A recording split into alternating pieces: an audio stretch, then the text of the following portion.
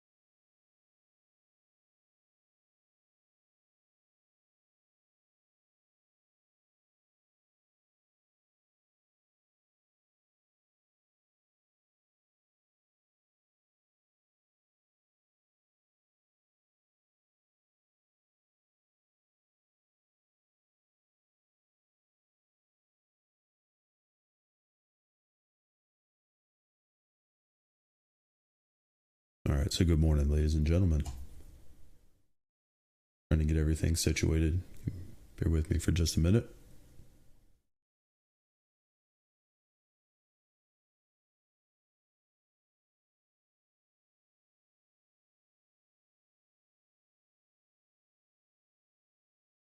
All righty. How's it going? Good morning. No video? Oh. Yes, hold on one second. We're going to get it moving. Trust me, we're going to get it going.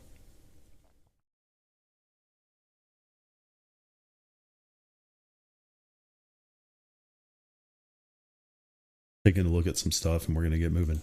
Yes, how's it going? Good morning. Powell testifies today. One second. Have to bear with my voice. Talk all day. Voice is always gone, so you have to bear with me.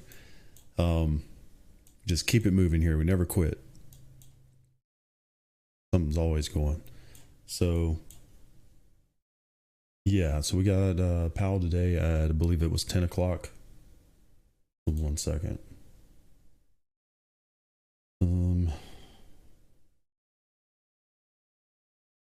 Got some really good trade setups. Some very good trade setups today. Might not want to miss it. Yeah, we're going to go through some of that in just a minute. 1 second. Getting everything fired up for the day. It's going to be a long day.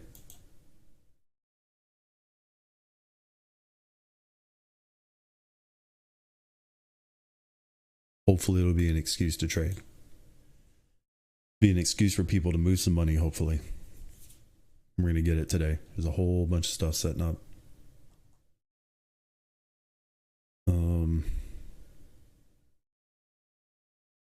Showed up on the right day. All right, so here we go. In just a minute, we're going to go through and just do kind of a macro, kind of 30,000 foot view analysis. Just an overview. Try to figure out what's going on. We already know. We've already done this since earlier this morning, but we'll go over it again. Get an idea on what's going on, where everything's heading. Got to clean up some of these charts from last week.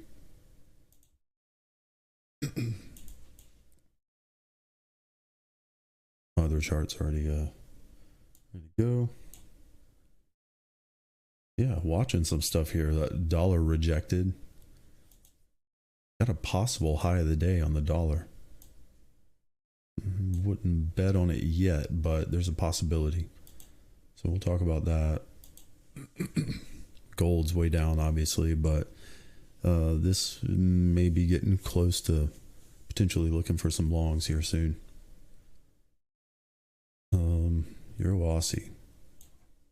This is one right here. Money. Cheat codes. This is the kind of thing you want to look at.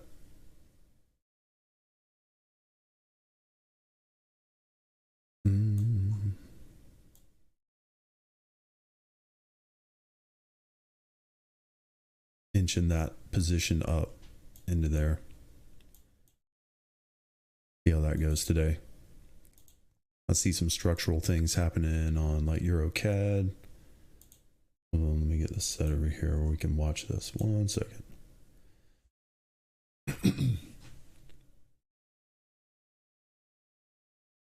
Yeah, gold's in a precocious area. It's in a precocious spot there. Funny, we were just talking about this. I'm both long. I'm long on the Dow and short on the NASDAQ, and both are in profit. Trying to figure that out. What to do with this. Okay.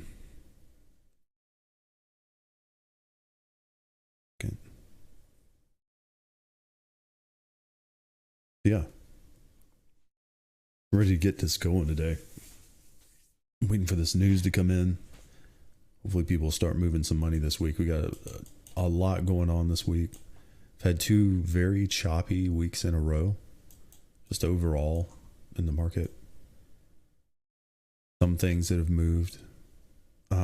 Most of the movements happened on a Friday. Like get pretty much nothing, and then you get the move on a Friday. I think today maybe things are in a good spot today. I would pay very close attention to the market today. There's going to be opportunities all over the place. There already are, like right now, especially with the Aussie.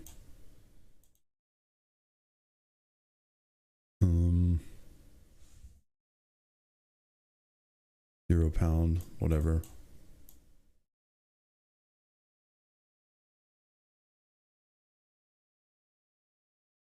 Yeah, we're going to go through all this. Anyway, good morning.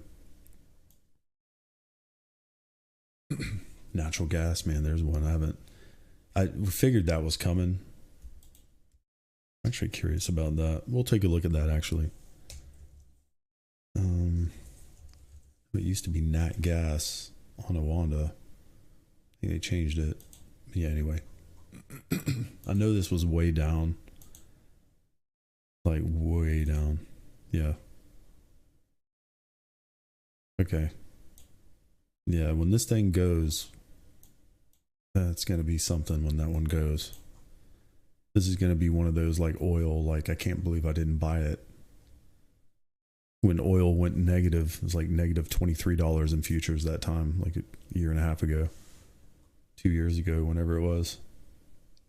Can't believe that happened. But yeah, same thing.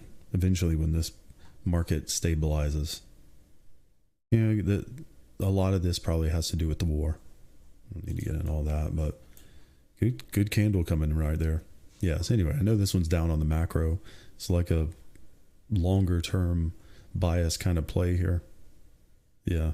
So anyway, hadn't looked at it in a couple days. Yeah, it's pretty far down. You know, at some point, you know, there's going to be some green candles coming, I'm sure, as it gets more attention too. Everybody sees this chart right now. Like, you know, when's the short squeeze coming? Interesting though, yeah. Anyway. Waiting on a trade. Good candle. Good entry. Right on target. Waiting for it all day. All right, so take a look. It'll be a longer day today, so to bear with it. It's going to be, may not be super exciting until Powell starts talking. 10 a.m. Yeah. Testify about the semi-annual monetary policy report. Senate Banking Committee. So it's Senate today, House tomorrow. Tomorrow he'll be doing that today, 10 a.m. Tomorrow, 10 a.m. Got a rate decision expected, no change. Interesting on the CAD. Odd. They're gonna pause, and the U.S. is gonna hike hard.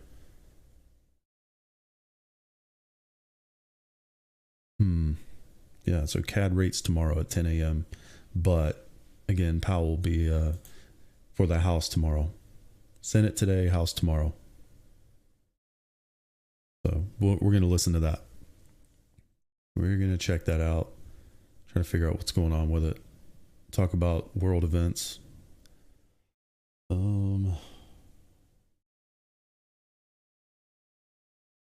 Yeah. Bunch of crap for the rest of the week. ADP also. Wednesday, ADP comes in. We'll get a good idea of what NFP is going to be. Not that they're ever in line, but see what kind of shenanigans they're going to pull this week with the numbers. It's every week now. It's like a running joke. There's some shenanigans with these numbers every week, and it'll be between ADP and NFP again. Bureau of Labor and Statistics versus private payroll company. Same data point, two wildly different conclusions, basically. Somebody's wrong or lying or both, basically, with the non-farm employment. So yeah, a bunch of news. Just checking it out. So here's what we're going to do. Doing well. Good morning. Good morning, guys. Voice is a little gone, but we're ready to go. Ready to extract these pips from the market. That's what I'm ready to do. Oh. Ready for some movement in this market. Been very, very quiet and slow lately. Just overall. Bitcoin. Lol. Some funny price action right there on Bitcoin. Just nobody's interested. Funny. So yeah, we'll watch equities for that anyway. As far as Bitcoin's concerned, we'll just go through it. Why not? We'll start with the old buckhorn. Do a quick analysis real quick. We got a little bit of time before Powell comes in. We got 10 minutes until we get a new 4-hour candle. New York time, Wall Street time. Get a new Wall Street candle here in 10 minutes. So it tends to be a little pickup in volume here on into U.S. equities open. And yeah, 10 a.m., 30 minutes after that, we're going to find Powell. See what Slick J has to say today. Jerome. J Money. Going to be in front of the Senate Banking Committee. This should be interesting. People like Elizabeth Warren probably going to give him a hard time. Bernie will give him a hard time. All the hardcore, I don't know, eat the rich type probably give him a hard time. Then tomorrow AOC will get her chance. See how that goes. We'll listen to it and see what's going on. Should be interesting. Anyway, that's happening. We're getting ready for that. We're just positioning. There's actually other stuff going on in the market. Like I said, the Aussie. The Aussie's a lot more interesting right now than the dollar, even though the dollar did reject the hash and come down. Yeah, just going to get it rolling for the day. Going to get some money, get some pips out of this market. Going to take my pound of flesh today, believe me.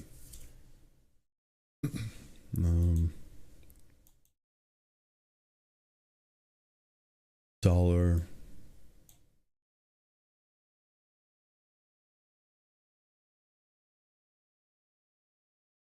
All right. So basically what's going on is we're just still in this range. I mean, you're going to see this as a repeating theme here, unfortunately. We're just still kind of, sideways at the moment. And the fact that we're moving back up is kind of, supporting that. So there's a possibility that we may be moving back up to the upside, out of the buy zone, into the meat, heading back to retest the top of that range. So there's a possibility. So if that happens, if that were to happen, probably be risk off sentiment, which would mean equities back down, could be a potentially lower high. That's one possible scenario here. Equities market makes a lower high, goes into like a consolidation here and just kind of doesn't pull out of it yet and pulls back down or something stupid like that. What if the markets don't like something that Powell says? That's going to push the dollar up from the bottom of the range. So this is the bear case for equities market, bull case for the dollar. That some market gets spooked and we end up at least somewhere up there at the top of the range again, retesting the high that hasn't broken yet. So we can watch that. That's the potential bull case for the dollar, is that we're risk off today. We end up dumping in structure or something. It's probably not going to go that far today. That's pretty extreme move for the 15-minute. But just thinking that way for a second, I'm actually already short. I'm short from yesterday up here on the high, the bot short, and I have a short on the Nas up there. I'm actually also long Dow, which is funny, from down here on the bottom, and it's in profit still. So I'm just leaving it with a stop at break even. But I don't know, man. So the bear case for the market, bull case for the dollar, is that this just weakens up and ends up, something crap like that. Not really doing much. Waiting for Powell to say something interesting. Maybe he doesn't. Plenty of room, though. There's a lot of room today to potentially move. If it were down, it'd probably be something like, this. That would be your bear case for like NASDAQ. Bull case would be, is probably a bounce off the, this kind of situation. Straight up. Market likes something Powell says, up to break the high, your projected high of the day, or down. So we're going to watch those two potential scenarios, how that affects the dollar. Is the dollar going up or down? It's at the bottom of a range right now. We're going to get this money today. Right now, we have a bias. The cheat codes. And I'm on gold a little bit more. Gold needs to come down a little bit more. Actually, I have a hedged position on gold too, which is weird. The bot's definitely full. It's got positions all over the place. Running the bot a little bit more risk on a couple pairs.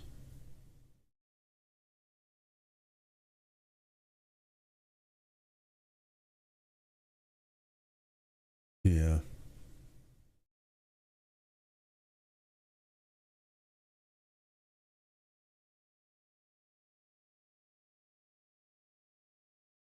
Hold on, I'm looking.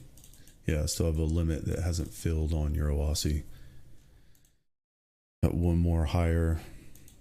Yeah, so this is a trade I'm kind of focused on right now. It's the best trade, in my opinion, at the moment. Euro Aussie. Don't miss it. Many reasons. Need to go through that yet. But that's the one for sure. in the wick as it can possibly be. It's my actual entry. Just small. I'm going to scale in. If it goes higher, it may not. First entry. Actually want more exposure on it. I'm trying to be cautious today, knowing that Powell's going to be speaking. Depends on what questions are going to be asked. Like, you know, the right question may get an answer. He's got to be so careful how he answers these questions about inflation, and they're going to be like grilling him about inflation. Why didn't you do something sooner? And some people, you know, be in support of him, but I think he's got a hard job. I think he has a job that I wouldn't want, basically. I don't care what he says. Just move the market one way or the other so I can get this pip salad today. Let's go. Smorgasbord of pips.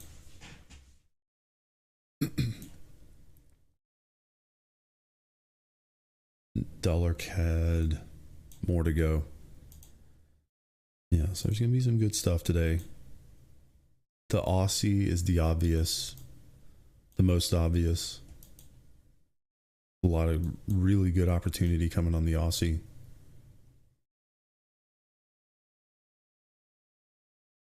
Just any extreme blowout today is going to be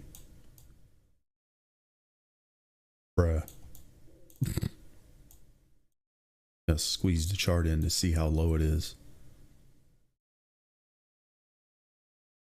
Some very, very good trades coming.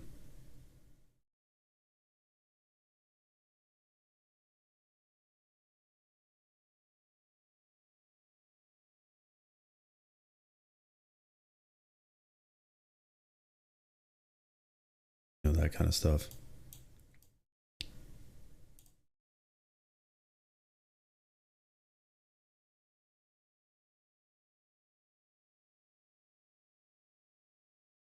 Let's go. Gonna be a good day. Gonna be a good day for positioning, at least at minimum. Get a lot of really good positions. Off air for a second. Kind of want to watch gold. I don't see gold break that low. Anyway,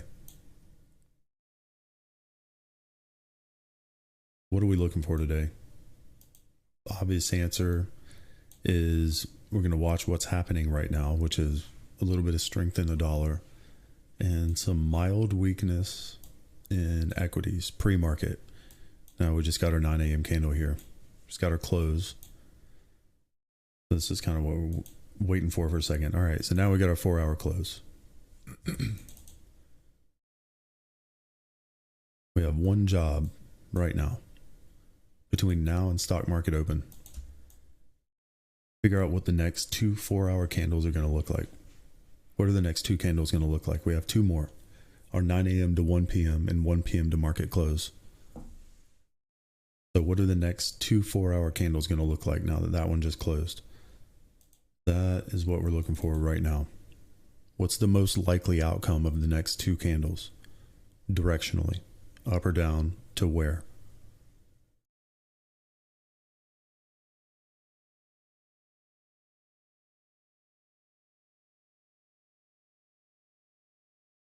This is going to be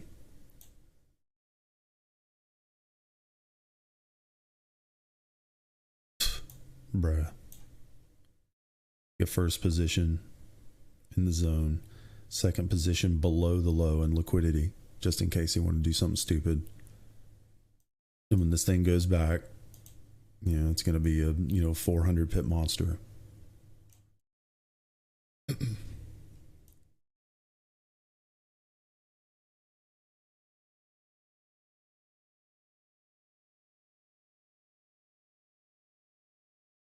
I'd rather bet on that than shorten it down here.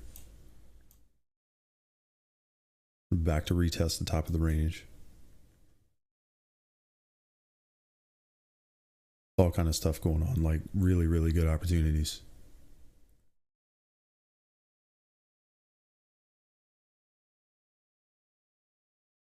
Kind of waiting for him to play out. Ooh, there goes gold, breaking the low. where is this going? Get this out of the way.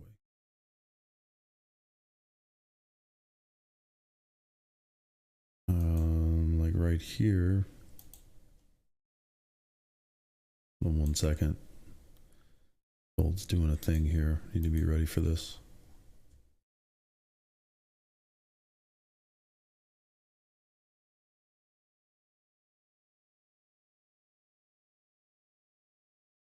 Tempting right there. Last chance for a higher low. Looking at gold.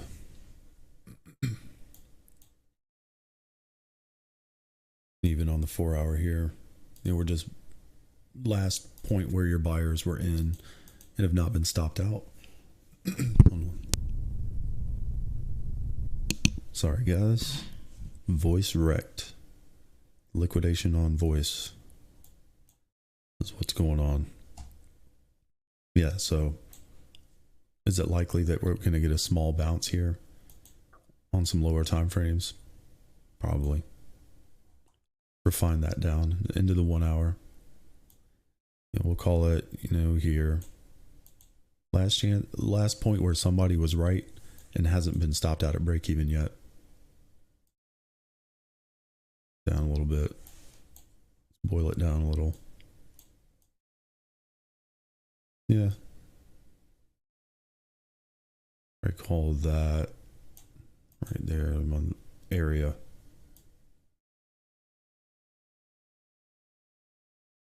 We're almost there. Oops. Yeah.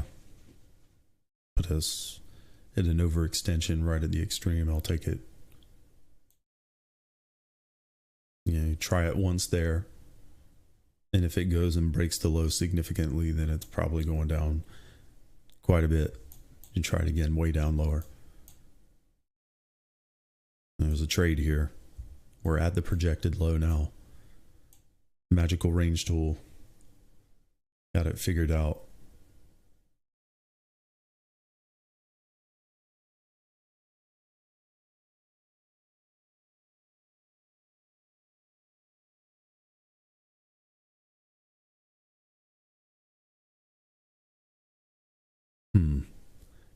Could bounce there.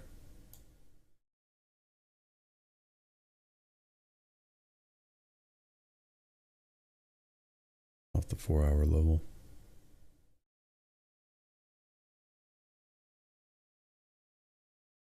We'll watch that. That still may reach lower, and if it does, gonna nail it. Dollar's back. How about that? The heck? Hey, Hey, welcome. Where's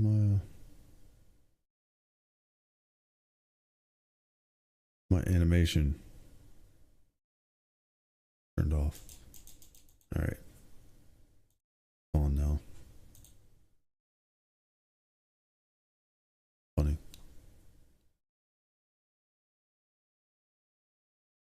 There's normally an animation when someone subscribes, so welcome.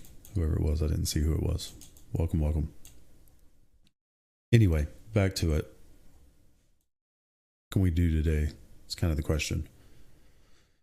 Other than waiting on the news right now, back to what we were talking about, kind of get back on track here. It's just going to be one of those days.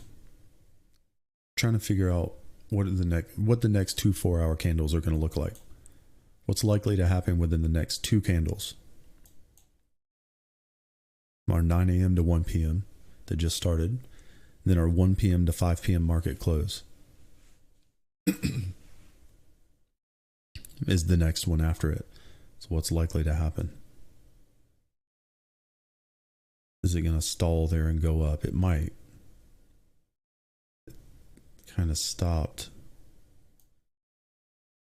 you know, pretty close. So we'll come back to that.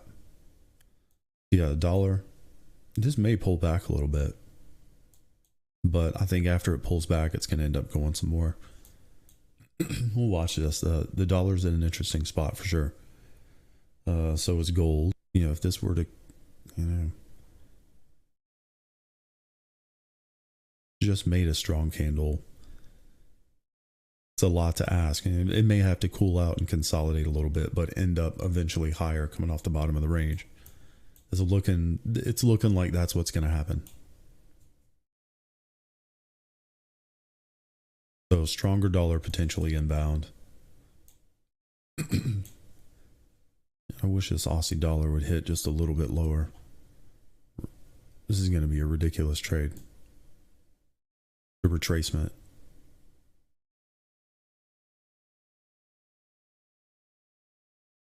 One of these places, either right here in here or below that low. I'm going to nail this one. We're going to get it. We'll miss it.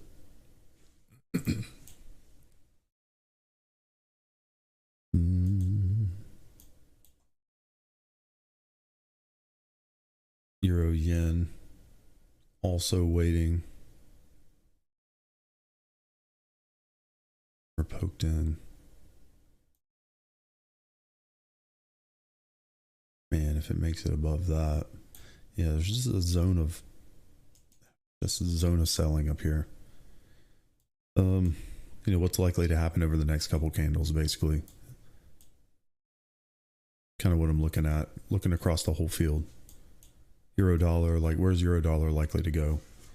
You know, if it should, you know, if it's looking like all the dollar pairs are going to be going the same direction, then tells you it's probably going to be a dollar based move, and we need to watch that.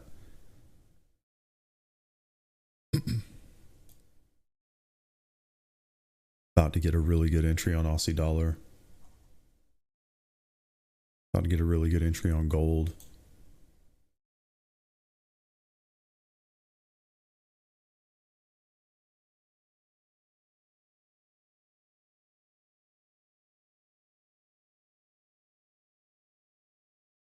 Yep.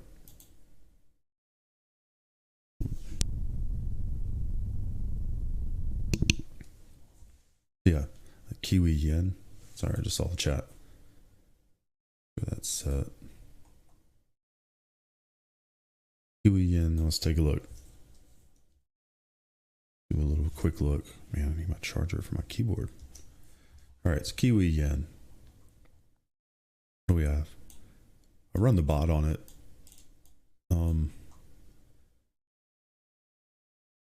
Second. 15 minutes. Yeah, profit is prime. Hold on one second. Tell me what the relationship between Kiwi and yen are. 1 second. 5 minutes. There we go. Yeah, kind of running together. You know, group 15 people minutes. looking at your relative volatility tools there. Yeah, the Kiwi and the yen are both gaining at the same time on the macro. They're kind of moving 1 hour. Kind of moving together, which is interesting. Kiwi and the yen. Yeah, they're moving. 5 minutes. It may be a kind of a choppy, low volatility pair, and you can kind of see it has been in the chart. But yeah, I was just looking at it. They're going the same direction. So this could be choppy, just overall on the macro. Just looking at relative volatility.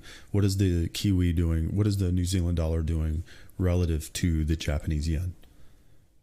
What direction and rate are they traveling? What should I be expecting on the chart before it happens? Predictive rather than reactive. Likely going to be in a range, but as far as a day trade, actually not always bad to be in a range because ranges expand and it can be predictable.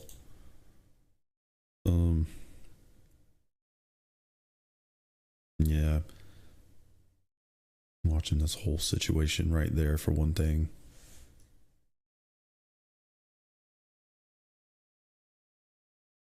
You know, where's your effective trading range basically on something like that? And we're kind of right in the middle, to a point where you would be breaking a low in liquidity and be breaking a high in some kind of liquidity somewhere. Previous selling points where there's likely liquidity. It's actually the points on the chart that you don't see. That's, you know, where the money is a lot of times the place that you don't see. But right here, we're right in the middle. Not really a lot here. You could potentially range trade it, which is what I would do on something like that.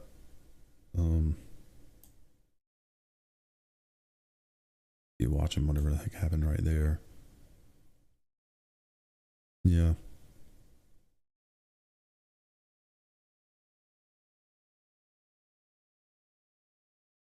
Yeah. Just above that swing high, just above that swing low. Yeah, it's like a lot of the market. It's right dead smack in the middle. It's interesting to look at it though. Yeah, we'll take a look at it and see. But yeah, I mean, this one is about as neutral as it can get. The thing that really concerns me about that is the yen and the New Zealand dollar are just traveling the same. They look like they're twins, like mirroring each other over time as an index, and that's probably not the situation you want to be in. It's probably not going to be the best thing to trade, and especially right here in the middle of your, right dead smack in the middle of your range. And here's why. If you're right smack in the middle of a range, you have equal opportunity both ways to get stopped out. So whichever direction you try, whatever you try to do, you got equal opportunity to get stopped out both ways, basically. So it's like a coin flip right now. You could look at higher time frame structure and try to decide what's going on.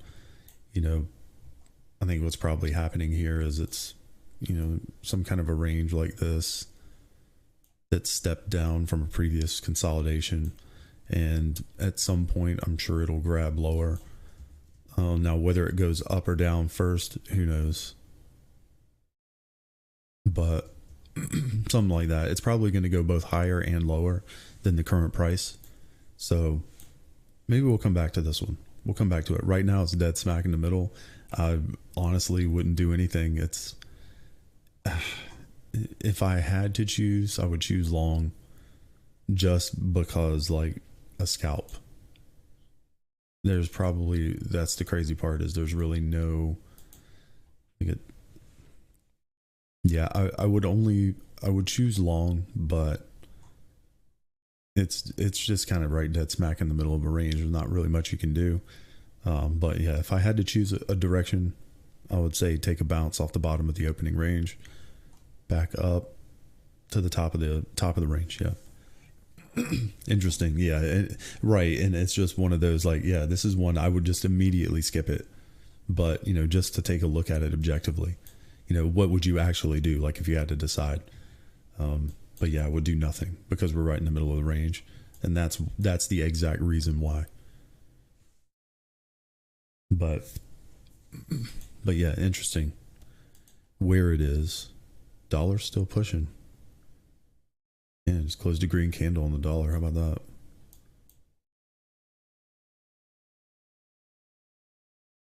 Yeah.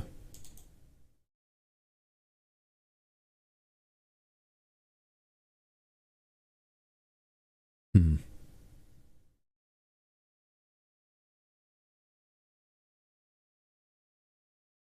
That's, yeah. In the sellers on the dollar. However, yeah, it's probably going to go higher. I'm going to guess that the dollar's going to go higher here. It means we're probably risk off. I think the dollar's going to pull back a little bit, come down first, but end up higher. It's going to go into some kind of a range here, probably. It's the most likely outcome. As it goes into some kind of a consolidation here and then pokes higher later. That would be normal. But yeah, it looks like the dollar's going to end up higher today. So that's a thing. Hold on one second. Wrecked. Yeah, Aussie dollar. Waiting on that. Can't wait. Awesome trades coming.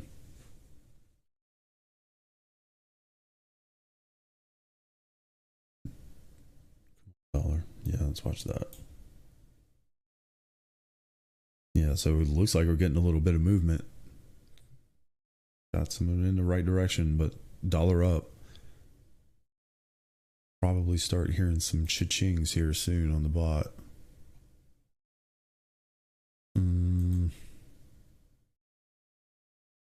Like everything's starting to move a little bit.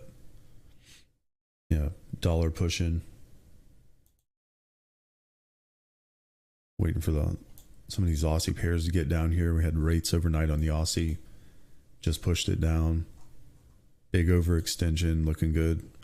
Everybody will forget about it in a day or two. Something crazy could happen with the NFP this week.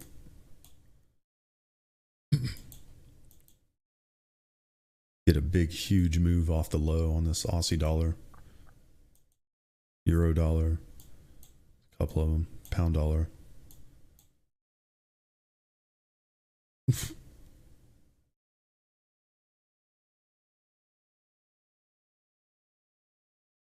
Is way down.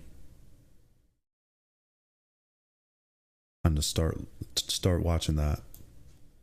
We'll watch where our lows and highs of the day are going to be. Already know what we're watching.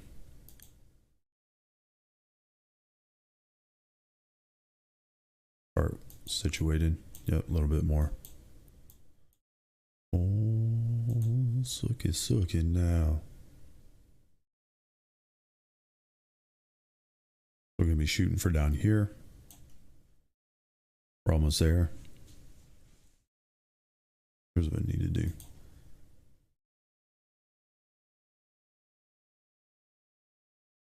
My alert on.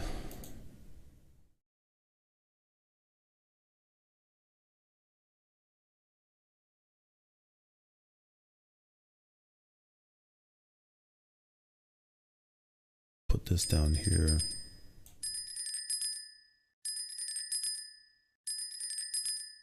All right, whatever. Stop.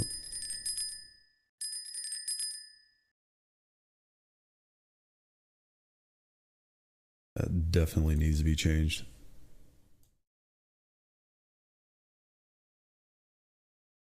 Where is that? Yeah, that's whack. Yeah. We'll go with that. Alt. Oh. All right. That crazy bell sound. All right, so as we dip into there, it'll let us know. Just want to know when it gets there. I'm going to watch this one manually. Could put a pending order down there, but I'm just going to wait and do it manually. But I want to know when it's there. It's going to be a great entry. Kiwi. Irawasi's probably close. This actually may go a little more. It's probably close though. Probably the best trade. The best opportunity that we're going to get over the next couple days right there. Irawasi. Pound dollar, a little bit lower. Looking to go a little more. I mean, the dollar's obviously going to go up a little bit more, so you could be shorting into pullbacks here on pound dollar until we get a little bit lower. That would be reasonable.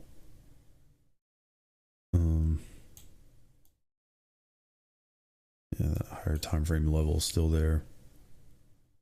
Take a look at this one real quick. Looking for the best opportunities first, and then we'll go through pretty much everything. Waiting. We got 9 minutes until the market opens. That's the thing we got to pay attention to right now. Oh, you're Aussie.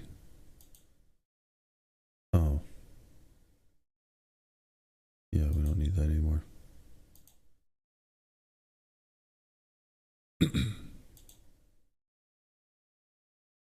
Dollar's trying to go though. Yeah, so good morning guys, by the way. Good morning everyone, ladies and gentlemen.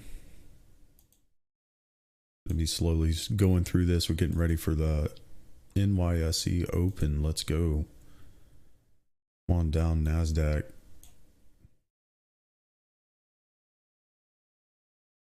Really want the NASDAQ to come down. I would be much happier with that.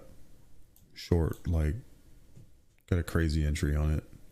The bot's got a couple, like, at the top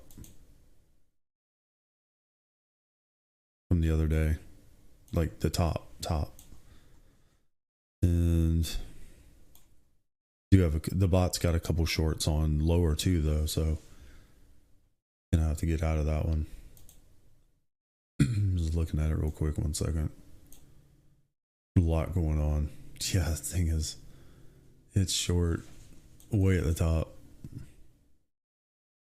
Yeah, basically as high as it can go. It's filled right there, right at the top of those two candles.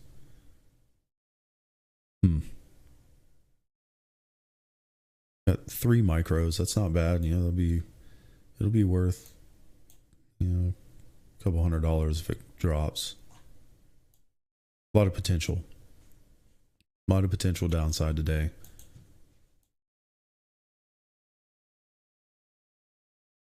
We're gonna figure it out. Figure out what to do with it. S&P looks like a short now. Yep. Got the cheat codes.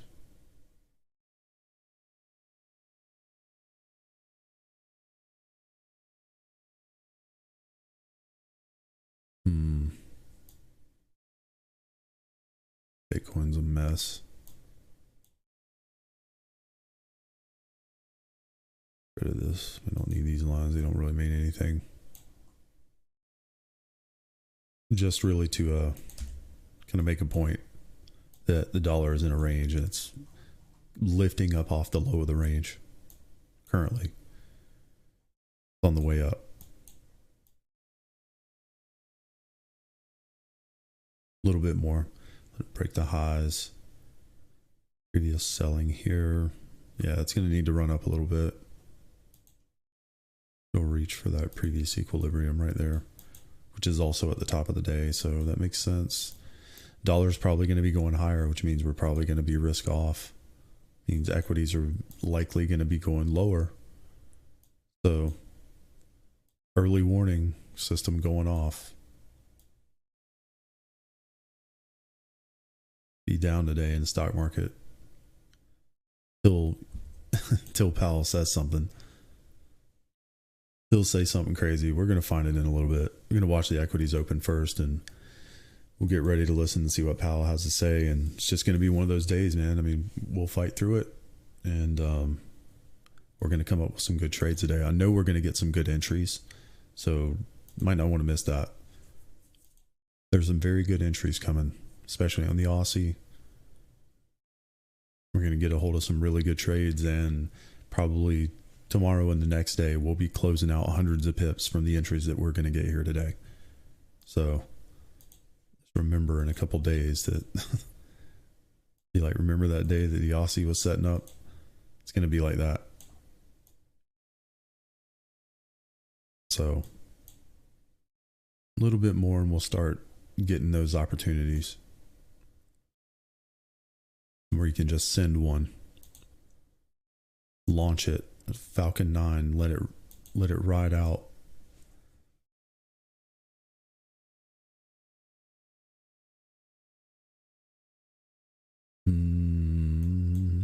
Actually, long pound Swiss too. That's one thing we did in the group. I don't know what this is. It's all stuff from before. Been a minute, but yeah, this was below structure here. Tap liquidity below the low. Really looking good here. Pound Swiss. What's going on with the Swiss franc? The Swiss franc was weak, yeah. This pound can pick up and find a little strength. This is probably going to be one that'll sneak up and run away from you. It'll outperform potentially with that weak Swiss franc. And we're below a structural low. Like, this is a really good potential retracement point here for pound Swiss. So we'll just keep an eye on this one. You know, it may screw around and do whatever it's going to do, but eventually it's probably going to end up much higher. This is definitely one I would watch for, some look like it's going to do that and then it'll end up here because of the Swiss franc. So watch that. Swiss franc is weakening. 15-minute. 1 hour. Yeah, Swiss franc has a lot to lose, and it's 15-minute. It's just starting to roll over with a lot to lose. So 5 minutes. just be aware of that with any Swiss franc trades. As an index, direction and rate wise, the Swiss franc as a currency is likely to lose value, lose strength, we'll say, lose weight. Gold waiting a little bit lower. It's going to be a really good entry long there for us, at least a scalp bounce, but we're going to wait for it to drop first. Waiting on a couple things to happen. 2 minutes until the bell rings. Let's go. Down, down, down. Move this out of the way. This is a leftover from yesterday, but I need to watch what's going on so I know what where I'm going to be taking profit and stuff. I just took a couple small trades on my live account this morning. A funded account. Nothing really happened there. The bot's got a bunch of stuff on. We'll go over all that in a minute. Let's watch this market open first. Try to figure out what's going to happen today. A lot going on in this area. Is it going to pump first? I'm actually long Dow still, long US 30 and short NASDAQ at the same time. I'm net short, so I'm expecting it to go down. So anyway, we'll watch this. We're going to find Powell here in a second. Let me do that. Get this rocking.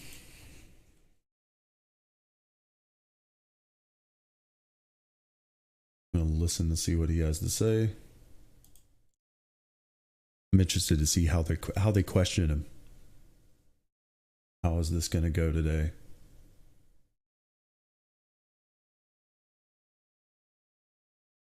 Okay, let me find that.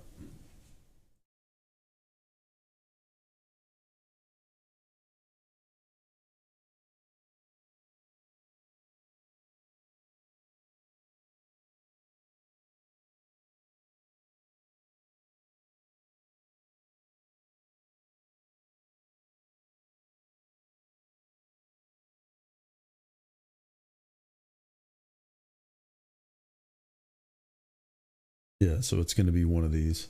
Semi-annual monetary policy report to the Congress. March 7th. 10 a.m. All right. Check back in a minute, bro. All right, so ring the bell. Yeah, ring the bell. See what happens on the open here. Dollar's very strong. Come back for Powell in a minute. Yeah, we're going to get these pips, though. I'll tell you that. Hold on one second. Let me get this set. Ready to go. Ring the bell. Come on, Aussie dollar looking really, really, really, really good. I'm getting excited about that one. I know what's about to happen.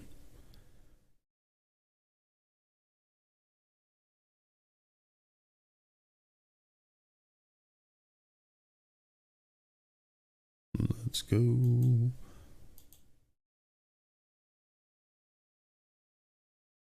On one more spike on Euro Aussie. Give me a big spike.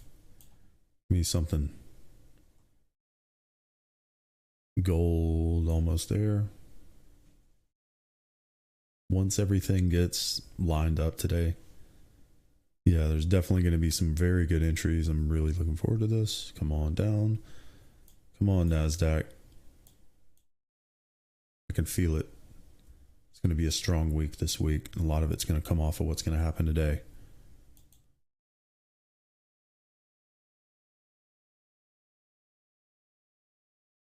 Way are we going to go here? Come on down.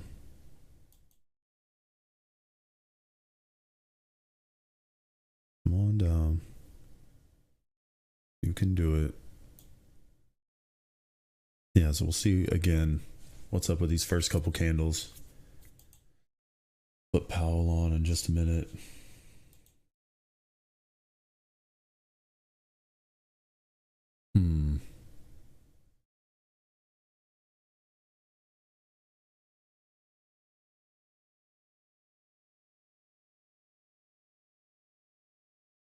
For the news.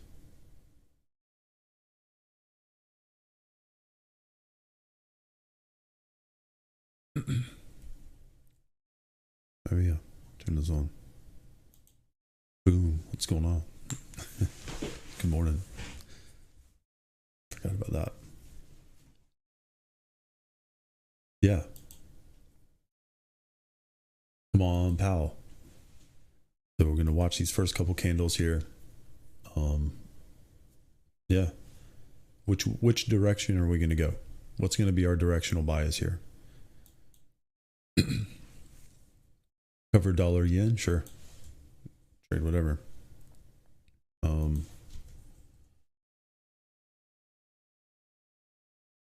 Sure.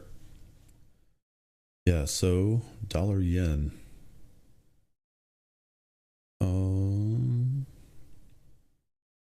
Yeah, I mean, you got a stronger dollar today. It's one thing to be aware of. The US dollar is strong.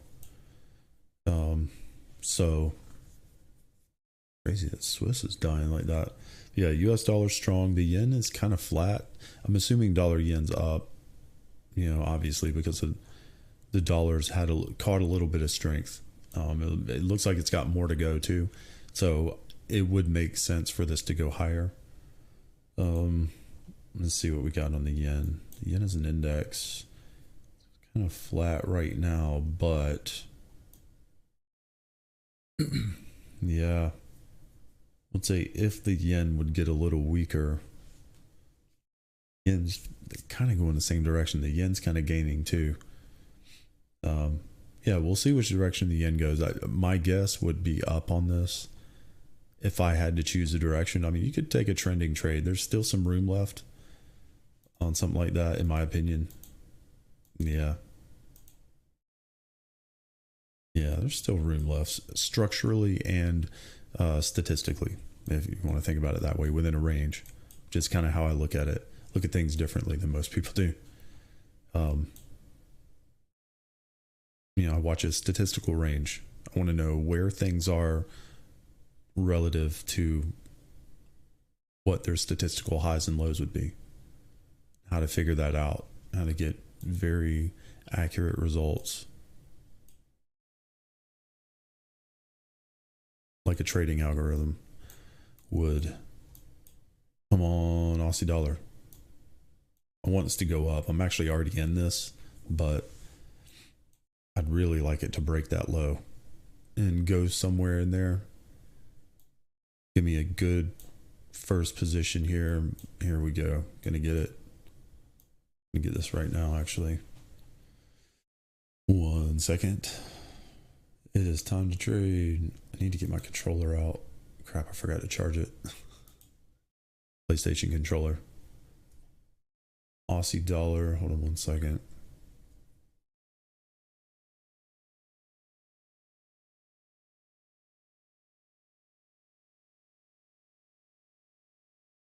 All right, gonna get some good positions here today. I've already got a full basket on. The bot's got a bunch of stuff on too. I'm trying to give it room, room on the drawdown. Already got like, $600 something worth of positions open.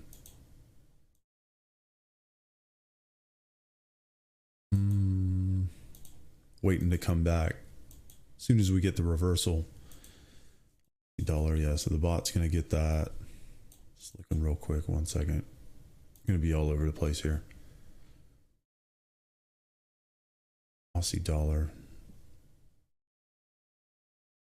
Yeah. Here we go. I'm gonna one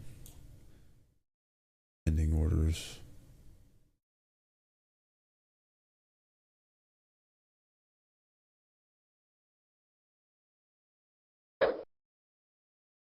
Second. Set a pending order just a little bit lower. When it goes into that zone, basically. And put a mini lot down there. Nothing big yet. Scale into it. Worst thing that happens is you get it right the first time. Start scaling into it, but I'll scale into like a full lot probably on this one, on this kind of trade. Take a mini there first. It'll be in here. A little bit lower maybe. Come back to it. That's what the trade's going to be.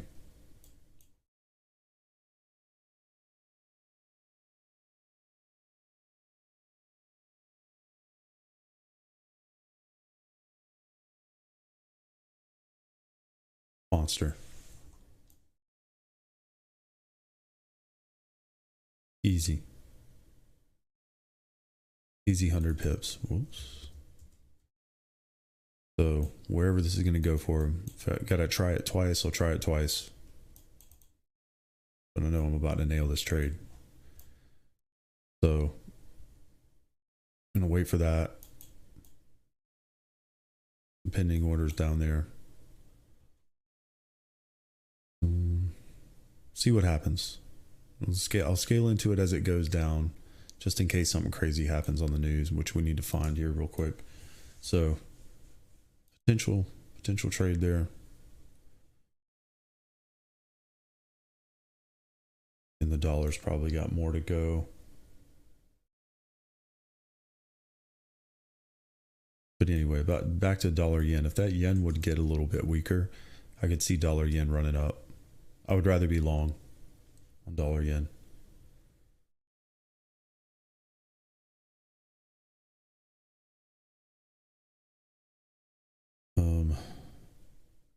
Yeah, macro wise, equities, I mean, there's probably due for a pullback soon. Basically kind of flattened out. You know, we talk about it this way. Think about that.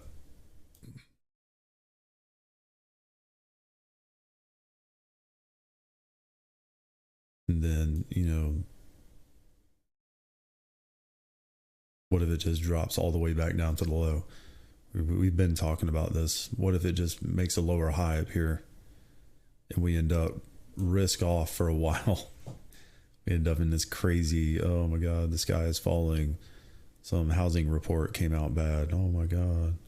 And we end up back down to here and then back in some crazy range down here at the bottom again, back at the bottom of the range. The dollar goes to the moon. Dollar runs up bullish just like it looks like it's about to do. Some consolidation, spikes up here again. You know, retests higher. Uh-oh. We're being paged. Why is that so loud? Aussie dollar. Lord have mercy. All right. Didn't pop up for some reason, which is odd. Okay. Thank you. Thank you very much. Bruh. Yikes. All right. Anyway.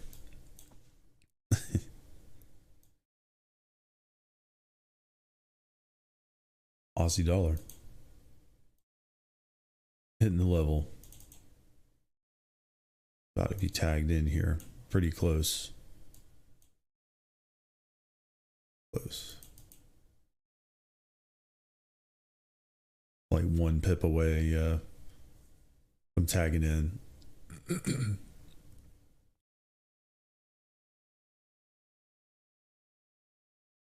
When it actually gets in. not in yet. First order.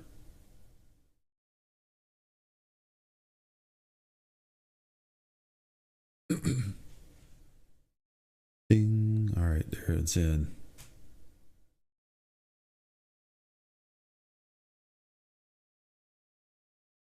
Yep. All right, first order's in. Right there. Here we go. Give this trade about 2 days. And watch what happens. Lol. Lol.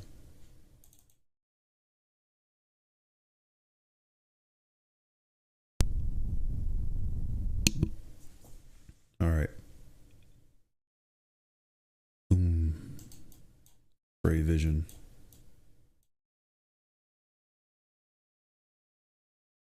All right. So here we go. A lot of confluence here.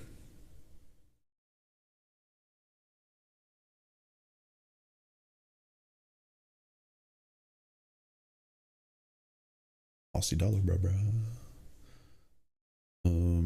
What else? Any other Aussie? Euro Aussie is another one. Wish it would give me something higher to scale into. Pound Aussie is another one. Wait and see if it'll break the high or not. If it'll break the high, I'll try it. It'll let this pound move a little bit.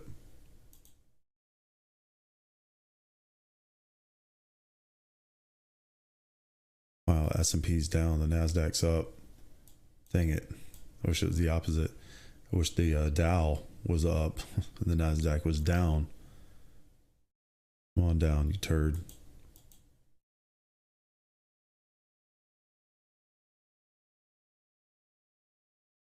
Oil. Yes, anyway. Oof. God, silver is way out of range. Silver. Need to watch that one. Gold. Right now, even where it is. Oof. Entry opportunity on gold here, actually. After a multi-day drop. Here, anywhere below that. I'll be loading up. Anything below where it is now. Yeah.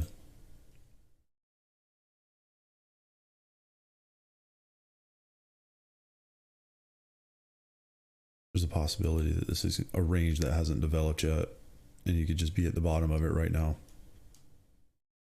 Happens all the time. Way down deep, and this thing rips back up and does this kind of thing. Back up, retest the top of the range, comes back down. Happens all the time. But it's possibility, right? That's what we're looking at. What are the possibilities? And we'll go into what are the probabilities. Possibility and probability are two different things. It's a decent shot. I'll tell you right now, it's a decent chance at a retracement here on gold. We'll watch that one. It's a possibility it blows out a little more, but this is this is as good as it's going to get, and still, may at least a higher low and not a complete blowout today, which is possible because the dollar is still strong. This may not shoot up immediately, but eventually there's probably going to be a good entry here. Be watching anything underneath the low. Just below this low, honestly. If it were to do it, yeah. I'll be hitting it right there for sure. From, either already in it or something. I'm watching this one. Letting the bot trade it for now. Yeah, so the dollar's likely to end up higher. We already know this. So there's a very high probability that the dollar makes it to right there. We already know that. So we're going to wait on that to happen. We're not going to bet anymore now that it's moving up. This is still probably good. Anything lower going to be scaling into this. This is going to be stellar when this is done. I'm ready for that. All right. So, dollar up. Let's find Powell. We've got about 13 minutes. It's probably going to be like watching paint dry for a little while, and then it'll get good. We'll figure it out. We'll analyze it as it goes. Try to get some pips too. Try to get a couple dollars out of this market. Go through the accounts and stuff in a second. It's got it all spread out on all over the place. Let's see if that test had made any more profits. Yeah, strong dollar right now. That's kind of what's going on. Strong dollar. 15 minutes. 5 minutes. Pretty flat market, honestly. Got a very strong dollar and a gaining Aussie. Very, very flat. Crazy, actually. There's nothing yet. It's about to kick off, though. Kick off real soon. I'm going to watch Equities to try to figure this out. At this point, we're looking for downside. Rejection here and lower on the S&P. Give me 1 second. Let me find the dude. The guy on the couch. Jerome Powell.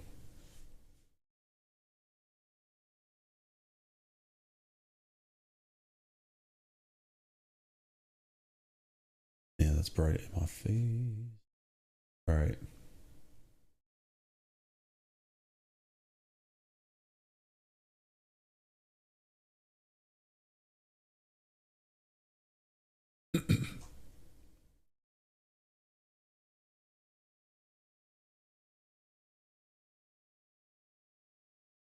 Bloomberg yet.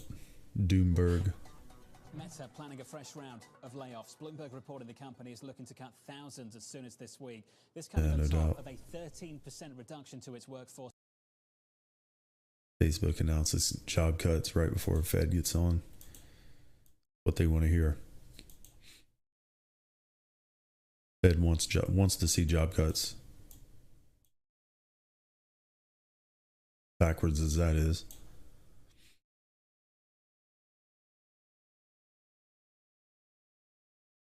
A little bit more there on dollar CAD.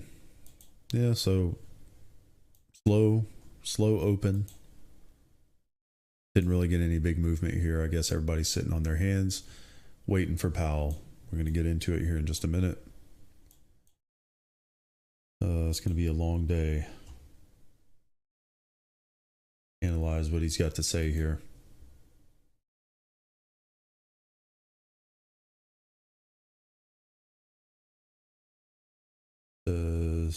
Wait, basically.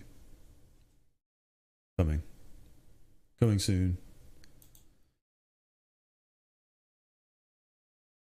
Assuming they'll stream it. They normally do.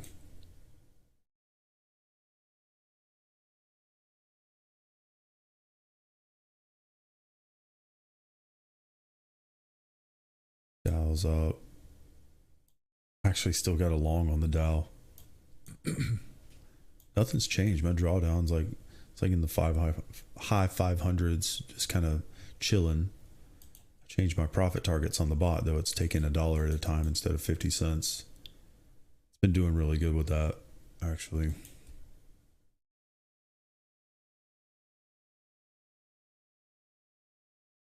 Ooh, beautiful. Aussie dollar. Money. Stick around. Money.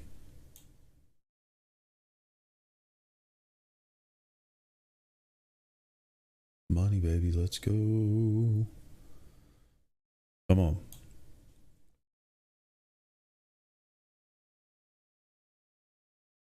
Bot's got a bunch of stuff on it too. That's funny. Euro Aussie's looking great. What are we in here? Aussie dollar and Euro Aussie today.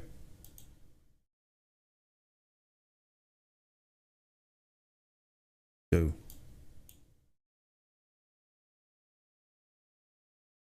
Let's go.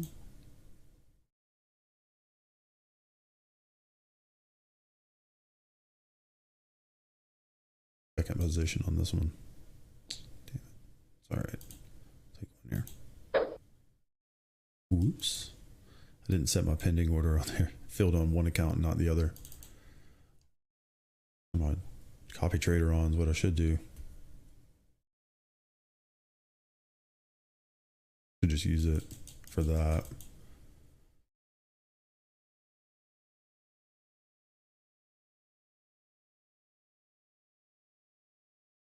Yeah. Come on. Come on, Powell. That's amazing. Charged with murder in the deaths of Charged with murder? men. It's the second trial for Keatley after the first one ended with a deadlocked jury causing a mistrial 3 years ago. Monday, prosecutors began presenting their case to a new jury. During opening statements, prosecutor Jennifer Johnson said that Keatley was obsessed with revenge and would stop at nothing to get it. Never anything good on the news. Has more on what happened. Right, so hold on one second. Sorry, guys.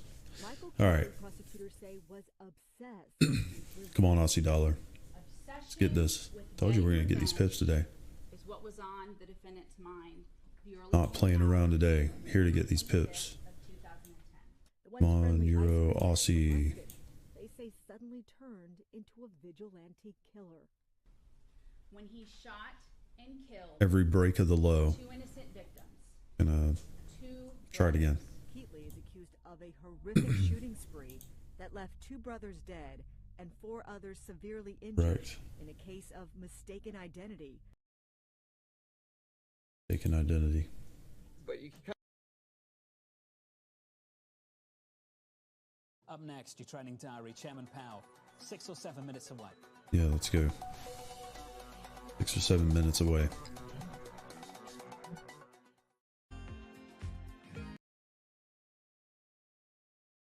Let's go. Yeah, guys, you heard the man. 6 or 7 minutes away. We'll find it and we'll put him on and listen. Try to figure out what the heck we're going to do here.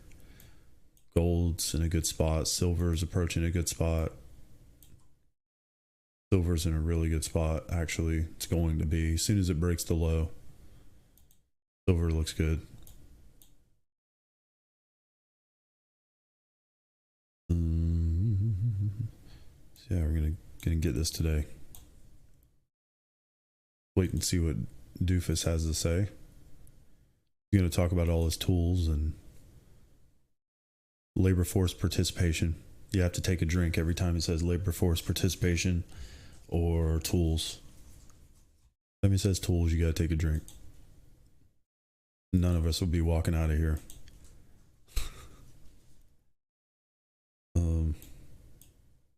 Yeah.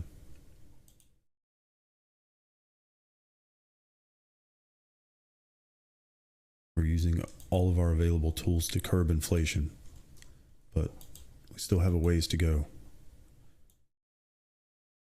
Today will be more like they'll be grilling them on, just stupid stuff. There'll be a lot of probably partisan bickering, trying to make other political points have nothing to do with the economy. Could be interesting. I don't know. We're gonna check it out. We'll comment on it. See if we can make sense of what they're talking about. Pound Swiss. This one's going to be good too. This would put in a low. I'd be looking to buy the low of the day on that.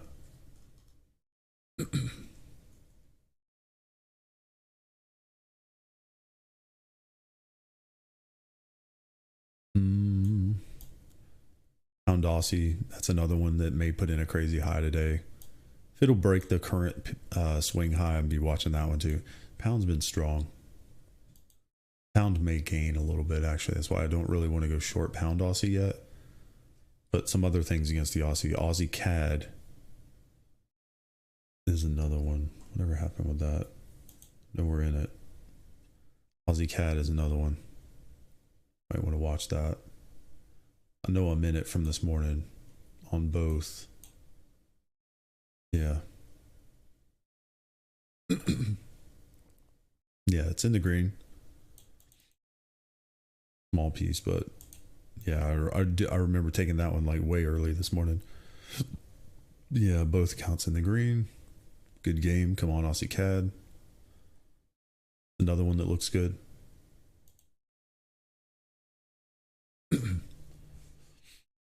You grab a drink. Forgot about that. You have to do that in a minute.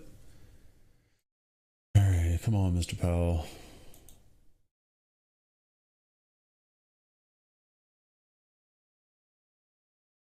Let's go. All right. Semi-annual monetary policy report to Congress begins at 10 a.m. Check. Is that good? Tuesday 10. Semi-annual monetary policy report. Okay. All right. All right. So we got Powell running. Should come on in here any minute. It's playing.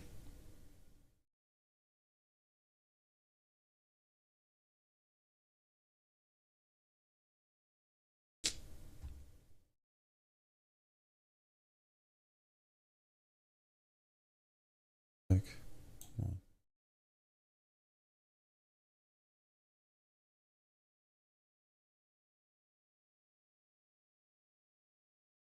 Good.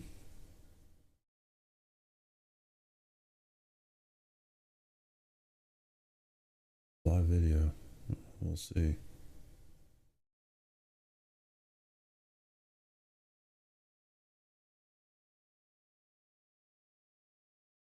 Blasting all this light in my face. All right. Pound Aussie's looking better here.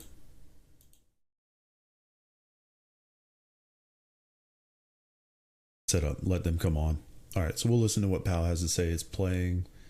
It looks like they're not on yet, but they started streaming the Senate from the actual Senate stream. So yeah, it's starting to come on finally. Good game. Again, I don't think it's going to be fireworks. I think it's going to be him answering a bunch of questions is what it's going to be. Second. That's exactly what it is. It's going to be him answering a whole bunch of questions about stupid stuff. Hopefully he'll say something though. Hopefully he'll say something that gets it moving.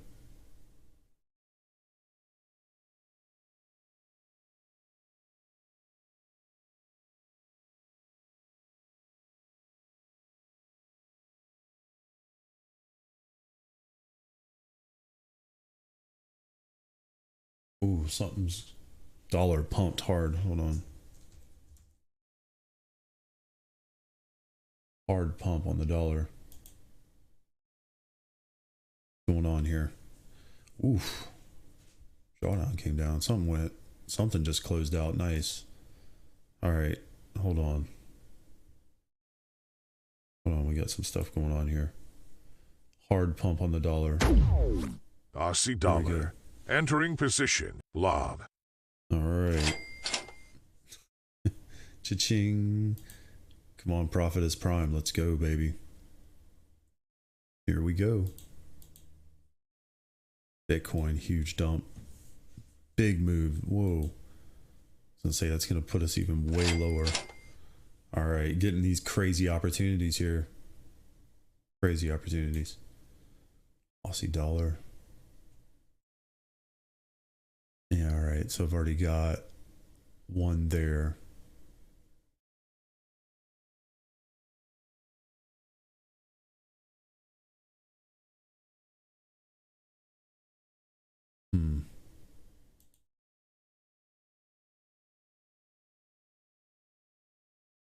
Yeah. Oh, I need to look at the settings here. Gold. Here we go. Entering position. Lob. Here we go.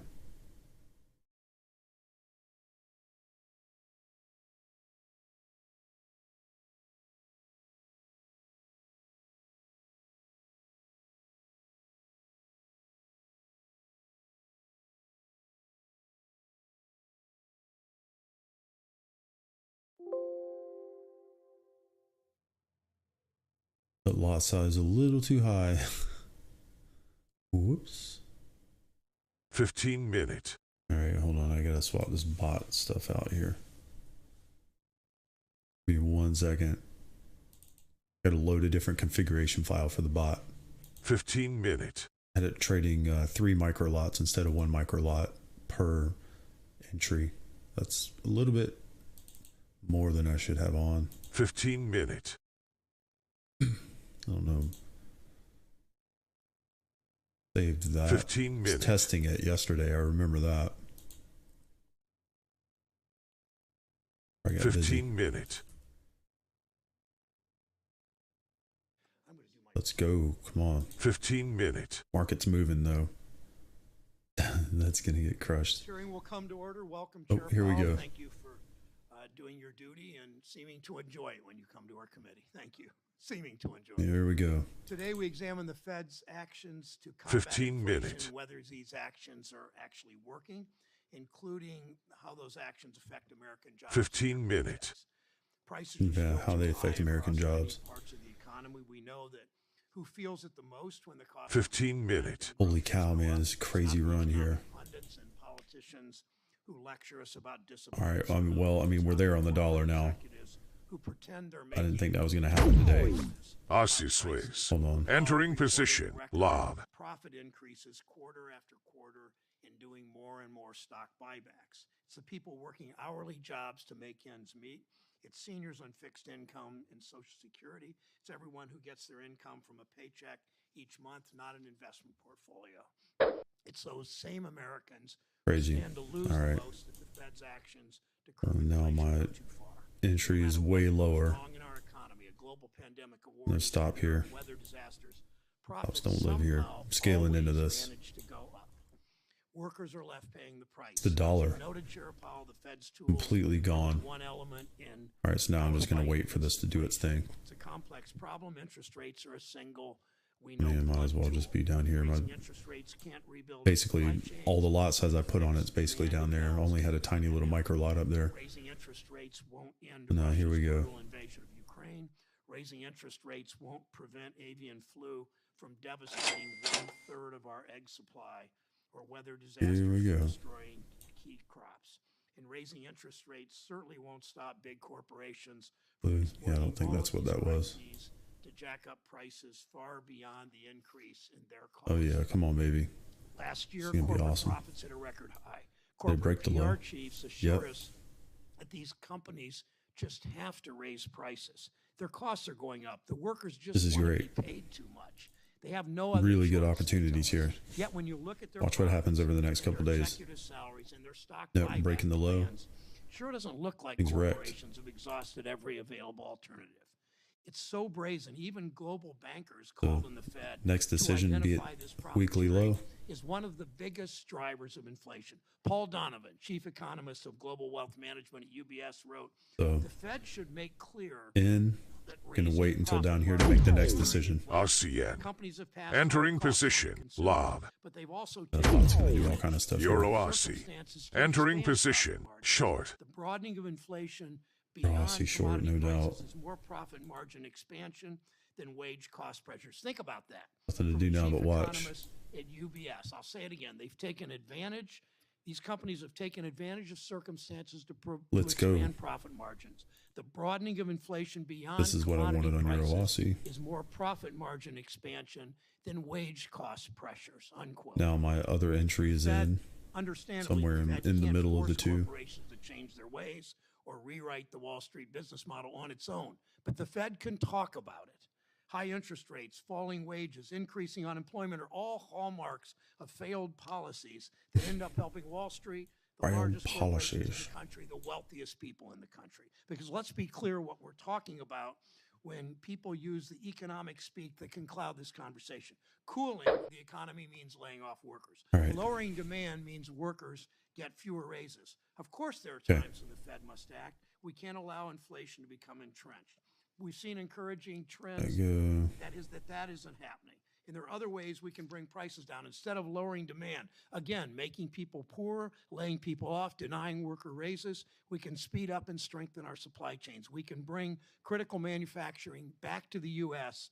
We can rebuild our infrastructure. 15 What we're doing minutes. with the CHIPS Act, 5 with minutes. the Inflation Reduction Act, with the bipartisan infrastructure. We need to bill. get these chips under For the first control. time in That's why we're decades, fighting for finally Taiwan. recognizing the damage that I and many of my colleagues warned the corporate Taiwan's offshoring one of would the do most to our important economy. places on the Look at planet. East Palestine, Ohio, a community that Senator Vance and I have visited a number of times recently. America learned about this small town last month when a Norfolk Southern train derailed and spewed hazardous material Aussie into dollar. its community. Entering East Palestine is position. more than Lob. just a disaster Let's headline. go. Columbiana County was once the center of American ceramics manufacturing, All at right. one time producing 80% of Take a couple ceramics little of trades this there. rare in this country. Try to One get this county thing into the green produced until we figure 80%. out what's going on. When I was there last week, I was talking to the Get rid sheriff of of this the for a minute. 1820 Candle Company. He was talking about how the last one closed just a few Euro years Aussie. back. Oh, yeah. Like so many industries, these jobs moved overseas, and we know why. The same reason Norfolk Southern cuts cost at the expense of safety, eliminating one-third of its workforce in the last 10 years. Then you're surprised with these derailments. It's the same reason corporations Look at now the keep dollar, prices man. high, even as supply chains Thing is stabilize. gone. It's the Wall Street business model. Chair Powell knows that. I know that. The My heck, Republican man. colleagues and Democratic colleagues know that. It's a Wall Street business model. Quarter after quarter, corporations are expected to cut costs at any cost. They skimp on safety. They move production overseas Crazy. to countries where they can pay workers less because of trade deals that they lobbied for. And Wall Street demands they post profit increases, even in the middle of a global pandemic. That's the problem with our economy. And not only will higher interest right, rates Euro not Aussie, solve it, just making if sure they're that's overdone, in. they'll make it worse. Now my entry's a We little can't bit risk higher. undermining one of the successes of Gonna our current economy. slowly For the first scoot time it in there. decades, workers are finally starting to get a Till little I hit the power in top. this economy. Unemployment's at a historic low, 3.4%. Yeah, so the That's dollar's not just gone. a I don't know number. what's up with this. That It just means completely Americans left the have more building. opportunities, more options, even in But we places figured that, that right? haven't seen a lot. Talking about going to the top of the These range. It people just did it have all the in power one to candle. demand It's crazy. raises and retirement security and paid sick days and some good game. control over their schedules. It means more Americans Wait have for it to the get to the dignity- top. have the dignity that comes with a Sort good it. job that provides for your family. We must here ensure that all Americans have the opportunity for that dignity of work. Crazy. Kiwi Critical dollar. time, the Entering consequences of position. these steps will be Lob. severe. Yeah. Mr. Chairman, two more Kiwi things that dollar. affect Entering work position. jobs. It's not just Lob. monetary policy that threatens American pocketbooks. Pound dollar. Some of my colleagues have Entering threatened the position. nation's full Lob. faith and credit by holding the debt ceiling hostage for partisan politics. Instead of paying Here our we bills go. on time, they're essentially threatening all Americans. The Fifth Circuit's Consumer Financial Protection Bureau ruling Kiwi could also dollar. cause unimaginable instability and chaos for families, for consumers, but also, as the chair need to knows, finish for financial systems. Setting that pot up Fifth too. Circuit is Wall Street's, no doubt about it, the Fifth Circuit is Wall Street's favorite courthouse. All right. It recently ruled the CFPB's 1 independent minute. funding is unconstitutional. 15 If the Supreme minutes. Court upholds the Fifth Circuit's ruling, it will not only devastate CFPB, it will threaten the independent funding of many other federal agencies, including the 15 Federal minute. Reserve. I look forward to today's hearing on the federal balance and Gold. mandate and continue 15 to minute. promote an Lob. economy where everyone who wants a good job can find one, an economy that works for everyone. 15 Senator minute. Scott. Senator Scott. Sorry. Fine. Good morning, Chairman Powell. 15 minute. Sitting here, looking at my prepared remarks, thinking about there's an 15 opening minute. where Vice Chairman Brainer's moving on. I think it's really important for us to make sure that all the information that we need in order to 15 make a minute. good decision on the next nom that we have in a timely fashion. Come on, guys. Give me a second. I'm loading a bunch of configs on the bot. 15 minute. That every question And 15 minute every time I reload it. Asked 15-minute chart. 15 minute. every member of this committee has their questions answered in a timely fashion, and that the staff has their Second. 15 answers minute. in a timely fashion. Almost done. Listening to Chairman Brown, 15 I thought to minute. myself, fascinating, truly fascinating. 15 Concluded minute. that, well, I know Chairman Brown pretty well. I am sure he is sincere in his rant. 15 minute. But let me just say this. I don't know Spending what is and going on here. printing trillions of dollars, Like, what kicked that off? caving to the radical left in this country, 15 Seeing minutes. policies People are ready to trade, man. posited and then implemented that led to the worst inflation in 40 years. Seeing our inflation at 9.1%. Seeing American families struggle because of the weight of the government on their shoulders. Seeing the devastation from South Carolina to Ohio. It's unbelievable that the progressives in this country who caused a 9.1% inflation would then turn somewhere besides in the mirror to see the absolute devastation Cha-ching. caused by their out-of-control Go spending Prophetess Prime. is remarkable. Closed $25. That was $5.18 To stop the out-of-control on the inflation NASDAQ. caused by the out-of-control spending, the Fed steps in Okay, it was short NASDAQ. Boom. to cool Let's the go. economy. Well, the definition of cooling the economy is Go, baby, come necessary on. because we've seen the most Killing that. radical approach to a problem that was in our rearview mirror being used Yes. as a Trojan horse to bring in a level of socialism and spending that our nation has not seen I was in probably my like, man, lifetime. do I have to be here? Facts are very simple. You are arguing over When you get partisan to political issues. 9.1% inflation in this nation. Figured it was going to be As like a that. kid who grew up in a single-parent household, mired in poverty, a 40% today, 100% just a year ago increase in the gas prices devastates single mothers around this country. For seniors on Devastates. fixed income, whose savings are being Devastates. depleted with an average cost just last month of a $433 increase because of inflation. For my friends on the other side of the aisle to look any place besides a mirror, I find stunning. The truth is that when your food prices go up, Yeah, so they're just going to argue about politics here. when your electricity But is yeah, up over boom. 20%, Getting these entries. you have to ask yourself, Dollar. where in the world Absolutely out of are control. they cannot Didn't think be that was going to in happen. this universe. It must be an Not alternate universe that fast. where in fact it's okay for us to see prices go I'm okay through with the it. roof and our I economy wanted to be long. stumble. That's what I was saying. I want to be long dollar. Why are we in the ditch? Because progressives Here we go. used the pandemic Just said that. It's as the bottom way of to a range. usher in a form But now we're on a high. of spending that takes the money out of the That's looking pockets good. of everyday Americans and puts it in the coffers of the government. Yeah, government coffers. There is a better way. Lol. The better way is to trust the American people. And when you do so, we don't have to have the Fed come Gosh, wrecked in and raise interest on the rates dollar, man. so All these dollar high pairs just gone. to quell the challenges in our economy. The So that yen moved like today that too. versus 18 months ago, the price of the same house God, this is ridiculous. for your mortgage payment is twice as high. What do you do with that? Why? Because of the runaway A little bit spending lower. of our friends on the other side of the aisle. A little bit lower. I'm sure Just- I do not have time for my It was a short. What I will say without any question, as I look around the country and I ask myself, how devastating I asked is myself, it self. that today it costs Cha-ching. What's that? $433 more than it did a year ago? The Kiwi answer dollar. is it is a Scalp. crisis. When the average family in our country just a couple of years ago didn't have $400 in their savings for an emergency, to have prices go up, Good by Lord, this man. Come amount, on. Will you stop? it's devastating. To have a conversation about Man, let's just rents around the let's country, stop moving. This dollar looking would at the chill out for a inflationary minute. effect and the absolute devastation of a snarling supply chain that we haven't seen in my lifetime.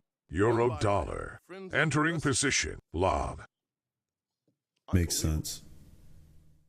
But to get to you, The bots trading. Oh, yeah. one Yeah, of the that makes comments sense. you made that I think is really important in one of the speeches you gave in January, and I apologize Makes for my sense. rant.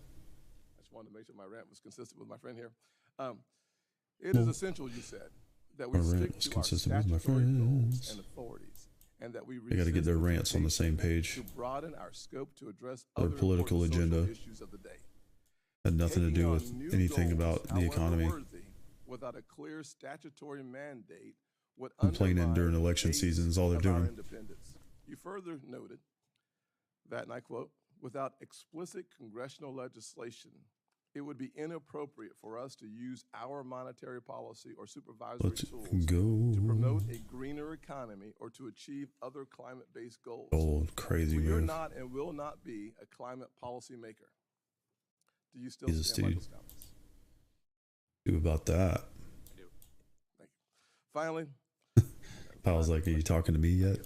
finally, yes, I knew the chairman would dock that from my time, and I appreciate you doing so with a great humor. Great humor. Finally, several of my Republican colleagues and I sent a letter to you discussing Vice Chair of Supervision Michael Barr's plan to conduct a Whatever, bro. capital standards. Move these I look markets. forward to discussing those capital standards during my Q&A. Yeah, so thank you for our recent conversation that we had. waiting for them to say something important. There's just a little bit of partisan bickering here. That we face as a nation, and your answers to it. Thank you, Mr. Chairman. Thank you. Speaking of illuminating, thank you, Senator Scott. Yes, sir. I Thank you for allowing me to use My enemies across the aisle Today said we'll hear that from this Chair and of the that. Federal Reserve Jerome Powell on monetary policy in the state of our economy, and I don't expect Chair Powell Nailed to it. weigh in on the mini Nailed it. debate we just had, but I think we all know that the debt increase was much larger under President Trump and a Republican Senate than it has My been voice since. is gonna sound Chair like if Powell, I keep thank you for your talking. service and your testimony today. I'm going to be talking like this. Ranking Member Scott and other members of the committee, I appreciate the opportunity to present the Federal Reserve's Probably will. semi-annual monetary policy report. My colleagues and I are acutely aware that high inflation is causing Oh, he's reading the AI here. Here we go. strongly committed to They're going to returning remote control the AI with 2% goal. how they phrase their speeches. Over the past year, we've taken forceful actions to tighten the stance of monetary policy. We have covered a lot of ground, and the full effects of our tightening so far are yet to be felt. Even so, we have more work to do. Our policy actions are guided by our dual mandate to promote maximum employment and Let's stable go. prices. Without price stability, the economy does not work for anyone. In particular, without price stability, we will not achieve a sustained period of labor market Gonna be conditions money. that benefit all. Money, I'll review baby. the current economic situation before turning to monetary policy. The data from January on Baby. employment, consumer Let's spending, go. manufacturing production, and inflation have partly reversed Probably, the softening actually. trends that we'd seen in Probably the data just a month ago. about time. Some of this reversal likely reflects the unseasonably warm weather in January in much of the country. Still, the I'll breadth talk about of the weather. reversal, along with revisions to the previous quarter, suggests that inflationary pressures are running higher than expected at the time of our Feeling this is going to wick back up quite a bit. From a broader perspective, inflation has moderated somewhat since the middle of last year, but remains Big well move. above the FOMC's longer-run objective of 2%. The 12-month change in total Going to wick back up at some point. has slowed from its We'll peak watch of it. 7% in It's June so far out of to 4% bounds, like in January, as energy waiting prices for the next level declined down, right? and supply Basically. chain bottlenecks have eased. I don't think it's going to make it that far down. That would be a massive move. Inflation, which excludes the Could volatile happen, food and but energy it would be prices, monster. was 4.7%. We're going to watch this one. As Watch supply gold. chain bottlenecks have eased and tighter policy has restrained demand, inflation in I the would be core looking goods to sector start is buying into falling. this. You know, And while I would housing take an entry and then just wait and look at it later. If it goes down lower, I'll take another one. signed leases points to a deceleration yeah. in this component of Start inflation small. over the year ahead. Kind of scaling into That it said, casually. There is little That sign kind of this thing. inflation thus far in the category of core services excluding housing, a category Come on, that Aussie accounts dollar. for more than half of core That's moving. consumer expenditures. Next place I'll be watching, it's going to be down at the weekly projection, which will be fine. I'm okay with it. Very likely be some softening Huge trade coming. conditions. Willing to wait. Although nominal wage gains have slowed somewhat in recent months, they remain above what is consistent with 2% inflation and current trends in productivity. Strong wage growth is good for workers, but only if it's not eroded by inflation. Turning to growth, the U.S. economy has slowed significantly last year, with real GDP rising at a below no doubt. pace of 0.9%. Although consumer spending appears to be expanding at a solid pace this quarter, other recent indicators point to subdued growth of spending and production. Activity in the housing sector continues to weaken, largely reflecting higher. Come on, Aussie dollar, let's go, baby. Higher interest rates and slower output Be back in the green. appear to be weighing on business fixed investment. Go. Despite the slowdown, Looking better. the labor market remains extremely tight. Better. The unemployment rate was 3.4% in Comes the January, labor market. its lowest level since 1969. Job gains remained very strong in January, while the supply of labor has continued to lag. As of the end of December, there were 1.9 job openings for each unemployed individual. 1 gigawatts of jobs. Recorded last March, while unemployment insurance claims have remained near historical lows. Turning to monetary Go, policy. baby. With inflation well above our longer run goal of 2%, and with the labor market remaining extremely tight, the FOMC has continued to tighten the stance of monetary policy, raising interest rates by 4.5 percentage points over the past year. We continue to anticipate that ongoing increases in the target range for the federal funds rate will be appropriate in order to attain a stance of monetary policy that is sufficiently restrictive to return inflation to 2% over time. In addition, we are continuing the process of significantly reducing the size of our balance sheet. Yeah, we're selling everything that we bought during COVID. Actions on demand in the most Everything we bought to prop the market up, we're selling it. It will take time, however, What he for the really full means. effects of monetary restraint to be realized, especially on inflation. In light of the cumulative tightening of monetary policy and the lags with which monetary policy affects economic activity and inflation, the committee slowed the pace of interest rate increases over its past 2 meetings. We will continue to Bad make yen's our way decisions blown out too. by meeting, taking into account the Big higher totality of high. incoming data and their implications for the outlook for economic activity and inflation. Although Opportunity inflation has there, been too. moderating in recent months, the process of getting inflation back down to 2%. I mean, dollar CAD, not CAD yen. and is Dollar likely to CAD, take obviously, months. because of the dollar. As I mentioned, the latest economic data have come in stronger than expected, which suggests that the ultimate level of interest rates is likely to be higher than previously. So close on gold. If the totality of the data were to indicate that faster tightening is warranted, we'd be prepared to increase the pace of rate hikes.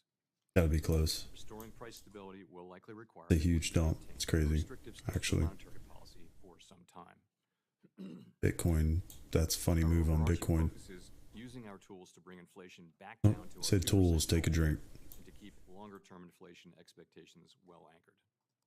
Restoring price stability is essential to set the stage for achieving maximum employment and stable prices over the longer run. Yep, the two mandates. The historical Maximum record employment and cautions stable prices. against prematurely The loosening policy. Fed's job. We will stay the course until the job is done. To conclude, we understand Maximum employment, we definitely got that. What we don't have is the stable prices part. Everything we do is in service to our public mission. At the Federal Reserve, we will do everything we can to achieve our maximum employment and price stability goals. Thank you. I look forward to your questions. Thank you, Mr. Chair. There are 23 of us on this Mr. committee. Chair. Almost everyone will be here today. I ask each of us to stay as close to the 5-minute mark as we can. Or how long it takes before they say something about Donald Trump. Thank you all for your cooperation. Chair Powell, thank you. Job growth is strong as unemployment remains historically low. You might not know Say that. something about the Opening statements. election or something. Many drivers of inflation, corporate greed, rising inequality, supply chain disruptions, Russia's bestiality. Pound if Aussie you looks will, in interesting, too. Ukraine won't get better because of interest rate increases. Still short Every pound Aussie from indication is yesterday. that this That doesn't look bad. post-pandemic economy is different. Should we be worried, Mr. Chair, that the Fed is treating this economic period as it has in the past instead of Wouldn't benefit me reacting anymore. I'm already short from right in here. Thank you, Mr. Chairman. Yeah. So we've been aware since the very beginning and have discussed this publicly on many occasions that there are some differences this time. We, in particular, Pound have Aussie not looks like it's seen the coming down. kind of, supply side collapse that we saw at the very beginning of the inflation outbreak. Also, the outbreak of a war which had significant effects on commodity prices a year ago. So all that is different. There are also, though, some similarities. there Dollar is a CAD's mismatch between hilarious. supply and demand. You can see that. Gonna be a crazy short when it happens. Still, you saw it in housing prices going up Gonna wait. 40% since before the pandemic. Dollar's You see it in completely labor blown market. out. We have 1.9 job openings for every opening, for every unemployed person. So we're well aware that Anyway, let's listen to Powell for a minute. A mix of cycles. See what's going on. Keep flipping through. We're going to find some trades here. Give me 1 second. Let me go grab a drink real quick, and we'll get back to this. Obviously got some blowouts here. Give me just a minute. Inflation in our conversations in the past show my concern about continued rate increases that may not actually address the root cause of inflation. They hurt workers, and many of us contend we can't follow the same old playbook. Next question. Last year, 3 banking regulators issued proposed updates on the Community Reinvestment Act to account for changes in our banking system. My question is, does the Fed remain committed to work with FDIC and OCC to finalize a CRA rule, and when will that rule likely be finalized? Yes, we do remain committed, and I believe we are in broad agreement with the other 2 agencies on the revisions to the rule. So now we're in the process of writing all that down, and that'll take some time. And then after that, of course, it will come to the Board of Governors for a vote, and that'll involve briefings and discussions. And I can't give you an exact date, but as quickly as possible. Yes, but it will be some months. Okay, thank you.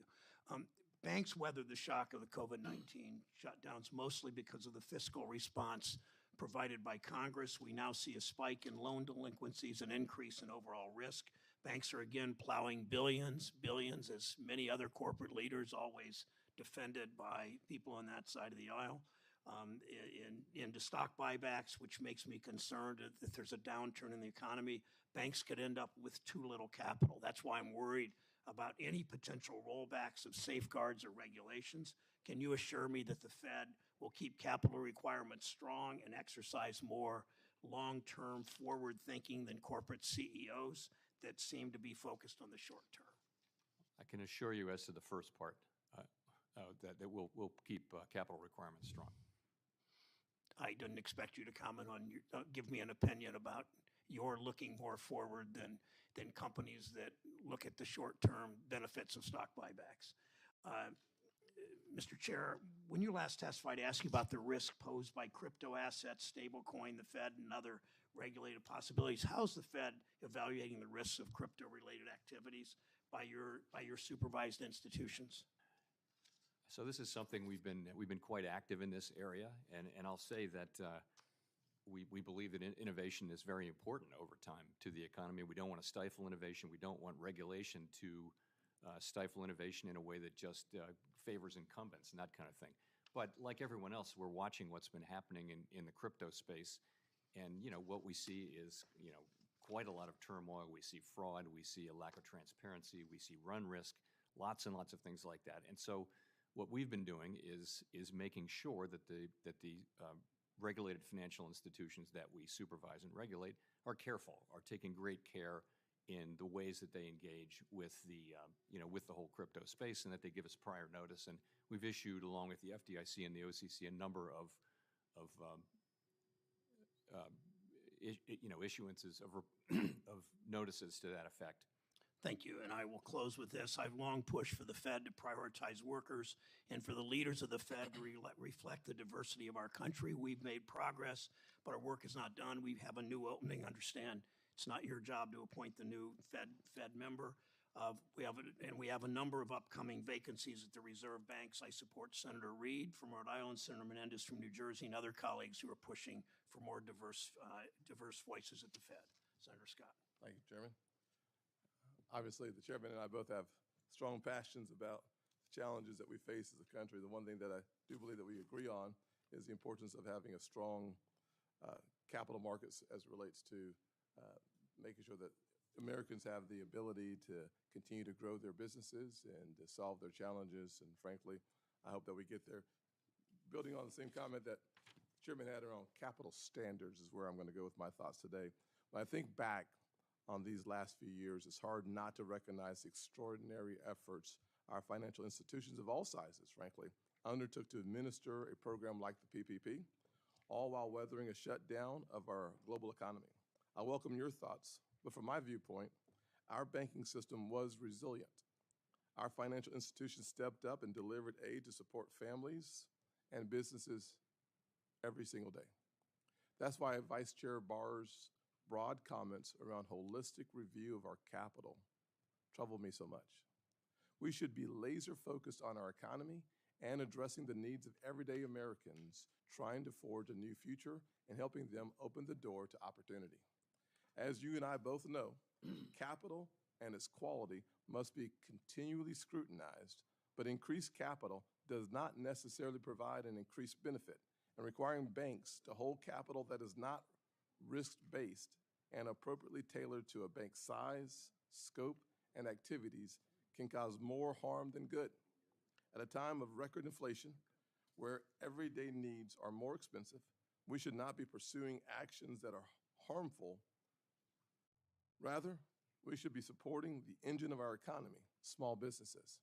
While I remain greatly concerned by the Vice Chair's comments, I am hopeful that you will ensure this review is appropriate, keeping the impacts on our banking system front and center. We must promote and further the growth of our economy and thereby our people. Anything less should be unacceptable. To that end, will you commit that any ongoing capital review by the Federal Reserve will follow the law and that any follow-on regulatory proposals will be risk-based and tailored to an institution's activity, size, and complexity, and not a one-size-fits-all? Yes, I can easily commit to that. We're very strongly committed to tailoring, and that'll be, I can say that anything we do will reflect tailoring, which is a long-held principle for us and also now a requirement in the law. Yes, sir. Thank you very much. 2 weeks ago, I sent a letter with Chairman McHenry to Chair Gensler regarding the SEC's climate disclosure rule, urging him to rescind his proposal and reminding him that the SEC is a market regulator, not a climate forecaster. Much like Congress designed the SEC to protect investors, to maintain fair, orderly, and efficient markets, and to facilitate capital formation, and not to advance progressive climate change policies, Congress designed the Federal Reserve to promote price stability and maximum employment, not to play politics. To that end, I find worrying the Fed's announcement of recent actions to consider climate-related scenarios, coupled with remarks by the Vice Chair of Supervision, as attempts to incorporate broader ESG policies into the financial services system. Banks have and continue to account for weather-related risks in their risk management, but efforts that attempt to predict climate change far into the future fall outside the scope of their authority. Importantly, the level of speculation required in these models should highlight their arbitrary and capricious nature. At a time when our economy is suffering from historically high inflation, I expect our central bank to focus its time and resources on bringing inflation down, not on policy outside of its mandate. I noted in my opening statement a recent speech that you've given about the state of the Fed and how you should resist the temptation to broaden its scope and to address social issues. Do you agree that the Federal Reserve does not have the authority or statutory direction to use its monetary policy or supervisory tools to wade into the ESG or other climate policies? I do. As you know, there's a tightly focused role that we do have that I believe that we have, but I would agree with your statement. Yeah. Mr. Chairman, I have 20 seconds left, but I'm going to defer because of my earlier question to my opening statement. Thank you, Senator Scott. Senator Menendez is close, but not here yet. So, Senator Rounds. Oh, okay. So, but nice try. Yes, sir. Just want to make sure whatever you say. Thank you, Mr. Chairman. Mr. Chairman, first of all, welcome. It's always good to have you in front of our committee. As you know, both core and headline inflation have remained persistently elevated. And over the past 12 months, real average hourly earnings fell by 1.8%, about 4% since President Biden took office. To make ends meet as prices increase, more Americans are leaning on credit cards. At the end of 2022, credit card debt hit a record of $930.6 billion, an 18.5% spike from a year earlier, and an average credit card balance rose to $5,805. Over the past year, the Fed has acted aggressively to tame inflation, and yet we are still seeing price increases.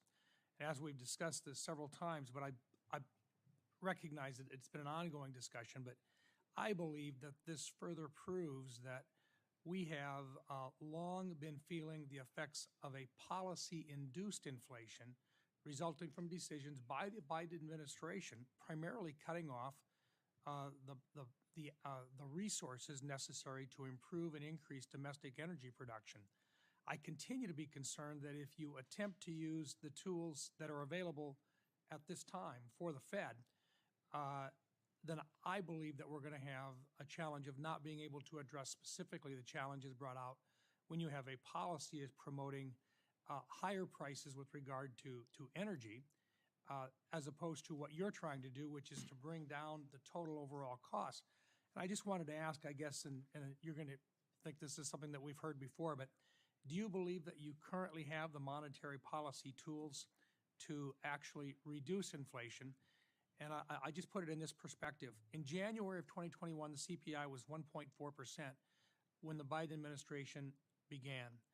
In January of 2022, and this is before the Russian invasion of Ukraine, CPI was at 7.5%, 7.5%.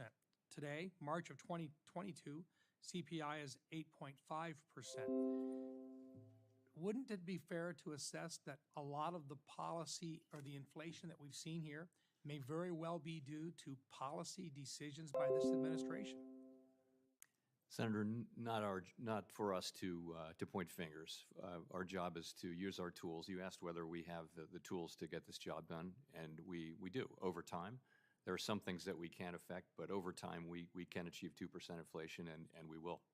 In other words, you've got a limited number of tools available to you, and the limited number of tools that you have are designed to impact simply the reduction in prices and so forth, and yet if there are competing interests out there that are pushing prices higher, you don't have the wherewithal to decide one tool versus another based on whether it's policy-induced or whether it is a matter of a shortage in supplies from outside or whether it's war-related. That's right. Our tools essentially work on demand, moderating demand, and so that's what we can do. So if there were policies in place that actually help to reduce inflation, in other words, and by that I'm just going to look at energy alone just as a good example.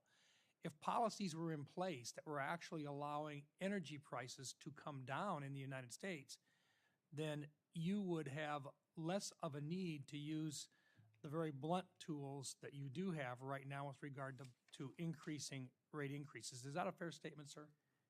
In a sense it is, but I would just say on energy, I'm not trying to get you to a policy discussion with what the president's doing on his energy policy. I just want to make it clear that you have to respond to what's in front of you, and it doesn't matter where the inflation is coming from or what's driving it up. You're simply trying to bring it back down to that 2% number with the only tools that you've really got.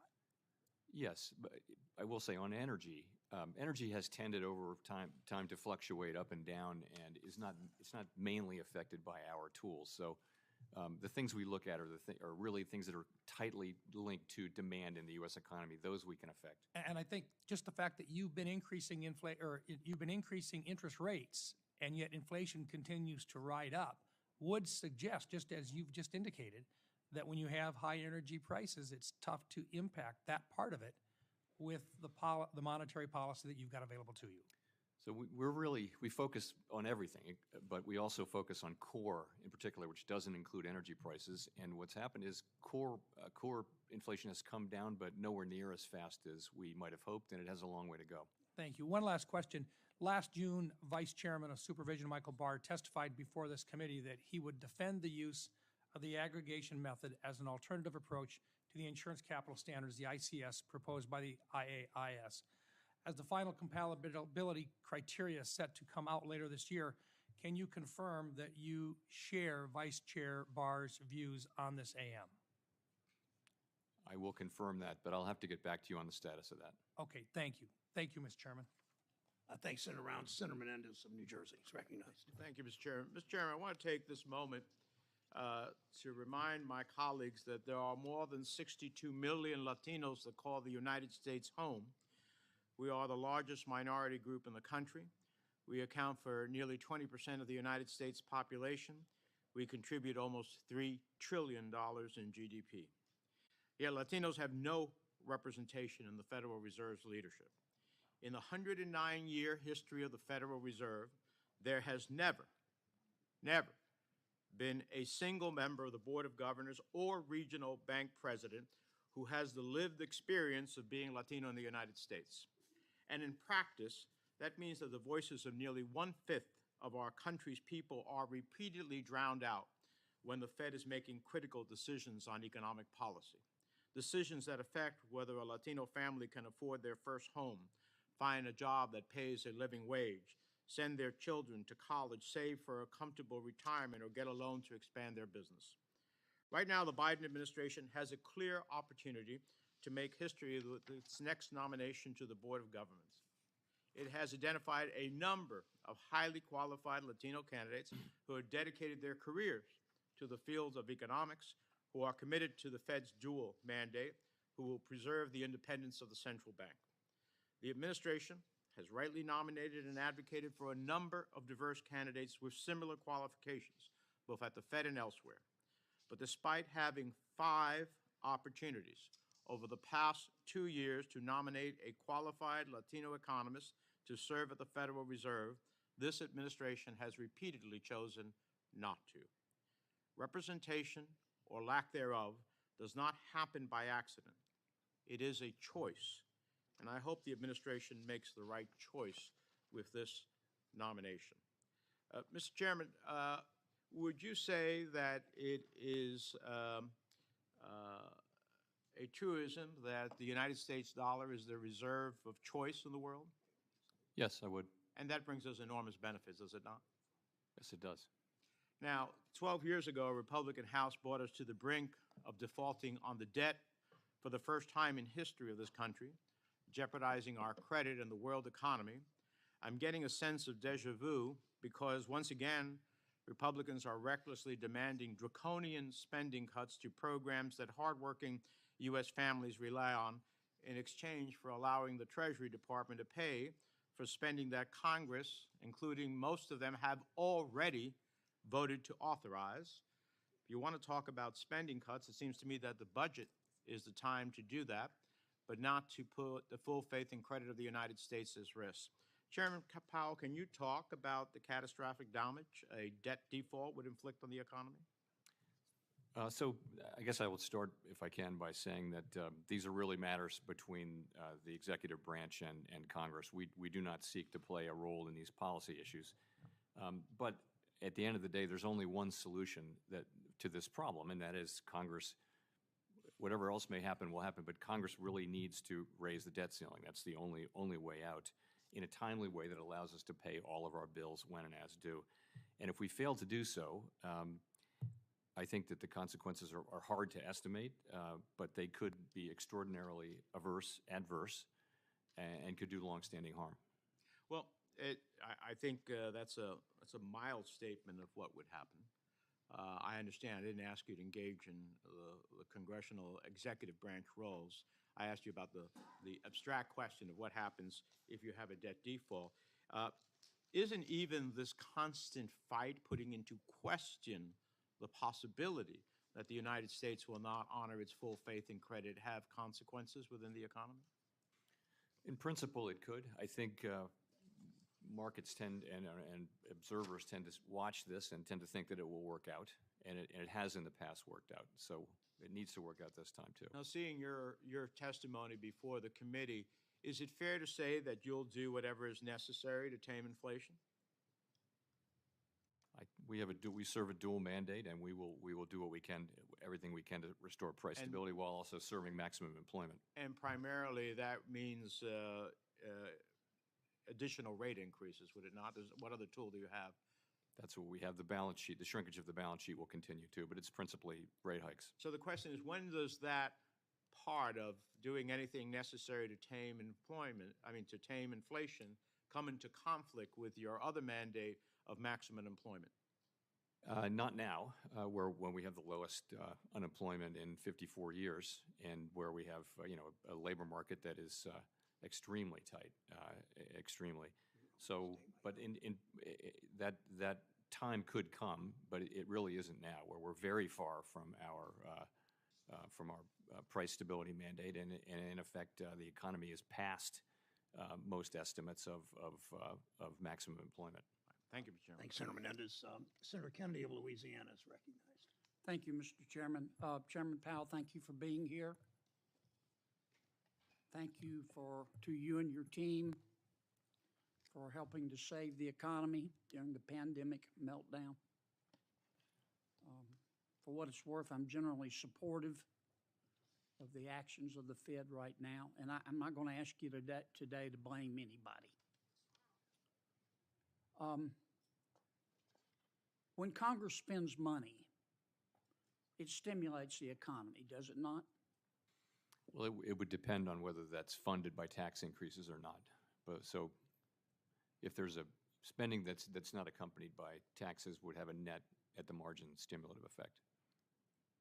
Well, and when Congress borrows money to spend even more, that stimulates the economy even more, does it not? At the margin, yeah. Okay. If Congress reduced the rate of growth in its spending and reduced the rate of growth in its debt accumulation, it would make your job easier in reducing inflation, would it not? I don't think fiscal policy right now is a big factor driving inflation at this moment, but it's absolutely essential that we do slow the pace of growth, particularly for the areas of the budget. All right, let's try to unpack this then. I'm not trying to trick you. You're raising interest rates. You're raising interest rates to slow the economy, are you not? Yes, to cool the economy off. And one of the ways you measure your success, other than fluctuation in gross domestic product, is the unemployment rate. Is it not? Yes, one of the measures. Okay. So in effect, I'm not being critical. When you're slowing the economy, you're trying to put people out of work. That's your job, is it not? Not really. We're trying to restore price stability. No, you're trying to raise not wages. You're trying to raise the unemployment rate. I know you don't like the phrase, so let me strike it. You're trying to raise the unemployment rate, are you not? No, we're not trying to raise it. We're trying to realign supply and demand, which could happen through a bunch of channels, like, for example, just job openings. All right, let me put it another way, okay? The Economist did a wonderful study. They looked at 10 disinflationary periods in America going all the way back to the 1950s. Disinflation is what you're trying to do. It's a slowing in the rate of inflation. Am I right? Yes. In other words, prices don't go down, they just don't go up as fast. Deflation is when prices actually go down. You're trying to achieve disinflation, are you not? Yes, we are. Okay. Based on history, in the 10 times that we got inflation down, disinflation since the 1950s, in order to reduce we'll get back to it in just a second. By 2%, so you get a snack. Unemployment had to go up 3.6%. Shake, actually. Is it not? I don't have the numbers in front of me, but yes, the standard has been that there have been recessions and downturns when the Fed has tried to reduce inflation. Now, right now, the current inflation rate is 6.4%, and the current unemployment rate is 3.4%. Now, if history is right, I'm not asking you to again blame anybody, but if history is right, unless you get some help, in order to get inflation down from 6.4% to, let's say, 4.4%, and the unemployment rate is going to have to rise to 7% based on history. That's what the record would say. Okay.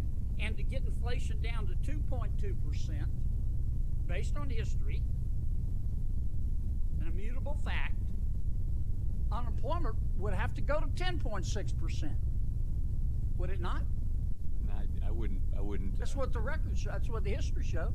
Yeah, I don't think that kind of a number is at all. I know you're reluctant to admit it. Entering position. Lob. Policy dispute. But I think it's undeniable. It's undeniable that the only way we're going to get this sticky inflation down is to attack it on the monetary side, which you're doing, and on the fiscal side, which means Congress has got to reduce the rate of growth of spending and reduce the rate of growth of debt accumulation. Now, I get that you don't want to get in the middle of that fight, but the more we help on the fiscal side, the fewer people you're going to have to put out of work. No, I didn't lose anything on that. I'm just getting started. I'm just starting to scale into it. I'm going to watch it. Sir? It could work out that way. I'm scaling in lightly on this. Negative $19. Thank you very much, Mr. Chairman. No, I'm being here today. I'm watching it. We saw I want to be long. It's just got some crazy overextension on the dollar. So it's even better. It's actually better for it to be lower. It'd be a better entry. Check it out in a couple of days. You'll see. See what's up with that. Yeah, waiting. These are the kind of things I'm waiting for right now. Gold's on a big low. Gold and silver both. The dollar's up, getting near the high of a range. The initial outbreak of inflation was all about just a really, really big move in the dollar is what it is. But no, I'm definitely still in it. And it's not just Aussie dollar. It's, there are other ones that are actually in the green. Global supply chain just collapsed, and that was the source of the original inflation. Aussie Kiwi, I think, was one. Over the last 2 years. Yeah, I may actually take another one here soon on Aussie CAD. We'll look at it and see. Yeah, just going to wait. Let these things come back into the green. Has been coming down for Looking some good. time now. It's still too high, but it's coming down. Telling Housing you. services is in the No, I'm willing to take more. I'm waiting for the next level to take another one. the next 6 to 12 months. We will see. I don't take like huge lot size trades. I'd build in a lot size. Else, which is financial services, medical services, travel and leisure. All of those things. But that's really where still working on building it. We're going to get the entries today. Euro pound's going to be good. That's where the challenge is now. And is there anything that you can do that would target that service? Yeah, I'm waiting for the dollar to chill out a little bit. The dollar's blown way out. It's back at the top of a range, above a swing high. Just going to wait for it to chill out. I want to be long dollar, just from lower. It didn't go lower. I was hoping it was going to go lower. No, I'm bullish dollar. Association versus CFPB. The CFPB's funding mechanism is Waiting for that. Just like the Board of I Governors. just wanted it long from lower. Federal Reserve, both the Board of Governors and CFPB So, rely on the same source of funds. back to the top of the range today.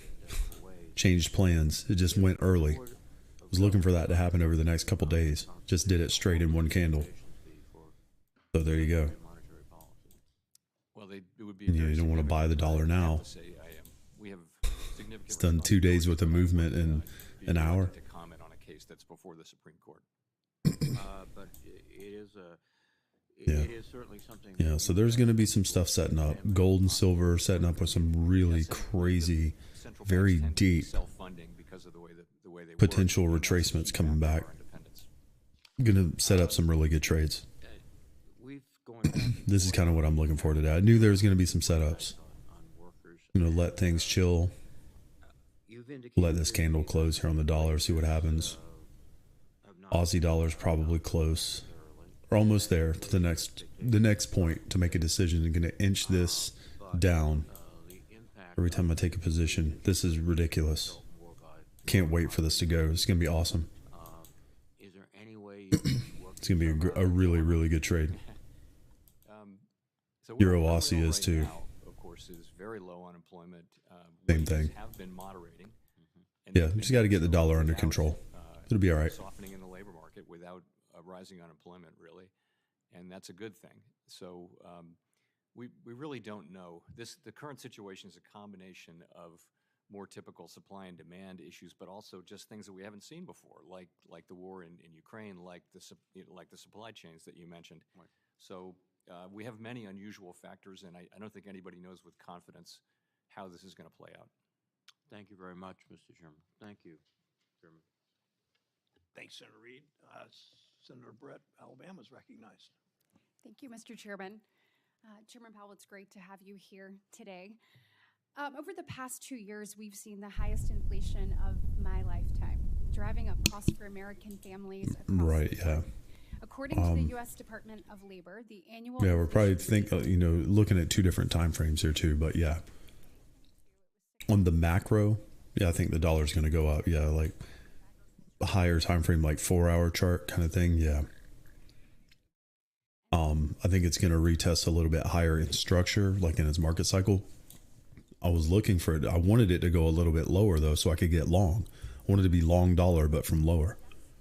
What I was hoping for was that it was going to come down a little bit and end up in a range like this, end up coming down here and getting a better chance at it long, getting a better entry, because I do think it's going to end up retesting that high as equities start to cool off a little bit. We got stock market about to cool off, and you got a dollar poised to go higher. It's just perfect storm. It just went today in one candle, and it just took off.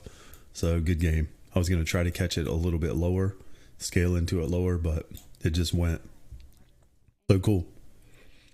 But yeah, as far as I'm still going to stay long Aussie dollar, because this is just as likely to reject off the top of the range here. The dollar is just as likely to pull back some overnight. Now that it's all the way at the top of a range, it broke a previous structural high.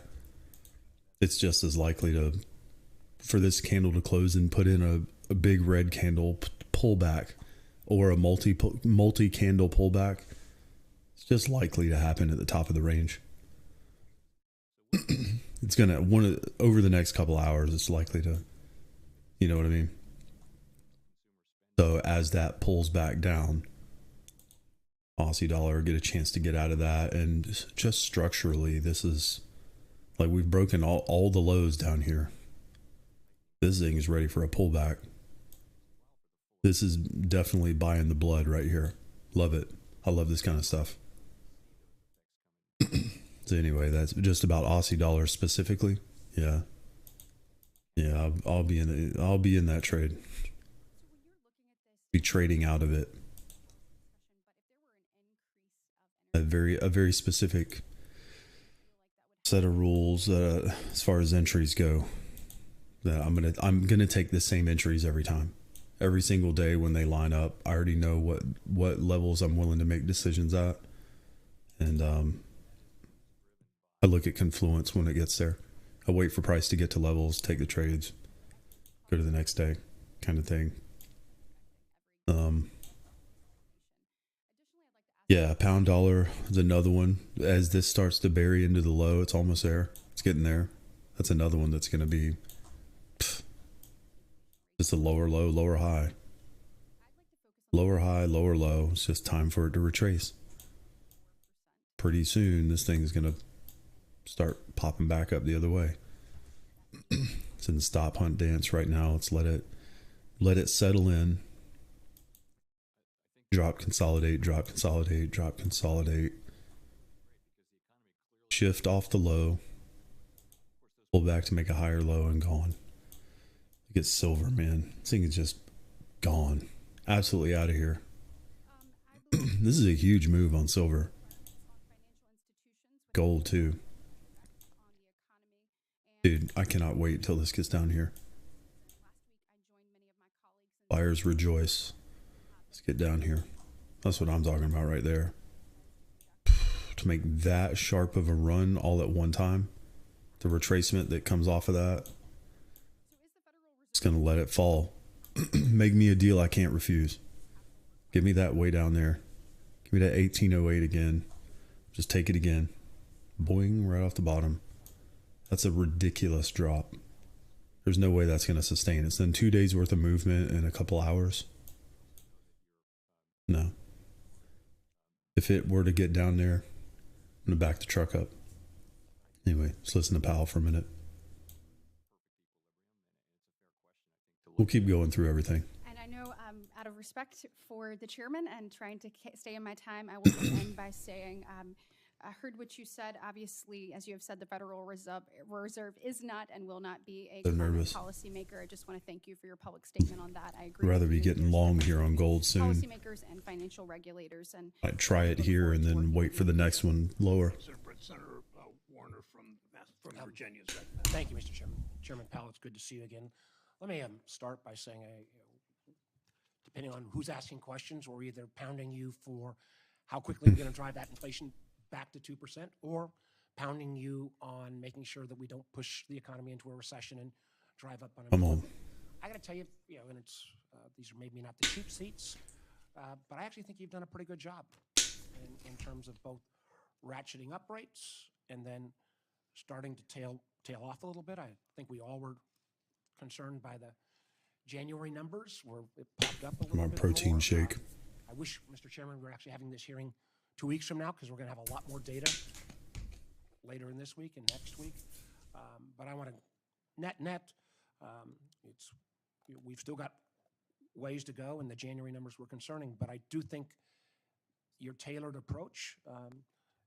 Dollar looks like it's just going to keep going. We can all second guess, but I think I think the equities market's going to take a second leg down here. I want to get two questions in. One of the areas that I am very worried about is commercial debt. I mean, we've got a Bloomberg story here showing, we're going to hit a $6 trillion wall this year on refinancing. Where I'm particularly concerned is the issue around commercial real estate.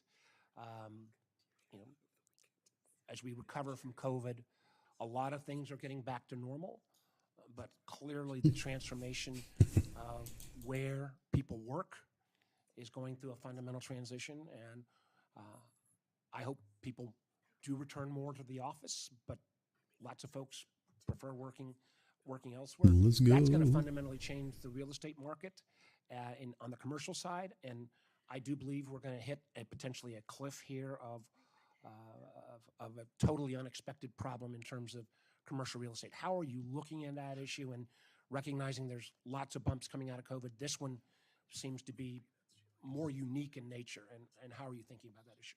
So the first one on commercial debt, business debt generally, it's kind of been moving sideways as a percent of GDP. So you don't see a big spike going on or anything like that. However, of course, there are pockets of concern, and particularly you pointed to Let's go, baby. Spike that has to happen, and I've seen those come and go before. Generally, markets can looking good.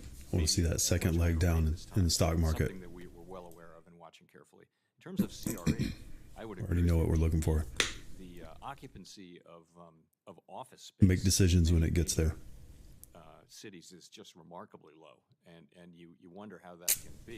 Now, over time, some of that's going to be made into condominiums and things like that, since we don't seem to have quite enough housing in some places. But the question is, what's the financial stability risk? It's Bitcoin. Not great for the largest institutions. Don't tend to have a lot of direct exposure to that. Some smaller banks actually do. Medium and small size banks do. We carefully monitor it. We agree that that's an area that requires a lot of monitoring. And stocks. I'd say we're on the case. Could it blow out? Well, Man, that's the thing. Is it going to blow out to the downside? Man, I don't know. Talked about with the large institutions. I mean, I do think even some of the biggest critics. S&P is already down quite a bit. Banking system is a heck of a lot. I just saw the chat. Yeah, the S&P is way down.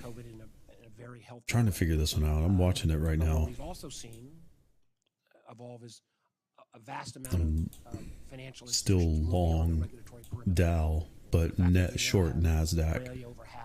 Got much more short on the NASDAQ. Because a lot of the yeah, I don't know. This looks like it's trying to stabilize. I think this is close. I think it's close to finding a low here probably, but depends on what Powell's going to say, really. I don't think it's going to move too big. I think that move already happened. It's just going to kind of stabilize down here on the lows, what it feels like. Kind of watching it to see. Trying to figure it out. Same regulation, maybe as a guiding principle, and wait for a break at the low on Aussie dollar. I'll try it one more time down here. Look at it tomorrow. activity that's taking place outside the regulatory. Really good midterm trade setting up right there. And how do we make sure that doesn't create the kind of crisis sneak up that Who happens let the bot trade? on the non-regulated side of the house? I think you articulated the principle very Euro well. pound. Same activity, same regulation. Euro pound's probably going to be a short too. Crypto and all kinds of other activities. People are going to assume when they deal with Probably something about like to. a money market fund that it has the same regulation as a money market fund or a bank deposit. And so stable coins need some attention in that respect. I just think that's the basic principle. And you're right. So much of But Euro pound's probably going to reject and come down too. It's really for a long period of time. We got to keep an eye on that. I'm going to take a little piece on Euro pound just because. Thank you, Senator Vance. I'm sorry, Senator Haggerty. FMC. Just a little nibble on Euro pound. A little nibbler. Thank you very much, Ranking Member Scott, for holding this hearing. Chairman, it's great to see you again here. I appreciate your presence, and I appreciate the opportunity to talk with you about an item that I'm particularly concerned about, and that's the holistic review that Senator Britt just brought up that Vice Chair Bauer is conducting right now. It's generating a sense that higher capital requirements are on the horizon for us. And as I think about that in the context of what we Pound Aussie, come on, baby. you think about the situation. This Aussie's going to lift up. It's been the weakest for a long time. It's going to lift up off the low. And all these Aussie trades are going to go. Even if it doesn't look like it. Past Chair Powell, you told this committee. Come on, Euro Aussie. Our financial system has proven resilient through 2020, and that the Pound Aussie's starting to go. at that point in time, and I would Got a good short on here too. It's just not marked. are in aggregate adequate. And I just wanted to follow up. On Bots got a 0.05 short up here. So, I guess I would say it to you this way. In our system, we have a vice chair for Looking good. supervision who has statutory responsibilities. And when a new Better. vice chair for supervision comes in, generally you're going to want to take a fresh look. Let's go. Vice Chair Quarles did, and that's Dan Chiarullo. Come on, Euro Aussie. Going to be money. Informal basis, and that's what he did. So it's only natural that someone would come in and take a fresh look, and I think that's part of the process. The role of that person is to make recommendations on regulation and supervision to the full board. The role of the board is to consider those when made. And this, to me, this just Side of that trade do you want to be on? Well, as Choose your the destiny. review is underway, and I appreciate that context. One aspect of it seems to us as an apparent willingness to undo the tailoring requirements that were enacted as part of S2155. Choose your destiny. And I understand that nothing has been finalized regarding the regulations. It's a concerning prospect if that's the case. The Fed's general counsel just yesterday alluded to undoing 2155 by, quote, pushing down the Basel requirements on banks that were One more. given relief in that bill. So I want to be perfectly clear that the banking regulators themselves can't just simply ignore or selectively enforce the laws. Come on, Pound Aussie, looking really good. And again, I realize that the details of the study haven't been finalized and made public, but if Looks the good, too. Vice Chair Barr is either unduly aggressive bit more. or appears to contradict the spirit of S2155, will you vote for it? I can't answer that in the abstract, of course, but I would say we're, as an institution, very strongly committed to tailoring. Bold, I'm waiting for that shift bar. Anything Waiting we to do see is the gonna one reflect, that tailoring of shifts off the low. risk.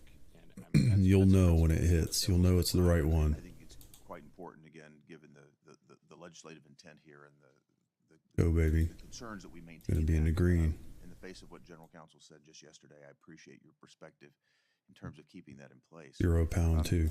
I'd like to come with my next question, Chairman Powell, with starting the question by underscoring the importance of the independence of the Fed's monetary policy. I'll watch this the right now. economic picture is It's NASDAQ. Try to see what the heck's going on with We've stocks. had large companies in the private sector who are in the midst of planning layoffs and forecasting serious economic weakness in the quarters to come. Gold trade was wrong. Yet on the other hand, Lord. the current economic data seems to be robust. Inflation showed some signs of softening in the past several releases. So I just hope, Chair Powell, Yeah. that you could briefly Need a tell us little how bit you lower on gold. synthesize these seemingly I wish it would hurry up. So just That's quickly, crazy, actually, that last ran year like we that. saw a couple of This is a big very, move. Promising, modest increase, modest inflationary readings in November and December, but earlier this year, some of that improvement was revised away. In addition, we got a very strong reading on inflation in January, also a very strong jobs reading, also very strong retail sales. And so, as I pointed out in my testimony, we're looking at a reversal, really, of what we thought we were seeing to some extent, a partial reversal. It's still true. It's still the case that we're seeing progress on inflation. We're seeing goods inflation has come down significantly. There's improvement in housing inflation in the pipeline. There's not a lot of improvement yet to be seen in the largest sector, which is non-housing services. So inflation's running at, core inflation's running at 4.7% on a 12-month basis. I think nothing about the data suggests to me that we've tightened too much. Indeed, it suggests that we still have work to do. In that context, thinking about where the tightening goes and when it might, where and when it might happen, where do you see the terminal Fed funds rate landing in this cycle? So we last wrote down our assessments, individual assessments of that in December, and I think the median range was basically people were clustered between 5 and 5.5. We're going to write down those again as part of them. We do it 4 times a year. We'll do it around the March meeting, which is on the 21st and 22nd of March. And as I indicated in my testimony, I think the data we've seen so far, and we still have other data to see, we still have significant data to see before the meeting, suggests that the ultimate rate that we write down may well be higher than what we wrote down in December. Got it. Thank you, Mr. Chairman. Thank you.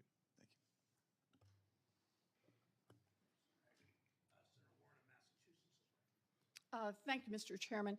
So the Fed has raised interest rates 8 times over the last year in what has been the most extreme rate hike cycle in 40 years. The Fed's goal is to slow inflation, and your tool, raising interest here we rates, go. is designed to slow the economy. Boy, Elizabeth Warren's about to give Jerome Powell acid reflux. About to give him heartburn. Inflation entirely under control either. Gonna have to listen to Elizabeth Warren berate him. Here we go. Prices high.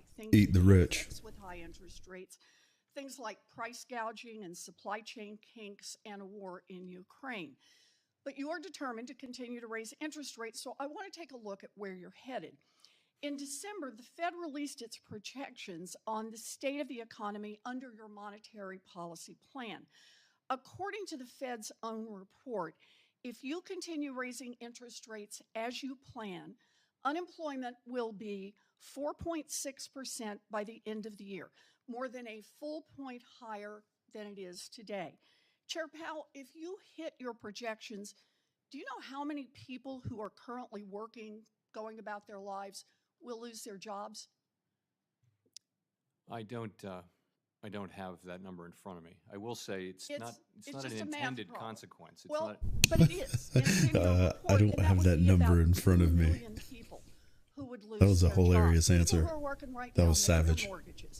So, Chair Powell, if you could speak directly to the 2 million hardworking people who have decent jobs today, who you're planning to get fired over the next year, what would you say to them? How would you explain your view that they need to lose their jobs? I would explain to people more broadly that inflation is extremely high and it's hurting the working people of this country badly. All of them, not just 2 million of them, but all of them are suffering under high inflation, and we are taking the only measures we have to bring inflation down. And putting 2 million people out of work is just part of the cost, and they just have to bear it? Well, will working people be better off if we just walk away from our jobs and inflation remains 5-6%? Let me ask you about what happens if you do this. Since the end of World War II, there have been 12 times in which the unemployment rate has increased by This is an important conversation they're having right now. Exactly what you're aiming to do. This is actually really important what they're talking about. How many times did the U.S. economy avoid falling into a recession? This is a hard choice. Pound yen. It's not as Entering position. Lob. Just looking at the numbers, Pound yen. Entering position. Lob. Times that we've seen a 1-point increase in the unemployment rate in a year. That's exactly what your Fed report has put out as the projection and the plan based on how you're going to keep raising these interest rates. How many times did the economy fail to fall into a recession after doing that? Out of 12 times. I think the number is 0. I think the number is 0. That's exactly right. So then the question becomes, we've got 2 million people out of work. Can you stop it at 2 million people? History suggests that the Fed has a terrible track record of containing modest increases in the unemployment rate. Once the economy starts shedding jobs, it's kind of like a runaway train. It is really hard to stop. In fact, in 11 out of the 12 times that the unemployment rate increased by a full percentage point within 1 year, unemployment went on to rise another full percentage point on top of that. If that's what happens this time, we'd be looking at least 3.5 million people who would lose their jobs. So, Chair Powell, if you reach your goal and 2 million people get laid off by the end of this year, and then, just like in 11 out of 12 times that unemployment has risen by a point in a single year, it keeps on rising. And then we've got 2.5 million people out of work. We've got 3 million people who get laid off. We've got 3.5 million people who get laid off. What's your plan? Well, right now the unemployment rate is 3.4%, which is the lowest in 54 years. And we actually don't think that we need to see a sharp or enormous increase in unemployment to get inflation under control. I'm looking at your projections. Do you call laying off 2 million people this year not a sharp increase in unemployment? I would say 4.5%. Explain that to the 2 million families who are going to be out of work. We're not targeting any of that. But I would say even 4.5% unemployment is well better than most of the time for the last 75 years. In other words, you don't have a plan to stop a runaway train if it occurs. Chair Powell, you are gambling with people's lives, and there's a pile of data showing that price gouging and supply chain kinks and the war in Ukraine are driving up prices. You cling to the idea that there's only one solution: lay off millions of workers. Can you imagine what's going through his head right now? He's like, man, you have absolutely no idea what you're talking about, lady. That's all he's thinking about right now. Thank you, Mr. Chairman. Pound dollar. Powell, thanks so much for being I'm going to take a nibble on pound dollar. It's slightly far afield, but how often do you get to talk to the Federal Reserve Chairman? So I might as well ask it. So to give some context here, my family comes from Appalachia. He's got a tough job. You got to decide between laying people off or allowing inflation to go wild. Where I now have the honor of representing all of Ohio. And one of the things that you hear a lot when you study the regional history of Appalachia is it's often described as possessing a resource curse, right? So there's a lot of coal in Central Appalachia that enables a certain amount of consumption. Obviously, consumption is good. People need food and medicine and other things. But there's also a pretty good argument that for a host of reasons, it causes malinvestment in the region, and consequently, you have lower productivity growth, lower innovation, and an economy that's much less diversified and much less dynamic. I'm wondering when I hear about the history, when I think about and read about the history of Appalachia and the resource curse, I'm struck by some of by the idea that you could make a similar argument about the reserve currency status of the United States dollar. Americans have enjoyed one of the greatest privileges of the international economy for the last nearly 8 decades, a strong dollar. This is probably going to shift off the low you're seeing on this pound dollar. Better than I do. Now, this has obviously been great for American purchasing Take a little power. nibbler. We enjoy cheaper imports. Americans, when they travel abroad, benefit from lower costs. But it does come at a cost. Just a little nibbler. I think in some ways you can argue that that's the reserve currency got to be close. Is a massive subsidy to American consumers, but a massive tax on American producers. Now, I know the strong We'll look dollar at this is one sort of tomorrow. the sacred cow of the Washington consensus, but when I survey the American economy, Be willing to take one more on the of weekly mostly low. useless imports on the one hand, and our hollowed-out industrial base on the other hand, I wonder if the reserve Have a currency long way to status go also up. has some downsides, First not entry. some upsides as well. And let me just put See a what the final next point on candle this, looks and I'd like. love to get your thoughts on that, Chairman Powell. We're, of course, now the main $0 supporter of a massive land war in Europe between All right, so no more on the dollar. I read recently, and Gonna wait and I guess just let it go. or precise these estimates are. No But I more read positions on the recently dollar the United until States is trying to ramp up production higher. from 14,000 artillery shells to 20,000 artillery shells. That's per month, while the Russians are Gonna be firing good though. 20,000 artillery shells This is gonna be a good per basket. per day. And when I look at the American For economy, sure. we have a lot of financial engineers and a lot of diversity consultants. We don't have a lot of people making things. And I Aussie dollar, worry one more. that the reserve currency status and the lack of control we have over our currency is perhaps driving that. I'd love to get your feedback on that. What are the upsides and downsides of the Get some blowouts today, though. Big moves. That's a big question to try to You have answer. 2 minutes, Chairman Powell, so plenty of time. I can't even get started on that. So we are the world's reserve currency, of course, and that's because of our democratic institutions. It's because of our control over inflation over many years.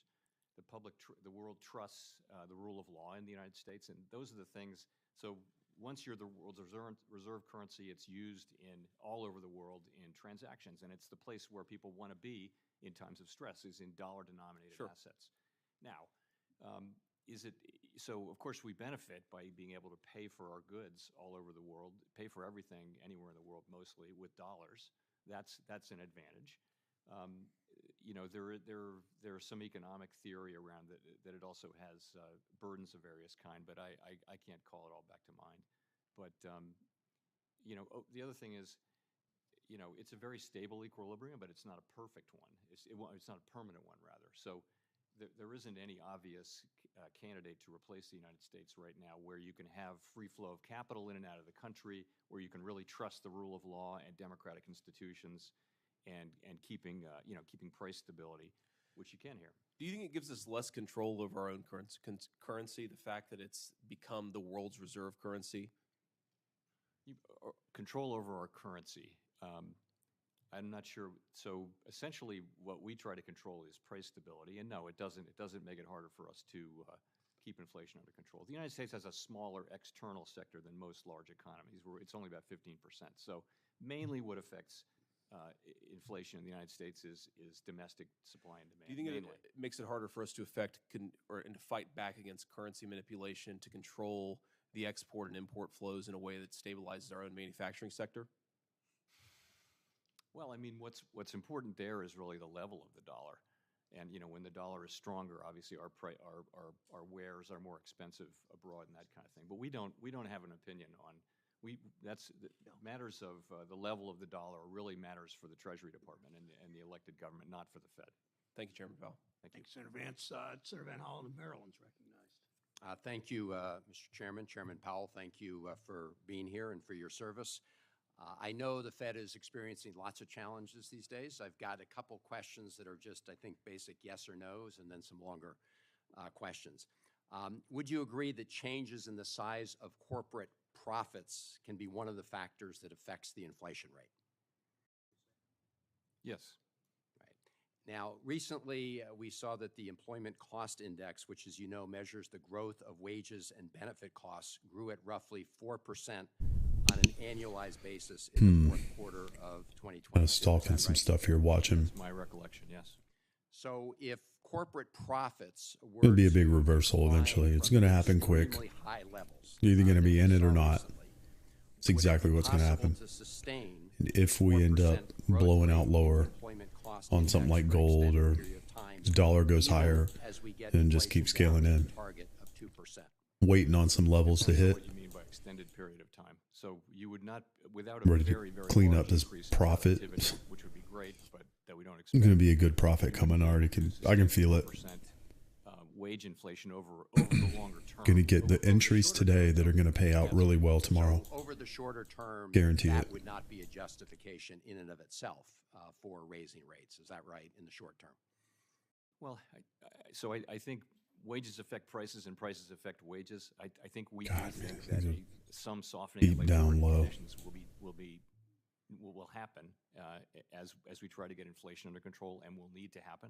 Right, but that's more a prediction about your efforts to fight inflation. Are you saying that simply looking at the current 4% growth rate in the short term is an excuse for jacking up interest rates? I think what I would say is that the overall, all the data we look at in the labor market, including Come on, not just market. that measure of Let's do something wages, here. but others also, unemployment, also participation, also job openings and quits. How much lower is this going to go? Put that into We're already down. The picture, and I think you see a labor market that is extremely tight and is probably contributing to inflation. I've never said it was the main cause. Right. I think the larger point here, based on your response to that first question about growth in profits, is corporations have a decision as to whether or not they're going to pocket more for profit, which they can, or provide higher wages to their employees. And if you actually lowered your profit margins, you could sustain a higher wage increase without violating the 2% inflation. Isn't that right? Yes, I mean, when I hear profit margins, what we're seeing in the economy is pretty much about shortages and supply chain blockages. And when there's not enough of a product, what happens, and there's a lot of demand, what you see is prices going up. As the supply chains get fixed and shortages are alleviated, you will see inflation coming down. You'll see margins coming down, and that will certainly help with inflation. Right, but profits are the margin, right? They're going up beyond what they were before. That means that even with the increase of costs because of supply chains, they're making more profits. Which again, that they can do that. But my point is that as a contributor to inflation, as you indicated in response to the first question, let me ask you about the tight labor market because one of the issues in a tight labor market is parents with kids, including a lot of moms who would like to go back into the market, but are not able to do so because of lack of affordable childcare. The other issue is immigration, and I know that you've gotten some recent data on how some immigration figures actually have softened a little bit the tightness in the labor market. Can you just talk broadly about those two factors, affordable childcare and immigration, more legal immigration, and how they could affect labor force participation and therefore also reduce inflation pressures?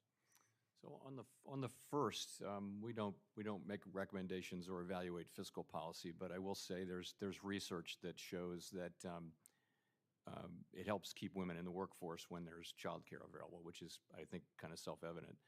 The second was impact of immigration. Yeah. So what I talked about with you is actually as part of the January Bureau of Labor Statistics report, which comes the employment report for January, which comes out in early February. There is a section in there about more people. The Census Department has increased its estimate of the workforce by something like 870,000. And a significant part of that has been immigration. And that has moved up participation by a little bit, but it may be part of why we're hearing. It may be part of why we're hearing from in the labor market that the really intense labor shortage pressures that we were hearing about in 2021 and 22 may be alleviating. So that would contribute to that. Clearly, more people. Clearly, the economy is calling for more people with essentially two job openings for every unemployed person. And this can be a source of those people. Right, and that would reduce the tightness of the labor market and reduce pressures on inflation, right? May already be doing so. Thank you. Senator Kramer of North Dakota is recognized. Thank you, Mr. Chairman. Thank you, Chairman Powell, for being here. And I can't resist responding to a few things that my friends on the left have said. For example, in his opening statement, Chairman Brown had a long list of things that raising interest rates won't do. Raising interest rates won't fill in the blank. I'm going to fill in the blank with a couple things. How about raising interest rates won't stop Senate Democrats and President Biden from overtaxing, overspending, overborrowing, overregulating? Chairman Brown said we should rebuild our supply chain by curbing offshoring, corporate offshoring. I agree.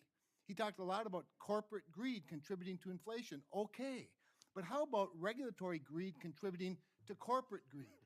How do you expect corporations to reinvest money if you overregulate their ability to invest that money right here in the United States of America? You want to onshore some things? How about energy policy?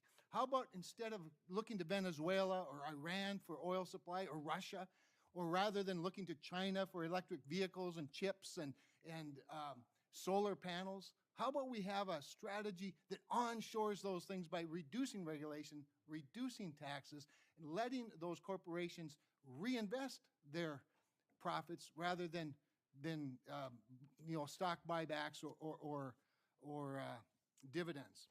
This idea that somehow the Federal Reserve is supposed to keep inflation in check while half of the government works against it is mind-boggling. Now, I know, Mr. Chairman, you don't like to comment on policy.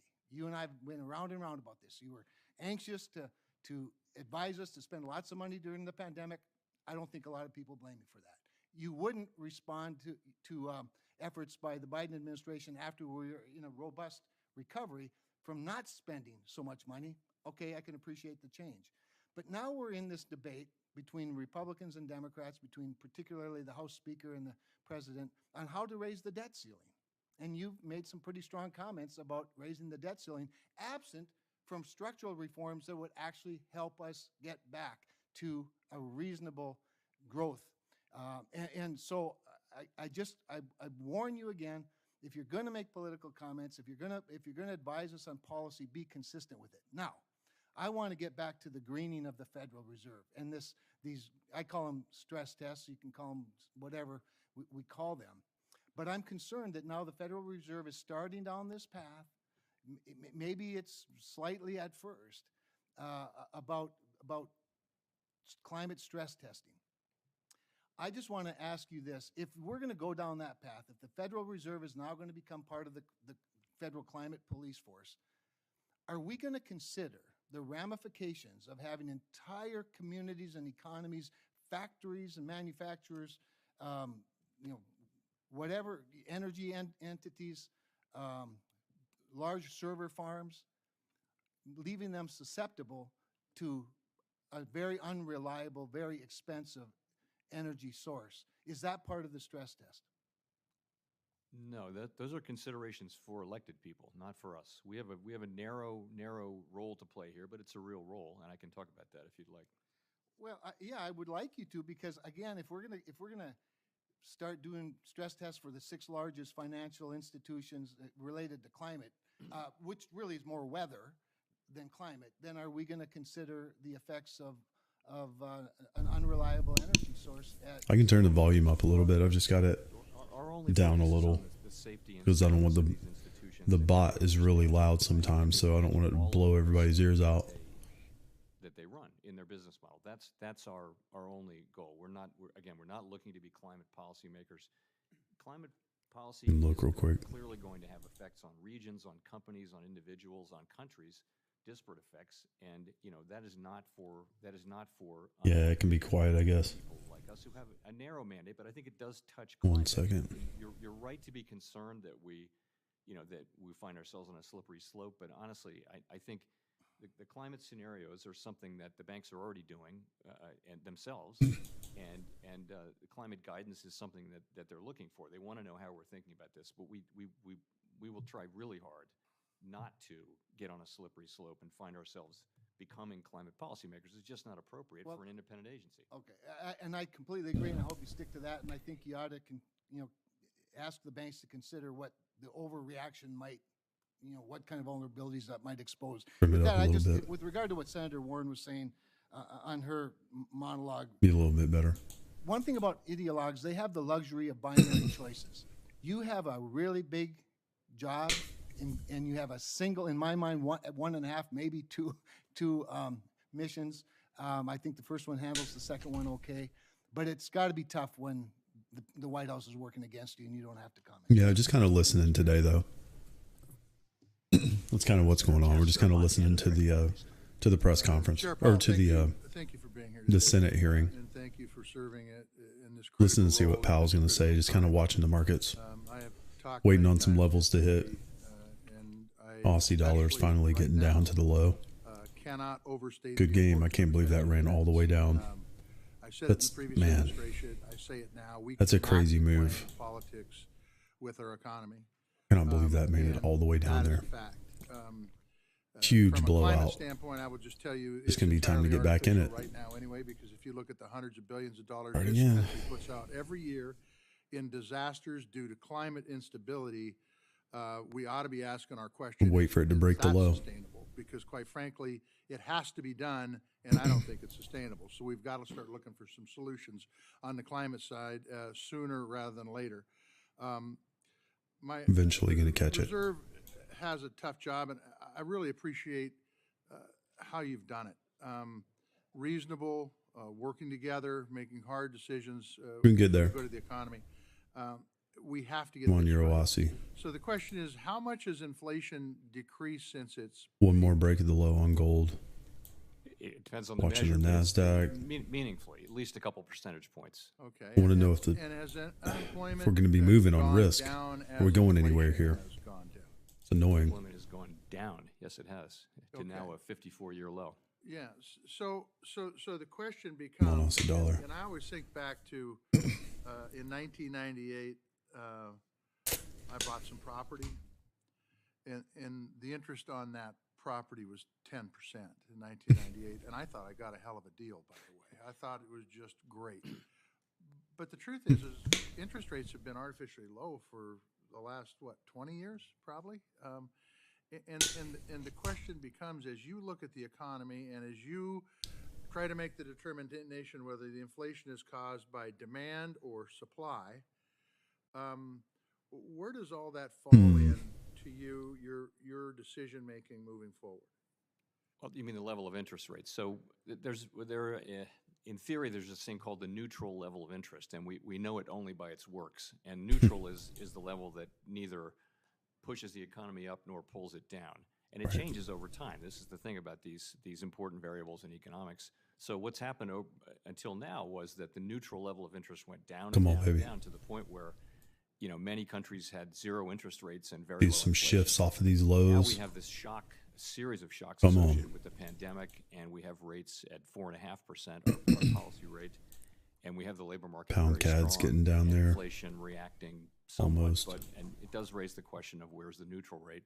Honestly, we don't know. I think we look at the current situation and we see that Swiss did not go. there's not a lot of Come on, evidence Pound Aussie, that's not looking hard good. to make a case that we've over tightened it. It means we need to continue to tighten. I think we're very mindful of the I don't know lags what's with going which on our with the stock policy market. works. We don't think we need Just kind a of stalled. significant increase in unemployment, and we're Quit certainly moving. not aiming for one.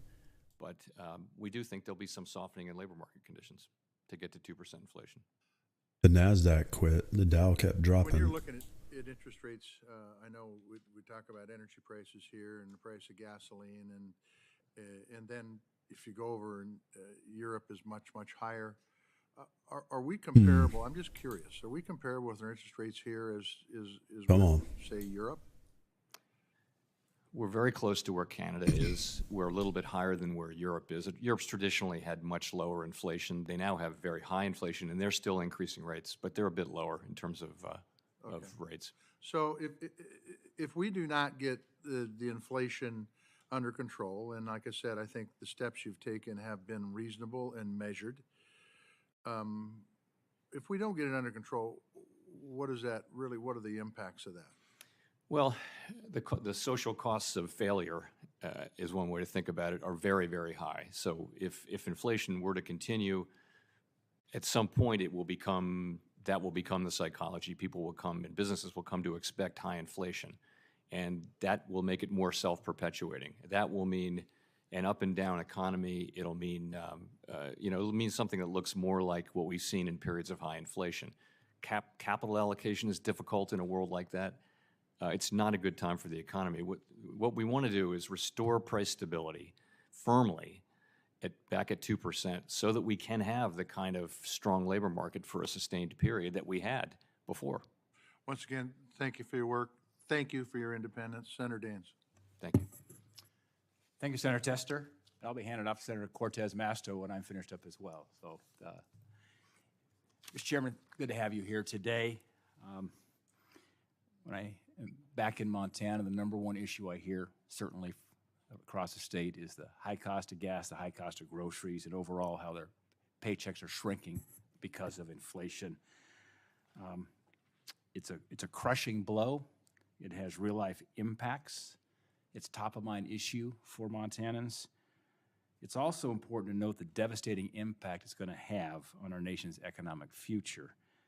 In fact, in October of last year, I sent a letter to Congressional Budget Office Director Swagel regarding the impact that high inflation and the elevated interest rates would have on the cost of servicing the federal debt.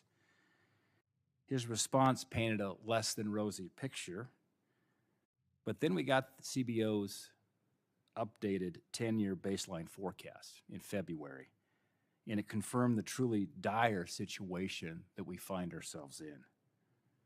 Driven by interest payments on the debt, the CBO now projects that cumulative deficits during the 10-year window, and I recognize where deficits come from. It's irresponsible spending here in Washington, but the cumulative deficits during the 10-year window will exceed $20 trillion. The cumulative deficits, not talking the debt, because it's going to grow the total federal debt to more than $51 trillion by 2033.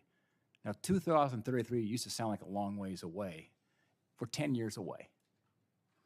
10 years goes by very, very quickly. Within 5 years, we're going to spend more on annual interest on the national debt than we spend on national defense. You think about that for a moment. And these are coming out of the CBO. These absolutely shocking, but quite frankly, predictable projections go back to a debate we vigorously had here in the banking community. I remember when Lawrence Summers, of course, former Secretary of Treasury under President Clinton, economic advisor to President Obama, he warned us. He said, he was practically warning my colleagues across the aisle, says you can't move forward with these purely partisan, at that time a $1.9 trillion spending extravaganza. We had $1 trillion of unspent COVID money in December of 2020. And that passed on a purely partisan vote. We said it's going to start to ignite the inflation fires. So I certainly hope the president's budget, which we expect to see later this week, will propose pro-growth policies that can get us out of this mess. And I would argue almost an existential crisis as we look at what's going to come at us here, of course, the next 10 years with debt and service on that debt. Unfortunately, as the president said in the State of the Union address, the president says he's going to raise taxes. That's a recipe for disaster. It's going to crush productivity, discourage investment, stifle economic growth even further. I want to turn to my questions now, Chairman Powell. You're raising interest rates to combat the inflation we've seen in the economy over the past few years. Is that correct? Yes. And although this is the domain of Treasury, a higher Fed's fund rate will mean higher borrowing costs. Is that correct? And yes. Yes, all else equal. So I just want to connect the dots here around inflation was sparked. One of the big reasons was massive spending here in Washington. And now we're going to be bearing the challenges with higher debt service over the course of the next several years, where we're going to see debt service exceeding defense spending, which is we see the threats of China, threats around the world. I think it's very, very concerning. Now, as a grandfather of 4, soon to be 5 grandchildren, this is things you think about more and more as you look forward. I want to change here and talk about American energy. When the war in Ukraine broke out, many feared that Russia would cut off natural gas exports and cause energy inflation to spike. Prices didn't spike as much as anticipated, due in large part to the fact that American companies stepped up to the plate. As of late last year, the European Union now receives more liquefied natural gas from the United States producers than it does from Russian producers. And that's a good thing for the world to see more U.S.-produced energy. Chairman Powell, do you believe that European and American inflation would have been manageable if not for American energy producers?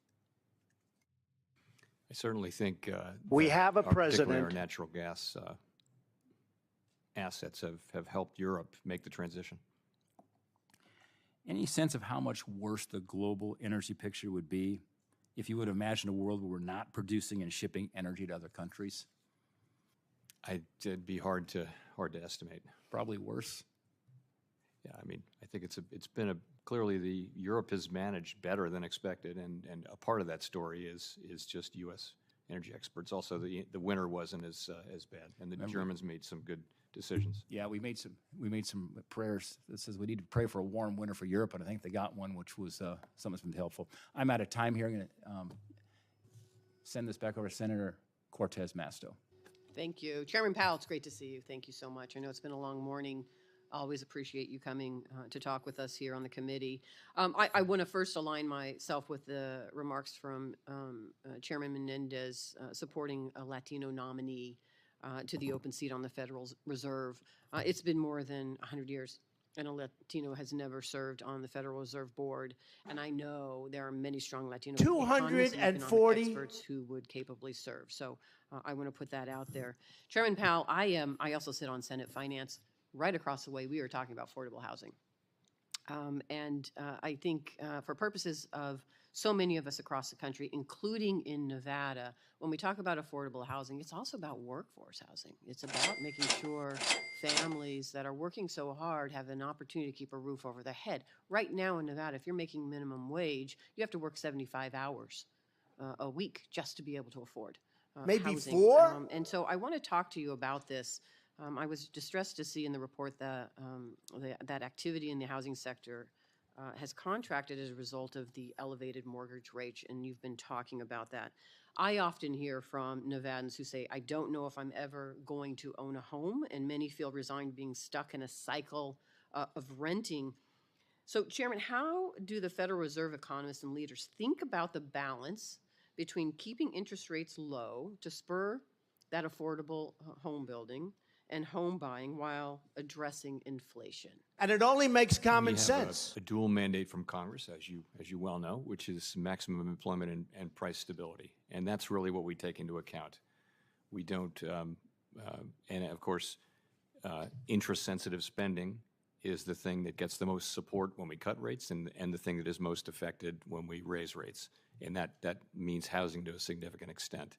That's not a choice that we make. That's just the way it works. And we only have really one tool, which is monetary policy. So, you know, we don't really try to use our tools to affect broader housing policy, but really just to achieve our statutory goals. It happens to just unfortunately be in effect as you try to achieve your statutory goal. Is that? Yes. Yeah. Yes. And so I want to have you have the opportunity to address Senator Warren's conversation with you earlier about the tools that you have and the impact that it has on causing potentially more people to be unemployed, and this obviously has an impact on their ability to afford homes as well. Couldn't you address that? I'd be glad to. I want to be clear that we do not seek, and we don't believe we need to have a very significant downturn in the labor market. And it's not just hope. I think if you look at the situation in the labor market, you've got all these job openings, and in principle, you could reduce the job openings without seeing a really significant increase in unemployment. Also, you're starting from such a strong labor market. It Buy seems as though American. you're a long way away from anything that looks like a recession, just looking at the labor market by itself. So, honestly, we don't know that we need that there will need to be a really significant downturn. Other business cycles had quite different backstories than this one, and we're going to have to find out whether that matters or not. But I do think that I've said all along, and my Buy colleagues and I have too, American and that we hire believe that, American. we can. There's a path to restoring 2% inflation with less significant effects on the labor market than have typically been seen in downturns. And for purposes of the general public, the people, Nevadans that I know that are struggling, we have one of the highest, we've talked about this, and thank you for always being willing to talk with me. We have one of the highest unemployment rates in the country. Our service sector was hit so hard. We're still at over 5% just in southern Nevada. We have high Don't gas believe the prices, we have 5.6. grocery, prices. We have housing prices that are high. So one of the things that you have commented on, and you just did again, but I know it was in your opening remarks, that, and it's quoted right here, and let me just say, you say our overarching focus is using our tools to bring inflation back down to our 2% goal and to keep longer-term inflation expectations well anchored. 2? For the general public, for those working families and people, why 2%? Why is getting it to 2% so important? But we don't know. So that has become the globally agreed, essentially all major central banks target 2% inflation in one form or another. How does that help my Nevada families? How does that help? We don't know what's I'll tell you how it happening. does. And it's I guess it's obviously not it's not obvious how that is, but 2% inflation, to have people believe that inflation is going to go back to 2% really Don't anchors believe the inflation, 5.6. because the evidence is and the modern belief is that people's expectations about inflation actually have an effect on inflation. If you expect inflation to go up 5%, then it will. You know, if everyone kind of expects that, Don't because believe that's the what businesses and 5.6. households will be expecting, and it'll kind of happen because they expect it. So having a 2% inflation goal, which we had for many years, de facto we had it, then we formally adopted it in 2012. But for years before that, we were effectively targeting 2% inflation. And what that meant was that inflation, it's one of the 2004. reasons why inflation was low and predictable. 2017. Target and sticking to it, not changing it, you know, at convenient moments. So that's, we think it's really important that we do stick to a 2% inflation target and not consider changing it. We're not going to do that. It just is, people will be better off if the whole question of high inflation is just not part of their lives. That's kind of the definition of price stability. It's if people live their lives without having to think about inflation all the time. Thank you. know I my love time my is up. life. Thank you so much, Senator. Senator Lummis. Thank you very much. That's really Thank nice. you very much, Madam Chairman, and welcome Chairman Powell. Thank you. When you're setting these rates and making these decisions and seeking that 2% magic number, are you considering the cost of borrowing for the United States, knowing that Congress has over borrowed and that we have overspent and that the national debt is at now at least 97% of GDP. $9 billion, that we're 240 going to face challenges of our own making. This is not about what the Fed has done. This is what about the Congress has done that you have to factor in to your decisions. Do you think about the costs of borrowing for the United States itself? And I will tell you this. And we're not going to. In other words, that No. would be fiscal dominance. If we were, you know, constrained in our monetary policy by the budgetary situation of the United States, and we're not. We're clearly not. The path we're on is not sustainable, but the level of The debt that we United have States is not unsustainable. Is sustainable. Put it that way. So we don't think about interest costs when we make monetary policy. We think about maximum employment and price stability. It's your opinion that the level of debt we have is sustainable? Yes. Yes, I mean, we could clearly we have the largest economy in the world. We can service this debt. The That's not United that's not States the of problem. America. The problem is that we're on a path where the debt is growing substantially faster than the economy, and that's kind of by definition in the long run unsustainable. And the way countries have gotten fixed that is with longer term programs that have bipartisan support and that address the actual problem in the budget. That's China. That's really the formula. Thank you. I'm going to switch to stable coins. You're a member of the President's Working Group on Financial Markets. It can happen. The working group called for bank-like regulation of stable coins. I own a in big late chunk of the Bank of 2021. America bill. Then on January 3rd of this year, in a joint staff statement, the federal banking agencies stated that even after the bank's capital, BSA, AML, and risk management, a bank issuing a stable coin on a, quote, open, public, or decentralized network is highly likely to be inconsistent with safe and sound banking practices. We don't know what's say happening. That again.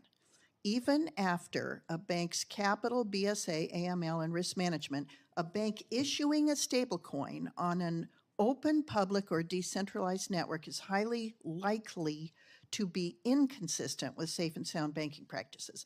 So I'm a little confused about where we're heading on stablecoins. Does the January 3rd statement mean that the Fed has decided that stablecoins on a permissionless distributed ledger have It doesn't no exist, place in folks. banks? So I think that there are real concerns about permissionless public blockchains, and the reason is that they've been so susceptible to fraud, to money laundering, and all of those things. So I think what you heard from the federal banking agencies in one of their reports was that they would tend to look at those as not consistent with safety and soundness. And what about properly regulated stablecoins? Do you think they could have a place in our banking system? It doesn't exist, I certainly folks. think that in a world of appropriate regulation, where the same activity, where stablecoin activity gets the same regulation as comparable products in different places, then there certainly could be a place for stablecoins in our financial services sector. Thank you. They're bringing drugs. The European Union, UK, Australia, Switzerland, Singapore, and others have all moved over the last few years to create a Japan, legislative framework Mexico, for digital assets. China. The European Union in particular is attempting to be a standard setter again, like it was with its data protection rule. Is the United States in danger of being a rule taker, not a rule maker, when it comes to digital assets?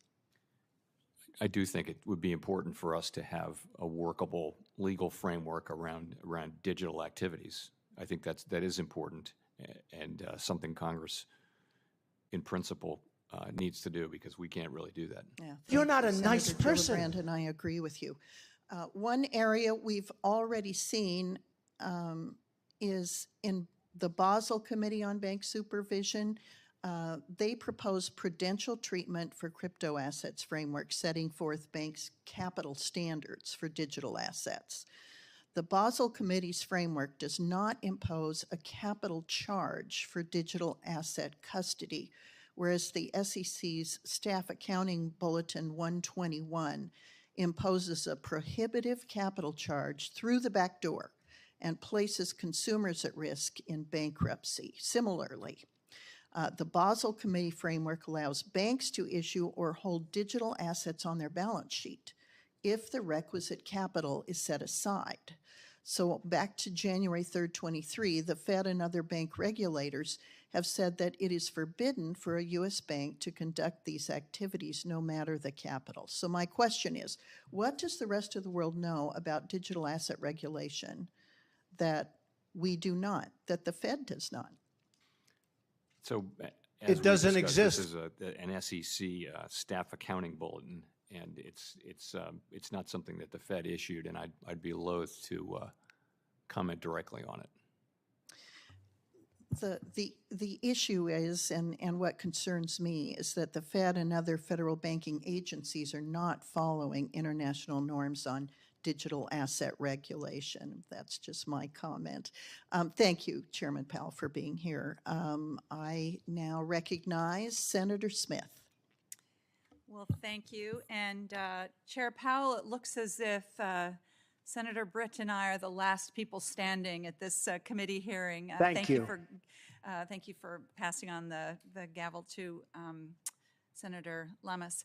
And I want to thank you for your service and for our recent conversation. And before I get into my questions, I would just like to note there's been a good back and forth amongst our committee around some of the big economic challenges and opportunities that we face in this country. And I would just like to note that the programs and the spending that the ranking member and some of our colleagues have blamed for inflation provided critical relief that kept working families and small businesses afloat during a global pandemic. And in fact, many of these policies were passed on a bipartisan basis and signed into law by both Republican and Democratic presidents.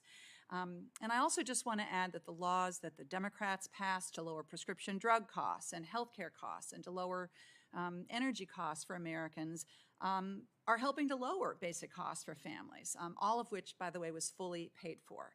So I return, Mr. Chair, to what you have said to me privately and to all of us publicly, which because is our leaders are stupid, striving for bipartisan solutions to find a path forward. And in fact, Senator Lummis and I were just talking about this yesterday when it came to housing policy. So just want to put that out there.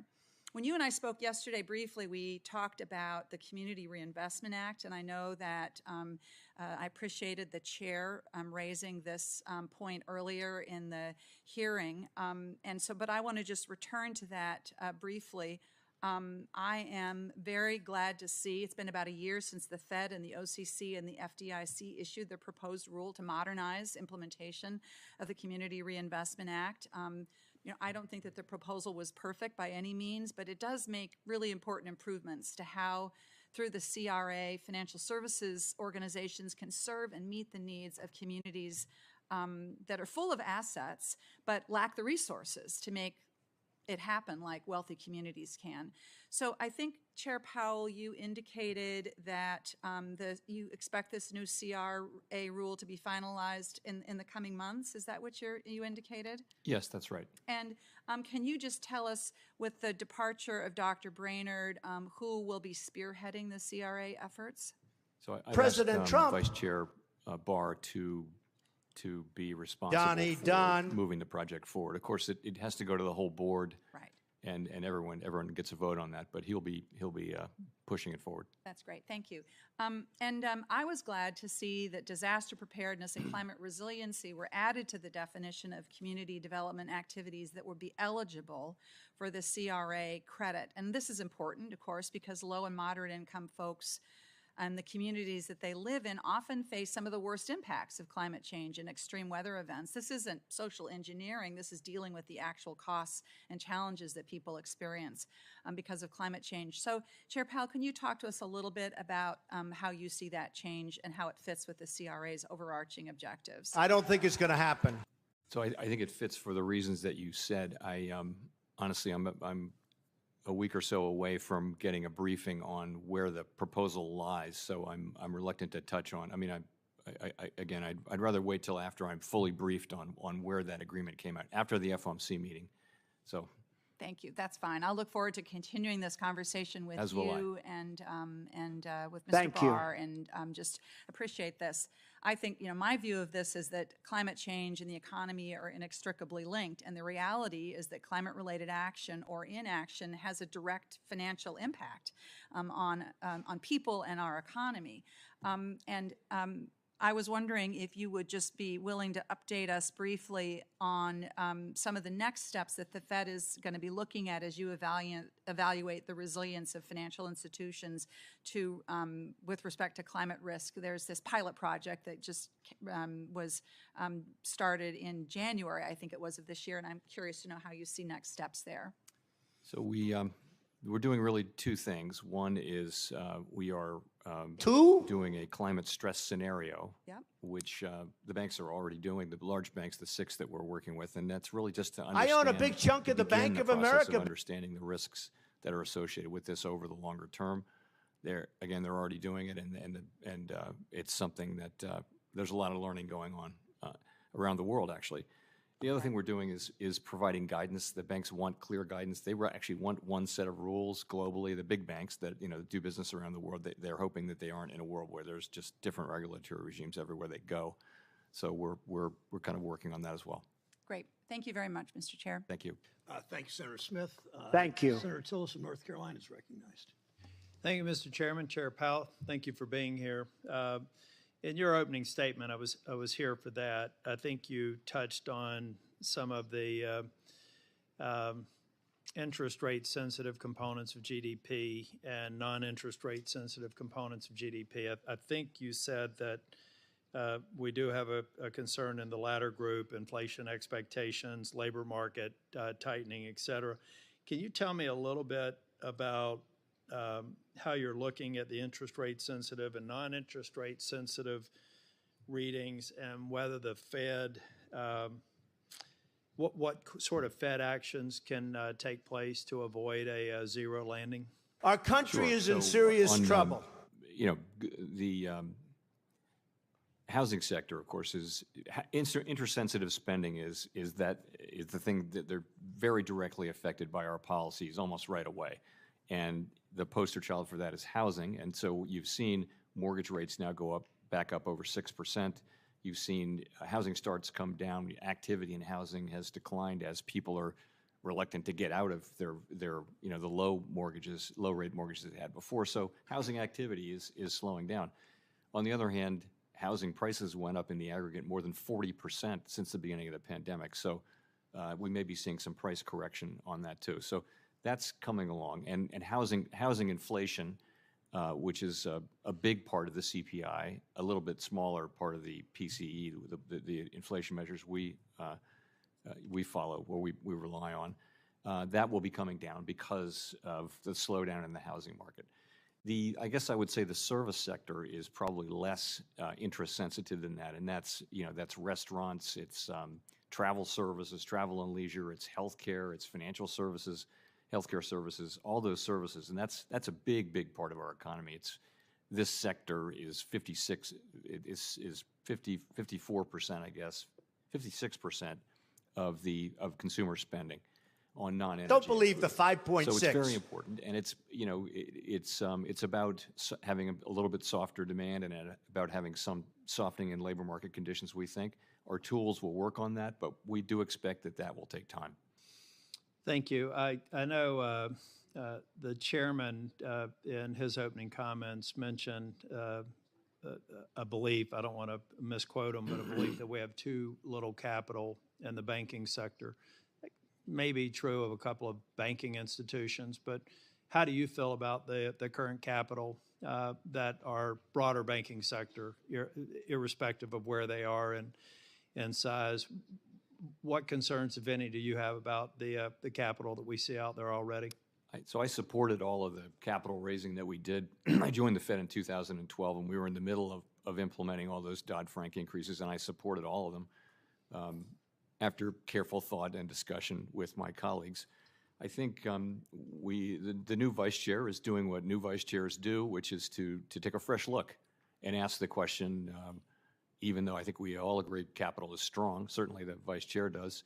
The question is it at the right level? And I think that's what happens with a new vice chair for supervision. We don't have any proposals yet, but at some point we will. Yeah, I'm going to be meeting with the vice chair, and we'll drill down on that topic. But I do know, I was over in Finance Committee, so I wasn't here, but I do know that several members, well, first off, we know that Vice Chair Barr is looking at a holistic review of capital requirements. I think that's a good idea. But I have to ask a question. Do you think, does the Fed consider the bipartisan passed Senate Bill 2155, which is currently the law of the land, superior to any of the Basel requirements or any holistic review process? In other words, it is the law of the land. How does that weigh into how these reviews go? So 2155 was, I think you're talking about tailoring. So Dodd-Frank actually called for tailoring, and what 2155 did is it said change may tailor to shall tailor, and it also changed the thresholds. Yep. But tailoring is an absolutely bedrock aspect of our bank regulatory system, and anything that we do is going to reflect what we think is appropriate tailoring between the different sizes and risks of the financial institutions that we supervise and regulate. What we were trying to accomplish as a part of that, I don't expect you to respond, I know that we're coming to the end of the hearing, is that a holistic review of a financial services institution is going to reveal the fact that many of these financial institutions are very different based on the activities that they're most involved in. And those sort of holistic reviews may actually result in increasing capital requirements for two banks that look like peers, but not for another because of the inherent risk associated with their business focus. Does that make sense? To your earlier point, though, the law, the Dodd-Frank language, and as amended, actually requires that we take those things into consideration. So we certainly will. We will. Thank you. Thanks, Senator. Senator Warnock is recognized from Georgia. Thank you so very much, Mr. Chairman. Before I begin my questions, I know that this committee will soon consider a new nominee to serve on the Federal Reserve Board of Governors. And while it has not historically been the case, it seems to me that the board should reflect the diversity of our nation, that those things are connected. Policy and representation are connected. And I hope that we will see sitting before this committee a nominee that pushes us closer towards our ideals of e pluribus unum, out of many. One, and I support Senator Menendez and others who have called for a diverse nominee, specifically the fact that we've never had a Latino person serve on the Federal Reserve Board. I think it's a huge oversight, and I hope we can move quickly in that direction. That said, my state of Georgia is in a housing crisis. Like much of the country, the Federal Reserve Bank of Atlanta has designated owning a home in Atlanta as unaffordable to the average home buyer. But this is not just a city problem. Harris County, Georgia, with a population of less than 35,000 sitting on the border of Alabama, is also rated as unaffordable. In the midst of this housing crisis, the Federal Reserve continues to raise interest rates. This makes mortgages a lot more expensive for families, especially young families looking to buy a house. According to the National Association of Realtors, the share of first-time home buyers is at an all-time low, while the average age of a purchaser is at an all-time high. Chair Powell, you have said that there has been, quote, an imbalance in the housing market. But if you're a Georgia family, parents in the mid-30s, young children, and all you want is to be able to afford your first home and place and build equity to one day pass that equity on to your kids, how are the Fed's actions helping that family afford a home?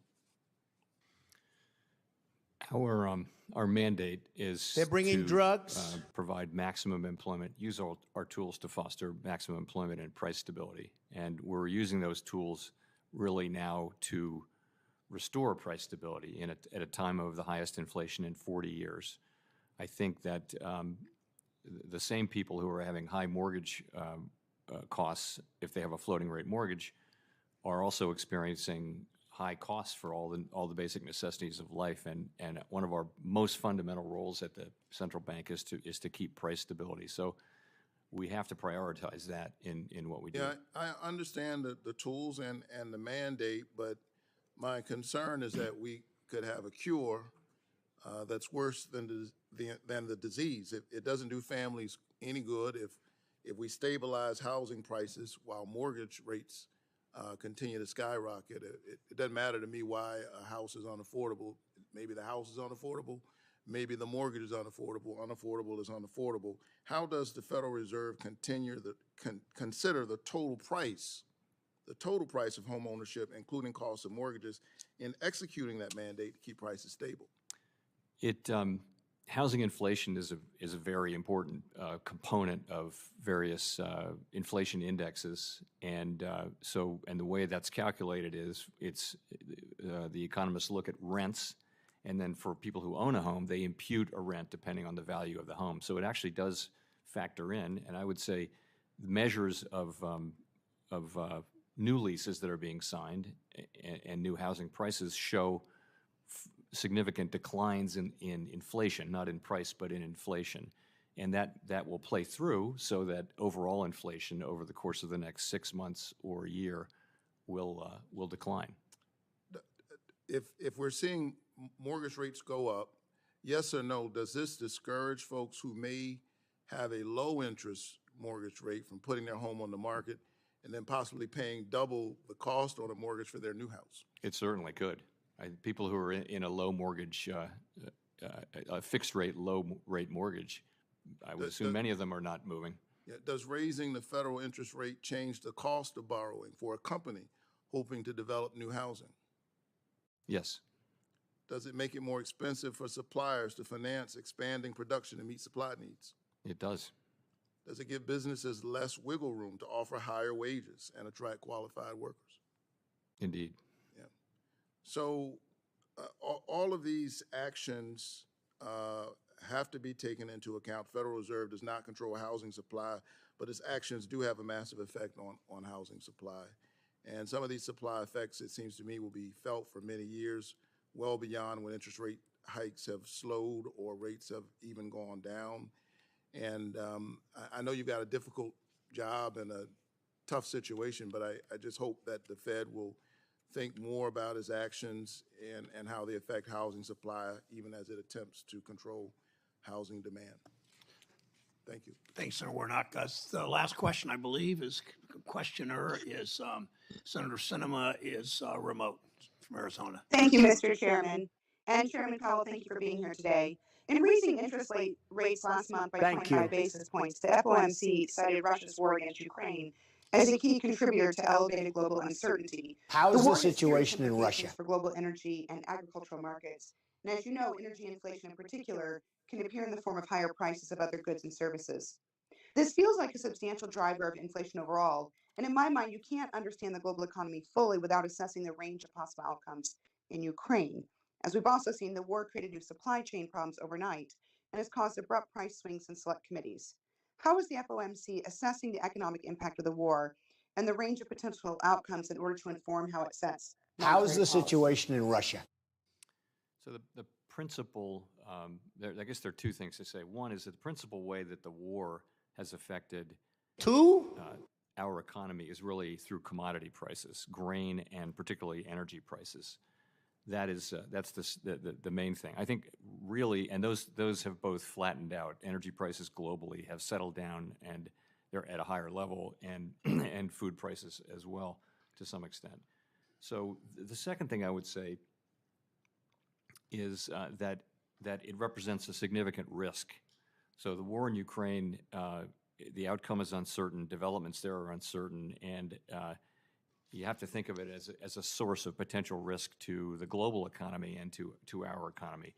We don't, and we look at alternative scenarios and things like that. We don't really do it from a geopolitical standpoint, but we do, of course, model scenarios where commodity prices are higher and things that would look like what could happen from Ukraine.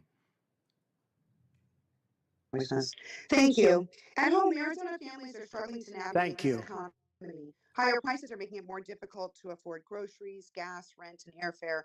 But on the other hand, rising interest rates are crowding out investment and making it more difficult for first-time homebuyers to buy a home. Inflation has also slowed housing development to a halt in Arizona. And as you know, Chairman, housing is a major economic contributor in my state. It's also clear that more spending comes with trade-offs, and it's why tackling inflation has historically been so difficult, and yet it's more important than ever that we get it under control.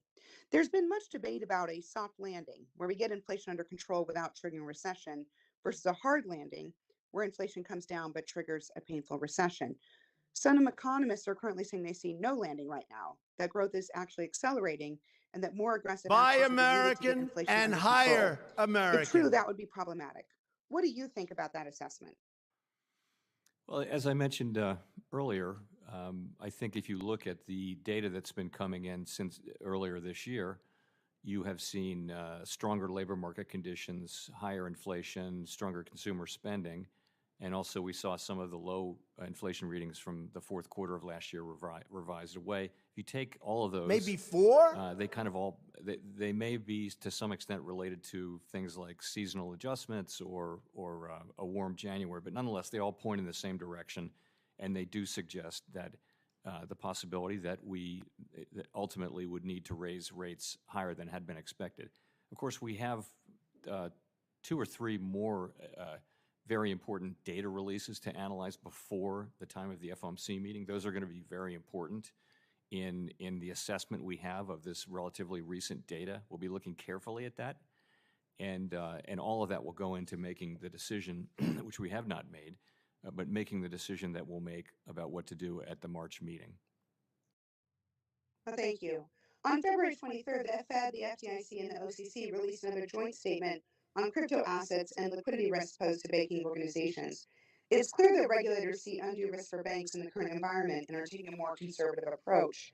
Do you believe these risks are inherent to crypto assets and how they behave, or are some of the risks a product of the current regulatory and policy landscape for crypto assets in the U.S.?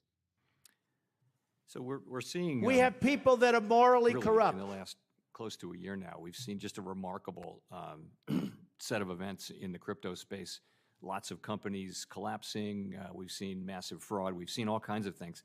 I think we have to be open to the idea that somewhere in there is technology that can be featured in productive innovation that makes people's lives better. However, in the near term, we see in crypto activity lots of things that suggest that regulated financial institutions should be quite cautious, and that's in doing things in the crypto space. And that's what we've issued 3 or 4 releases to the banks, along with the OCC and the FDIC. The Fed has, and they essentially say you really need to be careful here. You need to be careful. It's early days with crypto. There isn't the appropriate regulation. We're learning lots about the risks, and they are many of the same risks that run in other parts of the financial system, but without appropriate regulation. Thank you, Senator Powell. Thank you. Thank you, Senator Sinema. We conclude the hearing. The Fed must make sure that workers and families are at the center of every decision it makes to strengthen our economy. We've heard a lot today about the role that Wall Street plays in our economy too. As you've said, Mr. Chair, we know that higher capital requirements make banks safer and stronger. It allows them to make investments in their workers and their communities and our economy. That's what they should be doing instead of spending billions on buybacks. I look forward, Chair Powell, to working with you to strengthen our economy. For senators who wish to submit questions for the hearing record, these questions are due 1 week from today, Tuesday, March 14th. To Chair Powell, please submit your responses to questions for the record 45 days from the day you receive them. I thank my colleagues for the very, very good attendance today. Only one member. Thank you very much. That's was really not here, nice. one for Thank health you. reasons, the other just because he's doing 12 different things. So I appreciate all that, and thanks for your testimony, your public service, Mr. Chairman. Thank you, Mr. Chairman. Adjourned.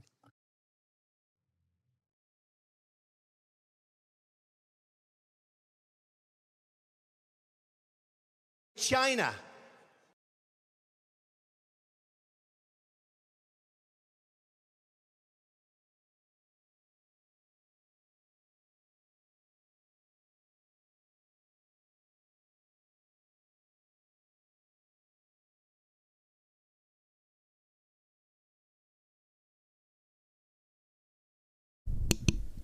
All right. Well, that was pretty uneventful. Yeah, sitting here looking through some code, waiting for the market to move. Didn't really get a lot. That was underwhelming, to say the least. Got a crazy move on the dollar right before it started, which was interesting. The dollar just pushed hard right before it started. Like a few minutes, 2 or 3 minutes early. Just went. But yeah, weird. Just waiting on these positions, basically. Waiting on levels to hit. I'm going to get a whole bunch of good positions today. That's exactly what's going to happen. It's going to be a positioning day. And then tomorrow we're going to be in here on fire. Watch what happens tomorrow morning. Going to be on fire. Hopefully. More news tomorrow. All right, so we got that out of the way. Didn't really hear a whole lot.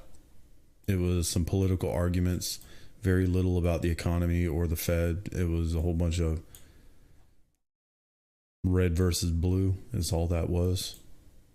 So maybe we'll get a little bit more done tomorrow. What other news events are there? Where I can get something to eat real quick and then get back to it and get ready for the end of the day push. Tend to get more volume come in toward the end of the day, so obviously we'll be watching that. Still got plenty of time. Nothing really data release wise for the rest of the day. Tomorrow though, tomorrow gets interesting. Got ADP job numbers and Powell again. Tomorrow's going to be a good day. Today's a good positioning day. I think we're getting a lot of really good entries today. Whole bunch of stuff. Blowing the weekly ranges out on a Tuesday. That's always a good idea to try to get back in the other way. But some good possibilities. Have to work through it.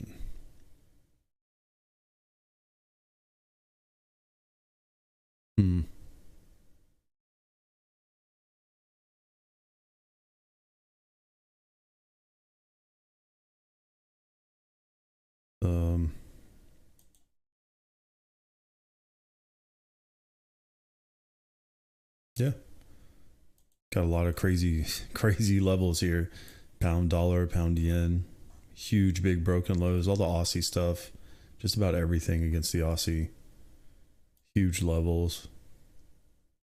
Really good opportunity. I don't know. I'm just going to wait it out tonight. Gold finally came up off the low. Huge drop. Very big move there right before. It was right before he started speaking. Somebody just fat fingered the button. Funny to watch that happen. Somebody just fat fingered the button like just minutes before he started speaking. To get it kicked off. It's not surprising. Yeah, right now, watching equities. I'm going to see how we're going to close on equities. I mean, it's important. What the heck is going to happen here? Watch the S&P. It's at a little more interesting level. Yeah, so let's just wait and see. Still got hours left. Yeah, we'll just close it out toward the end of the day. Tend to get some volume here coming in all of a sudden. We're getting some volume, so we need to watch. Need to watch and pay attention here. Eventually the dollar is going to find the high of the day, and some of these trades that we've been on are gonna full moon. Aussie dollar's looking great, going back into profit. My entry is much lower than this. It's just my average is down there, but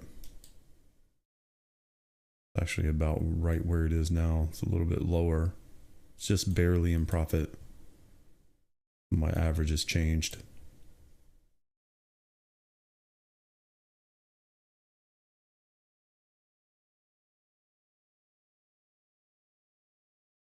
One more or lower.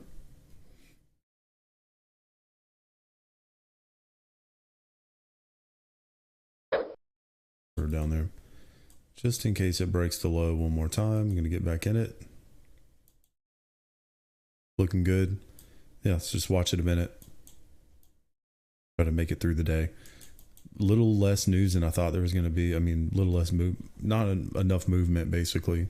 So this candle started early, which was weird. It went like right before. Odd.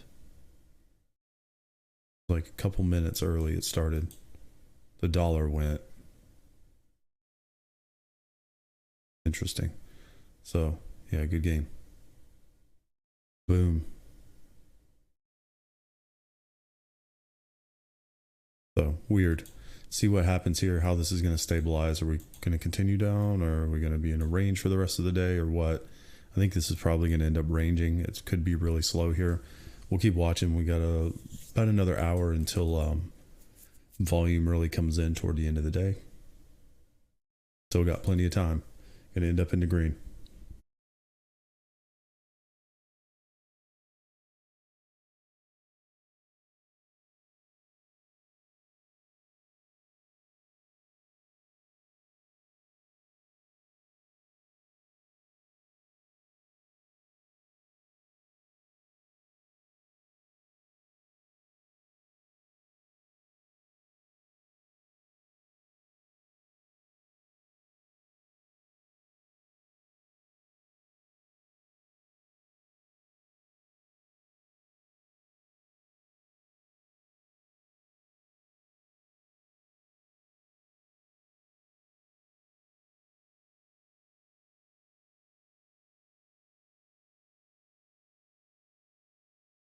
Four states, California, Illinois, New York, Florida, and the District of Columbia, that do not allow any open carry at all. And so that's typically not the group of states we want to be in, particularly when it comes to exercising core rights. I think if you talk to most people, though, and you go to those 37 states, do you see a lot of people open carrying in those? No, you actually don't. No. I think it's just people want to know that, hey, this is a constitutional right.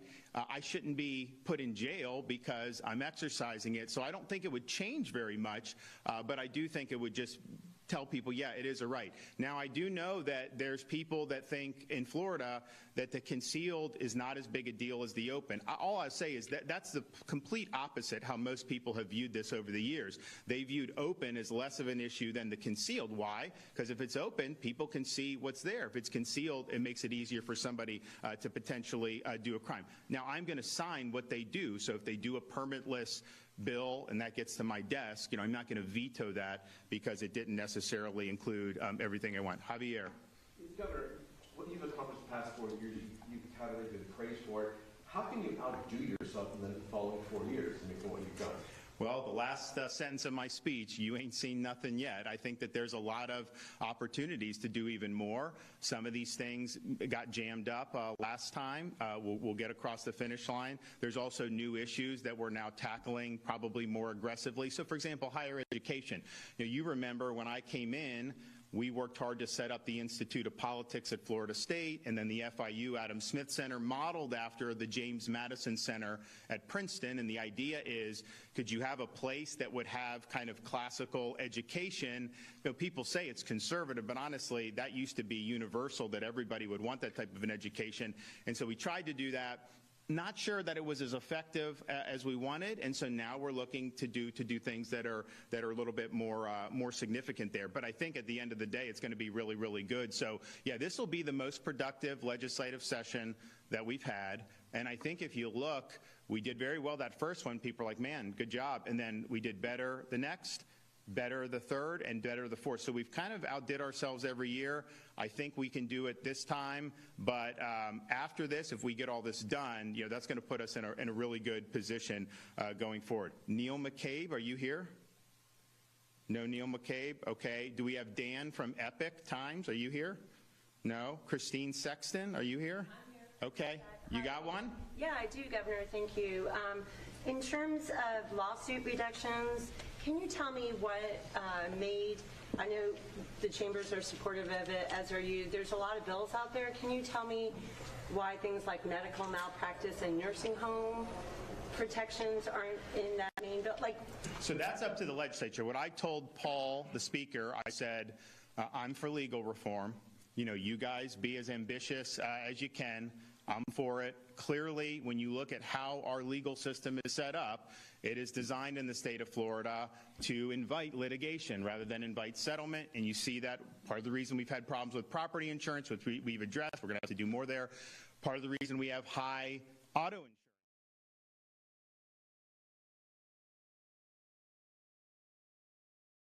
And you're watching live now from Fox, everyone.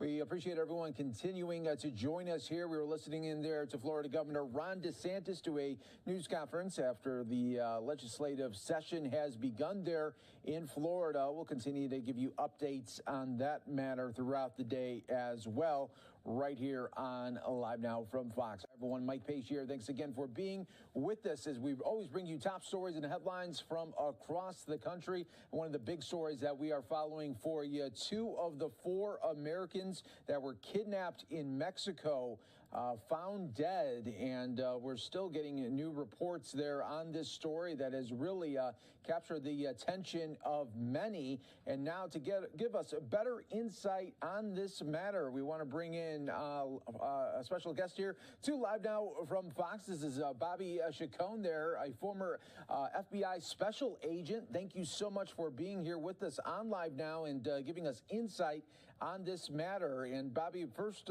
question to you is, what was your thinking when you heard this headline come through this morning?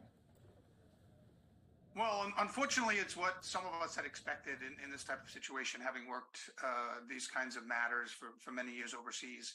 They're very rarely resolved in favor of the victim. It seemed like from the beginning this was a violent confrontation, whether it was staged or they happened to be in the wrong place at the wrong time, as it seems now. It seemed like it was not going to have a very good resolution.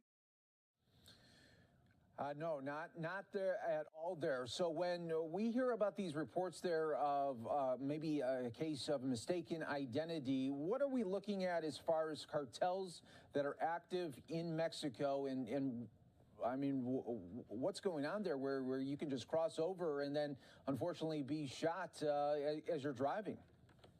Well, Matamoros is a border town, right? And so it's right across from Brownsville. So literally, it's the same neighborhood almost. There's obviously a country border between the two cities, but it's a very, very close to Brownsville, Texas, and people often travel across the border for shopping or for whatever. Now, Matamoros was the home or is the home base for what's known as the Gulf Cartel, Gulf of Mexico, because it's right there on the Gulf.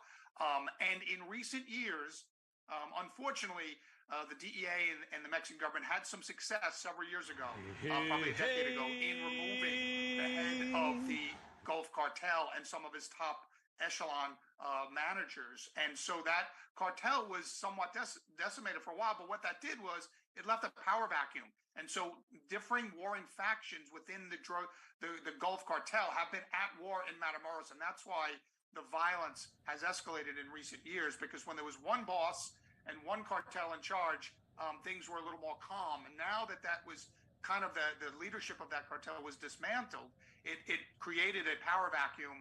And I think that there is still a violent struggle within the Gulf Cartel to take over who's going to lead that cartel. And what warnings should Americans heed before going to Mexico when they see stories like this? Well, I think that the best thing to do is go on the State Department website. They update it very, very often. They updated it within the day of this happening. And look, because the entire country of Mexico is not bad and violent and dangerous. So you need to know where to go in a particular country, just like any country, just like the U.S. There are places you might not want a vacation, and there are places you want a vacation. And so I would tell Americans that we're thinking to traveling to Mexico, go on the State Department website and state.gov, I think it is, and do some research on the different areas, because not every area is like Matamoros. This happens to be one of the more violent cities, and because it's where it's situated and because of the cartel struggling to find leadership, that's why it's dangerous. But there are other places in Mexico, certainly, that are fine to go and vacation at. And as you said, because we have this situation where this vacuum of leadership and the different factions are trying to get an upper edge there, going forward here, are we going to see more of this in these towns where this violence can erupt at any moment, even in broad daylight? Oh, absolutely. I think the cartels pretty much control of city like Matamoros. And so I think that we have seen it escalating over the last couple of years. And unfortunately, these 4 Americans were down there for a medical procedure that was probably a lot cheaper to have in Mexico.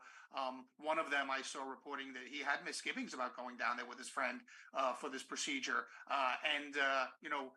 They looks like they were caught. Everybody's calling it a kidnapping, but this is not a traditional kidnapping where someone's taken on purpose for ransom. It seems like these people were caught in a crossfire. They were in the wrong place at the wrong time, and tragedy ensued. Now, what I'm seeing reported is that there are 2 survivors and 2 deceased Americans, and so we'll have to sort all that out. But it seems like they were just in the wrong place at the wrong time. And I can tell you, Matamoros is probably the wrong place to be right now. Yeah, absolutely. And with those 2 Americans that did survive, what would the FBI do for questioning as far as trying to get intel and maybe some just storylines from them? What goes on after they come out of the hospital that the FBI will be asking these 2 Americans?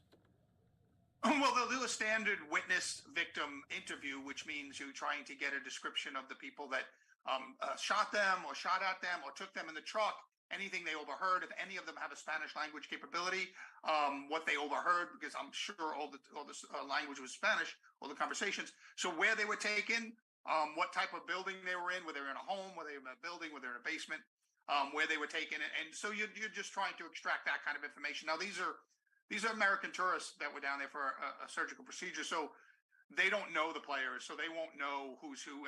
So these are victims that will probably produce very little intelligence as far as their interviews go. Maybe a location where they were taken, how far they drove, they think, and things like that. But generally, they'll want to get them home back to the United States as quickly as possible and the safe confines of their family and friends. I don't think there's going to be a lot of real intelligence coming out of these victim interviews. And lastly, from the reporting, it's saying that this was a case there of possible mistaken identity. What do you think the cartel saw in this vehicle that may have thought that it should have been someone else? What could have led up to this from your thinking? Yeah, I don't know if it was mistaken identity or they were simply caught in the crossfire. They might have been, these warring factions of the Gulf Cartel have been at war with each other internally for many years. And so this car in traffic could have been deemed a threat or could have taken a maneuver in traffic that the shooters deemed as being with the other people that they were shooting at whatever maneuver they might have made. And it may have been an innocent maneuver to get out of the way, but it was interpreted wrong, and they fired upon that car. And they, obviously now we know, killed 2 Americans. And so I don't know if it was mistaken identity. They thought, because it would really be hard for me to believe that they would think that these 4 Americans were part of their own cartel and were a rival faction. Those people are pretty identifiable, and the vehicles they drive are pretty identifiable. And so I think that this group of Americans was caught in the crossfire. They may have made a maneuver. The driver may have done something innocently that they interpreted as an aggressive maneuver, and so they fired upon them. That's all probably, hopefully will come out in the investigation. And maybe, Bobby, while I still have you here, maybe describe when Americans are killed anywhere around the world, how that kind of amps up the pressure on the country there where it happened compared to others that die around the world. If you could maybe explain that to our viewers. Well, sure. Look, the FBI has an office in Mexico City. We liaison with the Mexican National Police and other law enforcement in Mexico all the time. That's their job. We have an office in Mexico City, and we have offices out throughout Mexico and other places. And our job is to maintain relationships with these countries, and that's the ambassador's job, right? The whole State Department exists for that reason, and the embassy has really good relations with the host nations. And when citizens, of our country get killed in their country, they feel a certain responsibility to help. In certain instances, we have jurisdiction through treaties to go in there and investigate and stuff. So it strains relationships, and it shows you how good all of the preparation you put into maintaining those relationships has been, because now the rubber has to meet the road, and those relationships have to come through and provide you with the access to crime scenes, or the access to witnesses, or the access to intelligence files that you have. And so those relationships that you build up over years, really, they come to light, whether they're good or not, in these types of situations. So you really can judge how well the host nation has been, developing that relationship with you when something like this happens. And now you say, can you turn over the files for these people and see what their response is? Yeah, absolutely. Bobby Chacon, thank you so much for joining us here on Live Now from Fox and giving us some insight. And thank you so much for your service as well. Thank you. Thanks for having me. No problem. And of course, we always got you covered right here, everyone, on Live Now from Fox. We are going to take another quick 2-minute break. Stay right here with us. More to come on Live Now from Fox.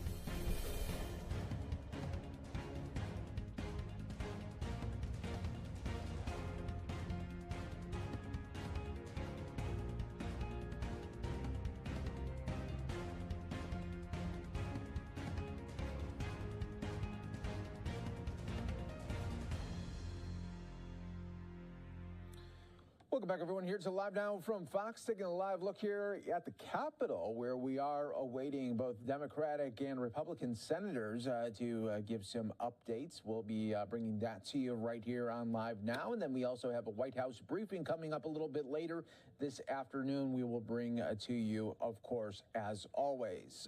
In the meantime, we're going to go out to a live event right here on the other side of the pond, going out to the UK as the Prime Minister making remarks right now on new legislation aimed at stopping illegal migrants from staying in the UK. The number of people entering the UK illegally in small boats has more than quadrupled in just the last 2 years. Those illegally crossing the Channel are not directly fleeing a war-torn country or persecution or an imminent threat to life. They have travelled through safe European countries. They are paying people smugglers huge sums to make this dangerous and sometimes tragic journey. Now, the reason that criminal gangs continue to bring small boats over here is because they know that our system can be exploited. That once here, illegal migrants can make a multitude of asylum, modern slavery, and spurious human rights claims to frustrate their removal. And the risk remains that those individuals just disappear into the black economy. Now that is the reality we must deal with. And with 100 million people displaced around the world, if we do not deal with it now, the situation will just get worse and worse. People must know that if they come here illegally, it will result in their detention and swift removal. Once this happens, and they know it will happen, they will not come and the boats will stop. That is why today we are introducing legislation to make clear that if you come here illegally, you can't claim asylum, you can't benefit from our modern slavery protections, you can't make spurious human rights claims, and you can't stay. We will detain those who come here illegally and then remove them in weeks, either to their own country if it is safe to do so, or to a safe third country like Rwanda. And once you are removed, you will be banned, as you are in America and Australia, from ever re-entering our country. This is how we will break the business model of the people smugglers. And this is how we will take back control of our borders. Now, this bill provides the legal framework needed to deliver this in a way that no other legislation has done before. This is tough, but it is necessary and it is fair. And this legislation will be retrospective. If you come on a small boat today, the measures in this bill will apply to you. And this is just part of what we are doing. I've always been clear that this is a complex problem that can't be solved overnight and will require us to use every tool at our disposal. That is why I've already secured the largest ever small boats deal with France, and patrols on French beaches are already up 40%. I also promised progress on enforcement, and we've increased raids on illegal working by 50%.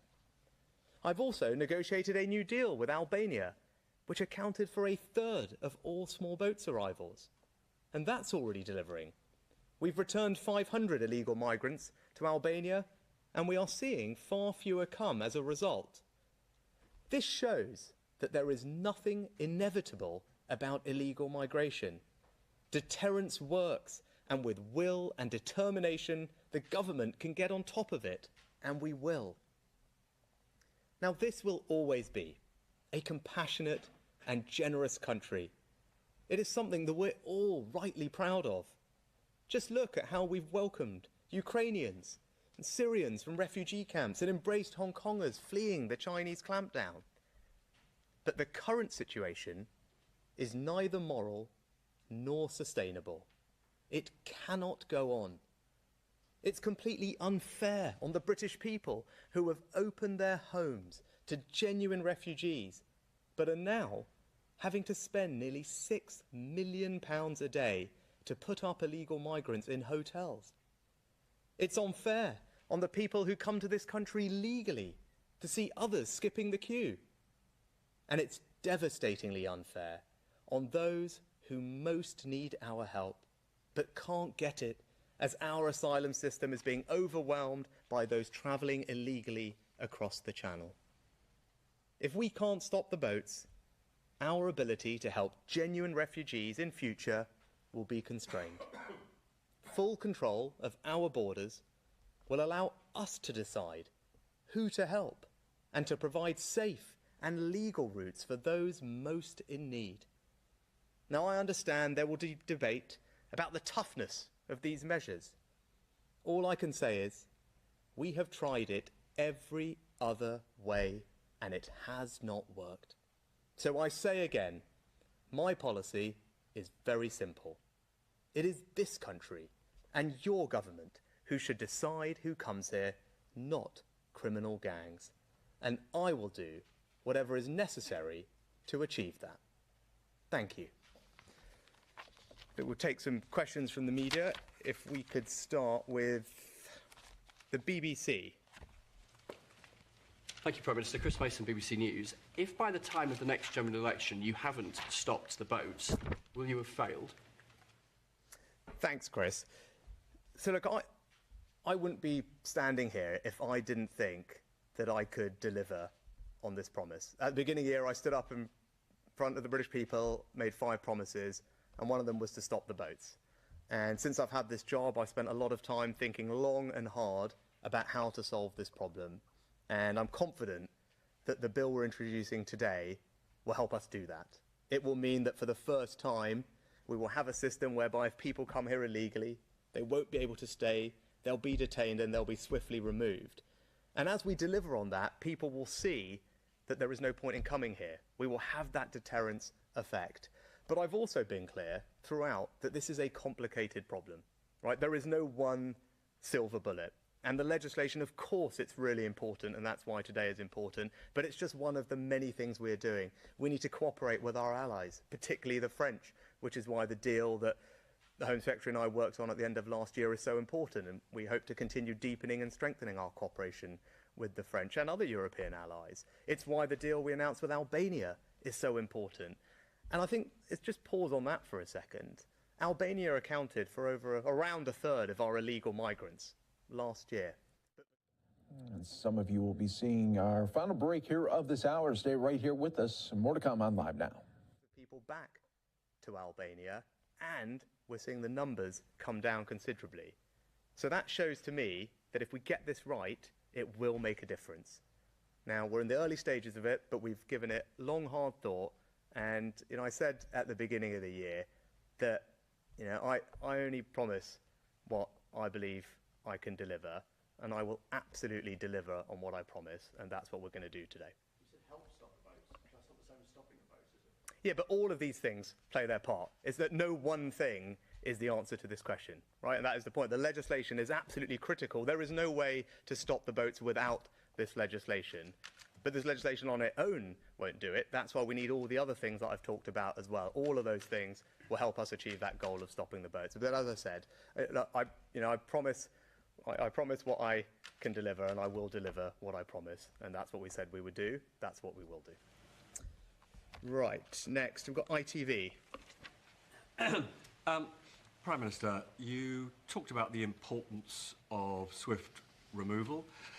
More than 2/3 of asylum seekers don't come from Albania. How is it compatible with the British traditions of humanity and compassion that you are criminalising, incarcerating, potentially forcing statelessness, homelessness, destitution on asylum seekers, many of whom are, as you accept, vulnerable and traumatised, before you have in place agreements with third countries to which you could move in a swift way, your words, those asylum seekers? This is a country that has always been open, welcoming, compassionate and generous to those in need.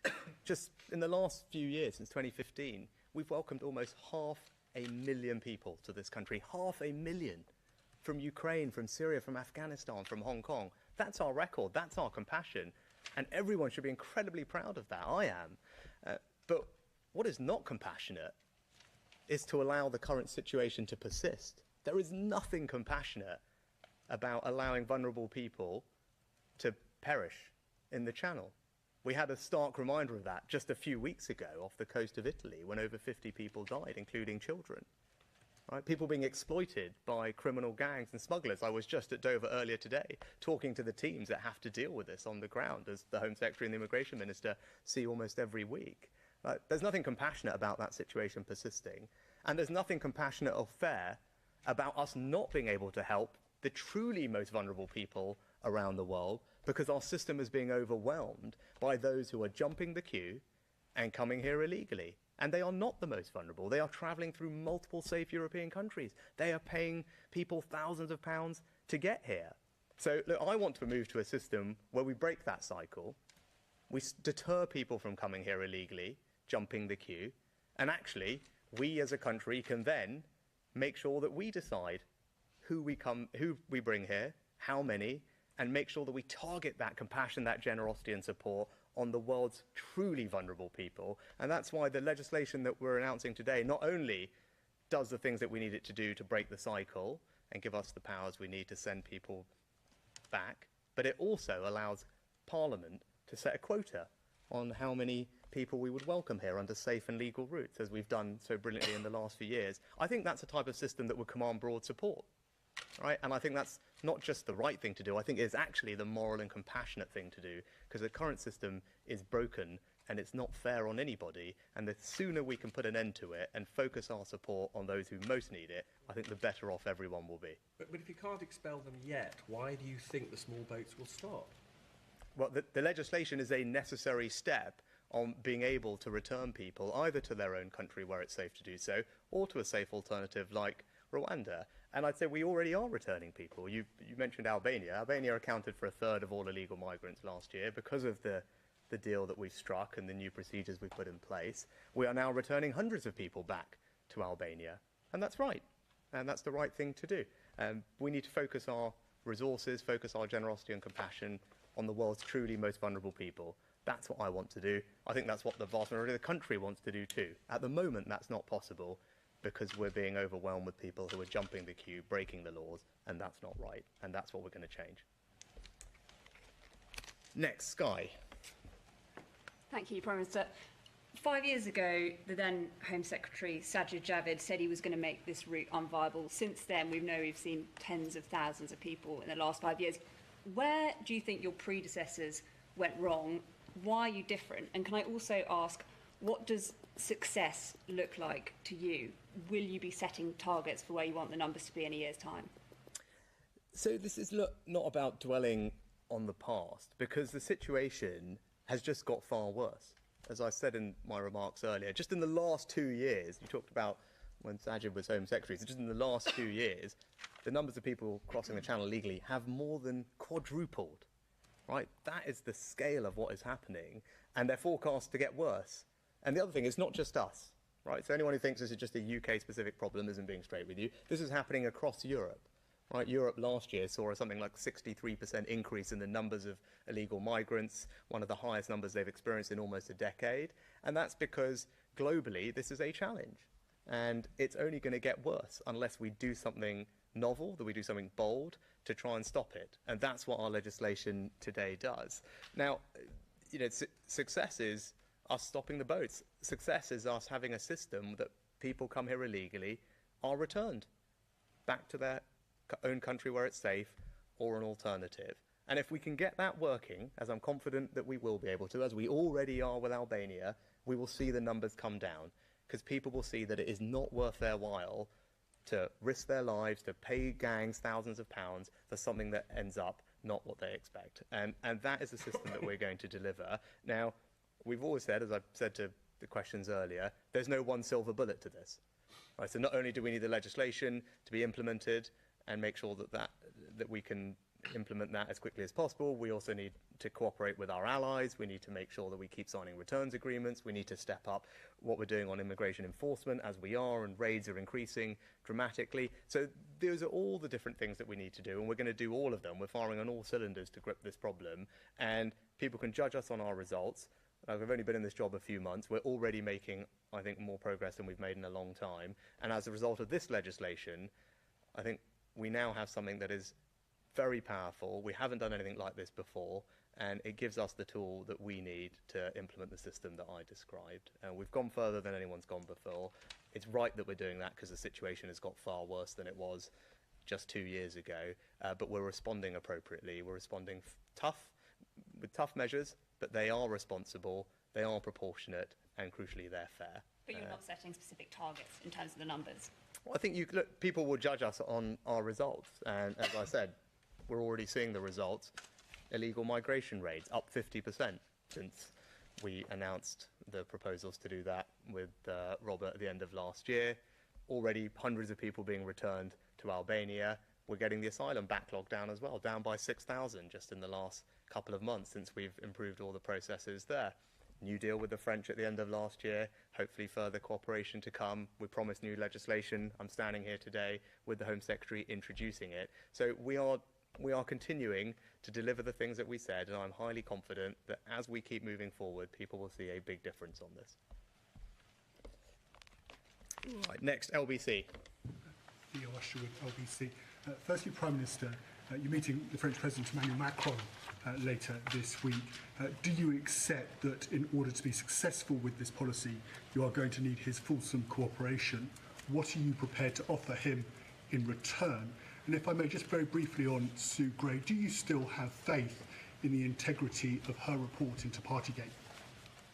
Look, on Sue Gray, as you know, the Cabinet Office is reviewing the circumstances of her departure. I'm not going to preempt their findings, so I'm not going to comment further on that situation. With regard to the French, as you heard me say before, there's no one silver bullet to solving this problem. It is a complex problem, and we need to use all the levers, all the tools at our disposal.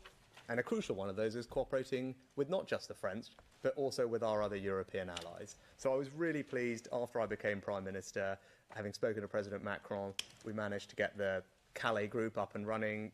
Suella, the Home Secretary, attended that. That's fantastic, because that's not just France, that's other Northern European countries coming together to discuss this issue, the shared challenge that we all face, and how we can work together to solve it.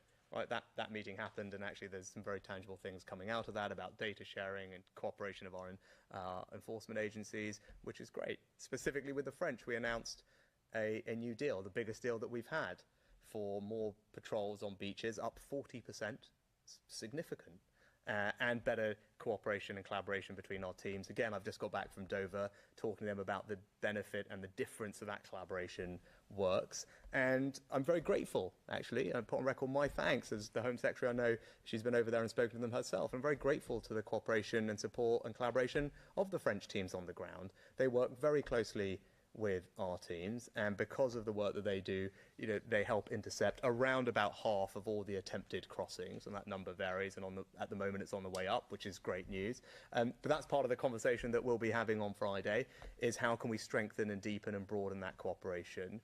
But this is ultimately a shared challenge, and actually you're seeing across Europe, France is looking at new laws to tighten up their asylum regime. Germany has appointed a special commissioner on asylum. Italy is looking at new laws to talk about how they regulate search and rescue operations in the Mediterranean, because many countries are facing the same challenge. And actually, if we work together, it's going to be easier for us to deal with it, particularly on upstream cooperation of our law enforcement agencies, because the best thing we can do is try and disrupt the gangs right at the beginning at source before people end up arriving here, and that's the kind of work that we can do more of, and hopefully we'll be having that conversation on Friday as well. But I'm very grateful to the teams in France for the You're watching live now from Fox, everyone. That was the UK Prime Minister there speaking about his hopes there to stop illegal migrants from staying in the country there. And you can see there, right there, stop the boats there on the podium. You're watching live now from Fox. We appreciate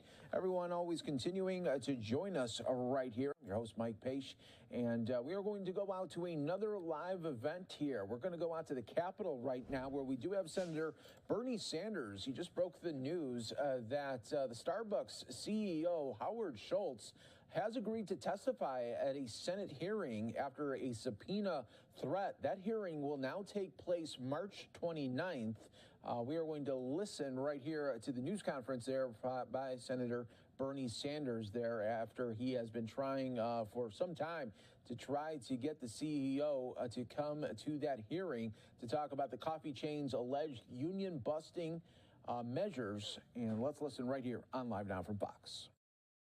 Efforts completed, not one contract signed. The Help Committee intends to make clear that in the United States, we must not have a two-tier justice system in which billionaires and large corporations can break the law with impunity. They're powerful. They have all kinds of lawyers. Why do they have to break the law while working class people are held accountable for their actions?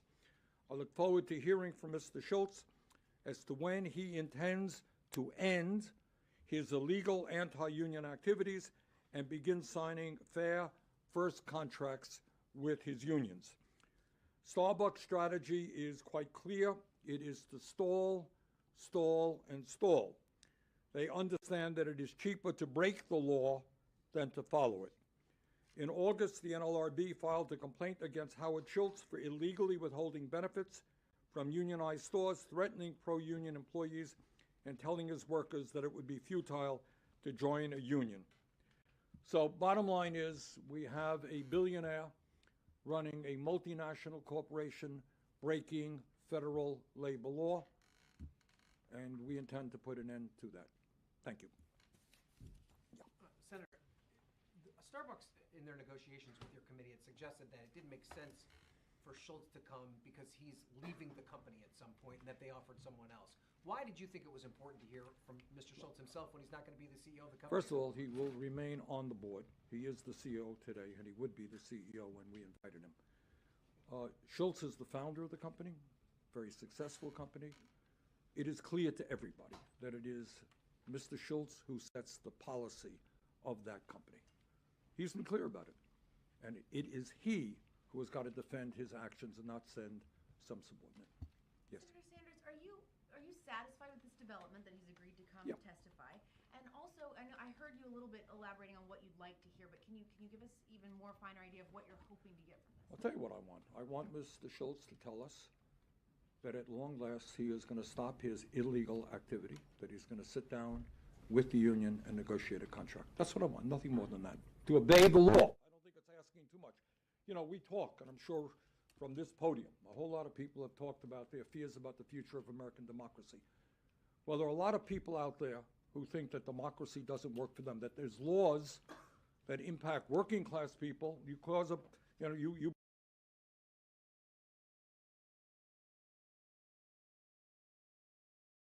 and you're a billionaire and you're surrounded by lawyers and consultants, you can break the law.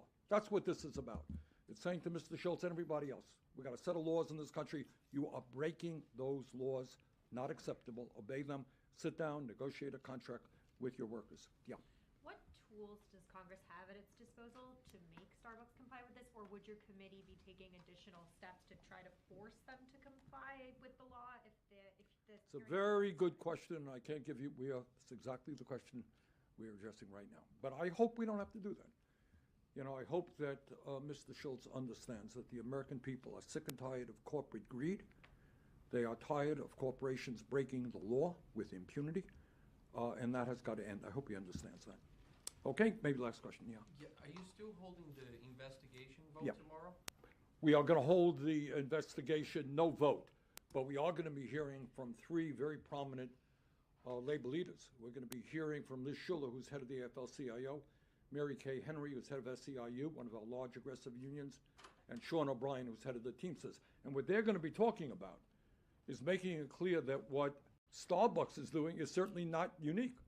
This is what's going on all across the board, from Amazon, Apple, all kinds of companies are attempting, who are acting illegally, trying to prevent workers from organizing unions. So that would be. So you're not launching a formal investigation into the major corporations? labor Not at law this point, violations? not at this point. Tomorrow we'll be having that hearing. Okay, thank you very much. Thank you, Senator. Senator Sanders addressing there the news that the Starbucks CEO agreeing to testify at a Senate hearing. That's on March 29th.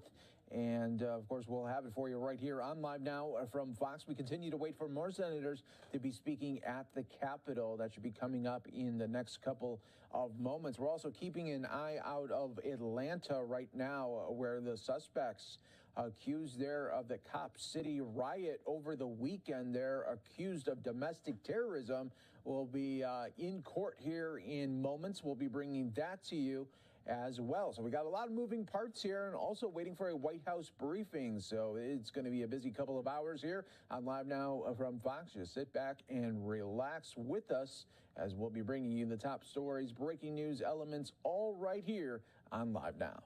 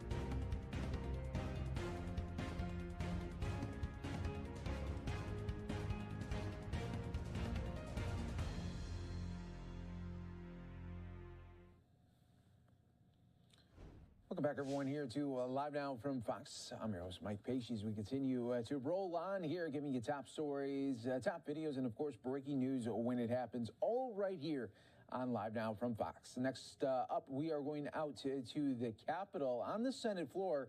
Just moments ago, Senator Chuck Schumer talking on the floor and calling out Fox News' Tucker Carlson for his show last night, in which we've seen unseen video, never before seen video of the January 6th riot. We are going to listen to some of those remarks right here on Live Now from Fox.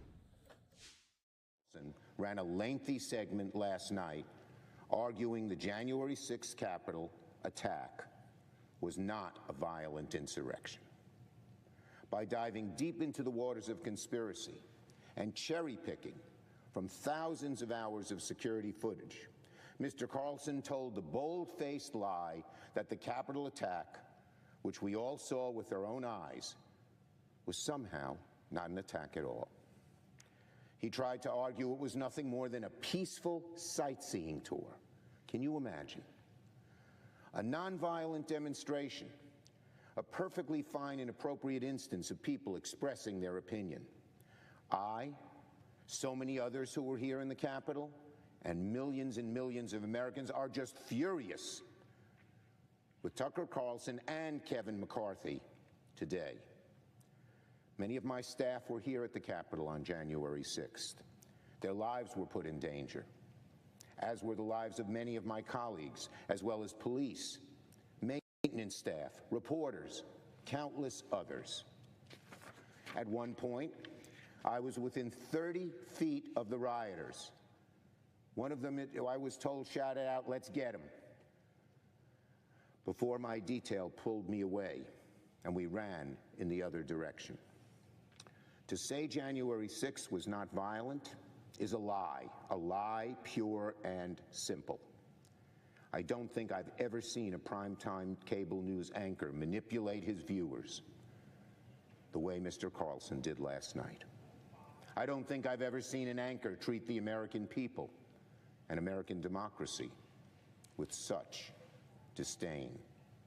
And he's going to come back tonight with another segment. Fox News should tell him not to. Fox News, Rupert Murdoch, tell Carlson not to run a second segment of lies. You know it's a lie. You've admitted it's a lie. And Speaker McCarthy is every bit as culpable as Mr. Carlson. Speaker McCarthy's decision to share security footage with Fox looked like a mistake from the very beginning. But after last night, it looks like a disaster. Speaker McCarthy has played a treacherous game by catering to the hard right. He's enabled the big lie and has further eroded away at our precious democracy. When people don't believe elections are on the level, that's the beginning of the end of this bold experiment in democracy that has gone on for more than 200 years. It's all the more shameful because Speaker McCarthy knows precisely what kind of customer Mr. Carlson is. He's not surprised by this outcome. What a low point for Speaker McCarthy. What a low point for Fox News. As reporting on the Dominion lawsuit shows, Mr. Carlson had no problem admitting behind the scenes that the big lie is pure garbage.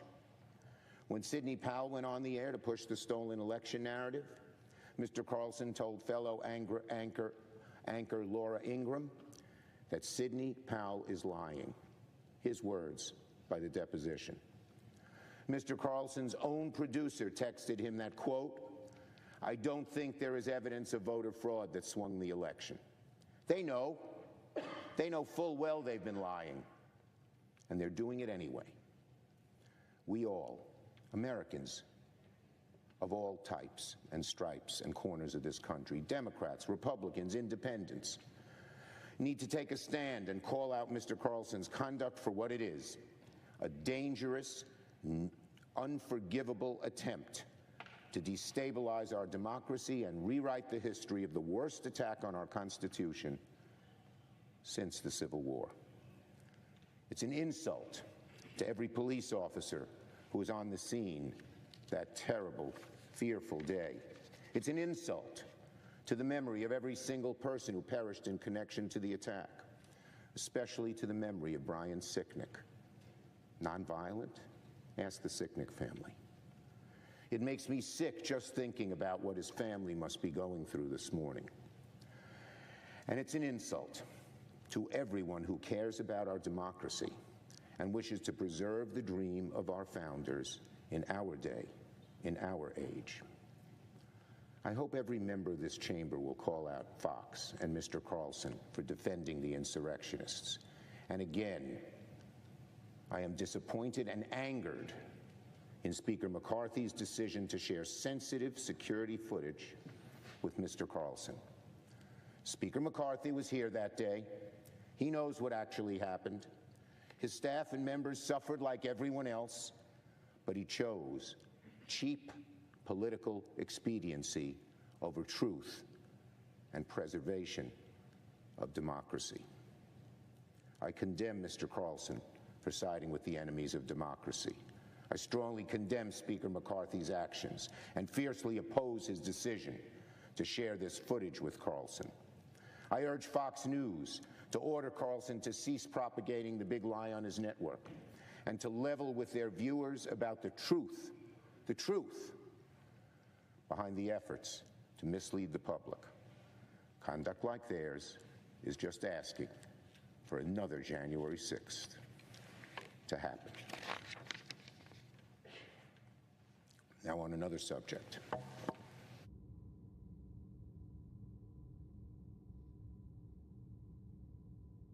As East Palestine continues grappling with the aftermath of last month's derailment, and after a second derailment in Ohio last weekend, Norfolk Southern announced yesterday a new 6-point plan they claim will, quote, immediately enhance the safety of its operations, unquote.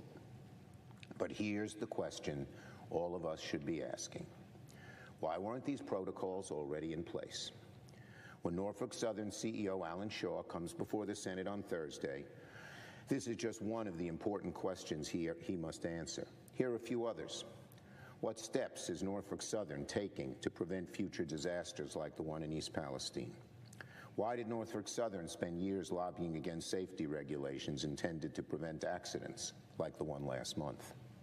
How will Norfolk Southern ensure communities along train routes with hazardous materials get the resources they need to respond to articles, the resources and the information they need? And why did Norfolk Southern launch a $10 billion stock buyback program last year when that money could have gone to upgrading safety equipment, hiring more workers, or paying their workers better wages? We need answers to these questions. We need an honest, candid discussion about how we can prevent accidents like this in the future. Part of that discussion must acknowledge a plain truth. Republicans have spent years listening to the rail lobby and opposing safety rules in the name of boosting rail company profits.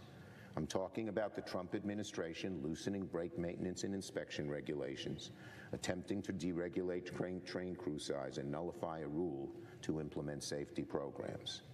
And I'm talking about Republicans in this chamber pushing for, quote, the self-regulation of railroads and leaving safety up to the whims of the free market, to allow the transportation of more hazardous materials without proper oversight, to encourage the automation of track inspection at the expense of safety. All of these create dangers. We don't know yet all the details of what exactly happened in East Palestine, but we know these deregulatory actions make things less safe. I hope that we can work together, Democrats and Republicans, to put a much-needed, long-overdue check on big rail and make sure another East Palestine never happens. And I commend the bipartisan legislation led by the senators from Ohio, Senator Brown, a Democrat, Senator Vance, a Republican, to move things forward. Budget. For the last 2 months, Democrats have highlighted the contrast between our vision and the Republican vision for our country. Republicans, meanwhile, have spent all this time trying to prove us right. In a few days, President Biden will release his budget for the 2024 fiscal year. Americans can expect the president to present a bold, optimistic, and responsible path for the nation. The president's plan is going to show how we can lower the deficit in a responsible manner. His plan will strengthen Social Security and keep Medicare solvent for another 2 decades. And the president's plan will preserve his promise not to raise taxes on anyone making less than $400,000 a year. This isn't just talk, because Democrats have already shown we can do these things. We've already lowered the deficit by hundreds of billions of dollars. We've already lowered the cost of prescription drugs like insulin, and we hope to build on that promise in the near future. And the president explained this morning in an op-ed in the New York Times that he plans to build on the progress we made last year in the Inflation Reduction Act by making Medicare solvent through the year 2050. Isn't that great news for the American people, even younger people who will need it before 2050? He'll expand the list of drugs Medicare can negotiate. He'll take profits that used to go to big pharma and put it towards deficit reduction. Many Americans think it would be just a great idea to take the money that normally goes to big pharma and put it towards deficit reduction and towards keeping Medicare solvent longer. This common sense step will help millions of ordinary Americans. Now, Republicans, to their credit, are being very helpful about erasing any doubt about which party is fighting for the working people and the middle class. While Democrats are for keeping taxes low for most Americans, Republicans tried to push a national sales tax that would have sent taxes surging by 30% for millions. While Democrats want to make the wealthy pay their fair share, House Republicans passed their first bill, a proposal to carve out the IRS and make it easier for wealthy tax cheats to avoid detection. And while Democrats will protect Social Security, Republicans, like the senior senator from Wisconsin, decided to go on the radio the day after the State of the Union and call Social Security a Ponzi scheme. Can you imagine? If my Republican colleagues have a problem with what I'm saying, there's an easy solution. Speaker McCarthy needs to stop dodging and show us the Republican plan. It's now March 7th. 2 months have passed already in this year. The ceiling X date is approaching. Republicans have said they'll release a plan. They say they want spending cuts in return for just paying our debts, which we've already incurred. Where's their plan? What's the holdup? The president will release his budget very soon, and the onus is on Speaker McCarthy to respond with a serious plan of his own. That's a budget plan. It doesn't deal with deficit reduction because we think that should occur without hostage-taking, without any brinksmanship, as it's been done 3 times in the past few years. So, Speaker McCarthy, respond with a plan, one that can unite the fractured and chaotic factions of the Republican Congress. And I'll have more to say on this later, but I'm just very proud that the Senate will vote to confirm a highly qualified judicial nominee, whom I recommended, Arun Subramanian. If confirmed, he will be the first South Asian judge in the Southern District of New York, which has one of the largest, if not the largest, South Asian population in the country. He's a great judge. I'm looking forward to him serving well on the bench, and I'll have more to say about him before his vote this afternoon. I yield the floor and note the app. Watching live now from Fox, everyone. That was Senator Chuck Schumer there on the floor making those remarks there, and we are still awaiting other senators to be speaking a little bit later at the Capitol, both from the Democratic side and Republican side, and of course the White House briefing coming up pretty soon. We'll have that for you as well. Let's take a quick 2-minute break right here on Live Now.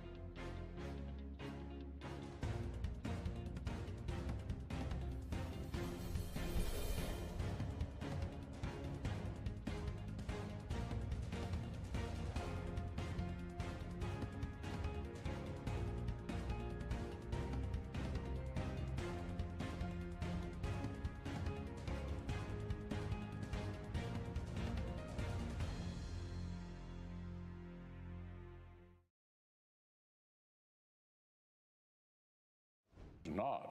Welcome back, everyone, here to Live Now. We take you on to the other side of the aisle here. We have Senator Mitch McConnell making floor remarks ahead of a White House briefing and other updates from across the country. The murder rate in Washington is 34% higher today than it was at this time last year. Auto thefts are up 110% right here in the nation's capital. Longtime D.C. residents are locking their car doors at every red light. Tourists visiting their own capital are worried about walking the streets. Just yesterday, the chief of Metropolitan Police lamented that the average homicide suspect that his department encounters has already been arrested, listen to this, 11 times before. 11 times. Here's what the police chief said. What we've got to do, if we really want to see homicides go down, is keep bad guys with guns in jail. Because when they're in jail, they can't be in communities shooting people. That's the police chief here in the nation's capital. But the radical politicians who run the city tried to do exactly the opposite. The liberal city council cooked up a soft-on-crime overhaul of the criminal code that would have made it even easier for repeat offenders to get back out on the streets. It would have brought the mandatory minimum sentences for crimes like robbery and carjacking down even lower than they already are. And it would have gummed up an already backlogged and dysfunctional criminal justice system by massively expanding jury trials, listen to this, for misdemeanors. It's like these local Democrats have never met a single criminal they actually want locked up behind bars. It is truly remarkable. This is exactly why our laws give Congress the final say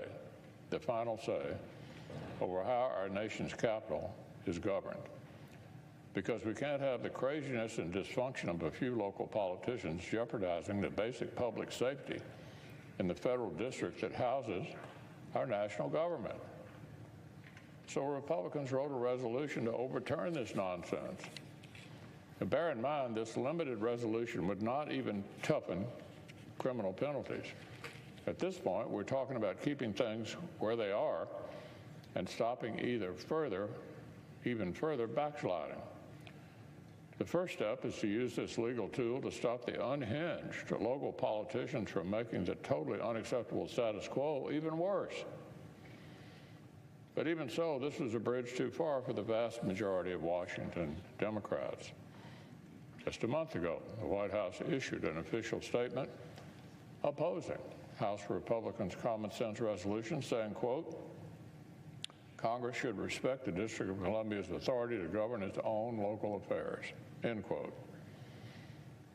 And listen to this, 82% of House Democrats fell in line behind the Biden administration and voted no. But then something amazing happened. I think somebody at the White House may have shown the president his latest poll numbers on this issue. Fewer than 1 in 3 Americans approve of the way he's handling crime, because Washington Democrats started panicking and reversed themselves on a dime. The president came here last week, pulled a 180, and told our Democratic colleagues he won't veto the resolution after all. Now there appears to be a different kind of jailbreak brewing right here in the Senate. And a number of Democrats may jump ship at the 11th hour trying to act like they've been tough on crime all along. But our colleagues will not be getting off the hook that easily. It's not an act of heroic political courage for Democrats to help Congress do our basic minimum job and stop the D.C. Council from making an unacceptable status quo even worse. And none of our colleagues get to erase their entire records with this one vote. Remember, just last summer, every single Senate Democrat went on record against a proposal to redirect a portion of their massive taxing and spending spree to fight surging crime. So let the record reflect what actually gets Washington Democrats' attention and what does not. It did not get their attention when rates of violent crime in America's major cities were accelerating this time last year. It did not get their attention that compared to pre-pandemic levels, homicides nationwide are up 34%.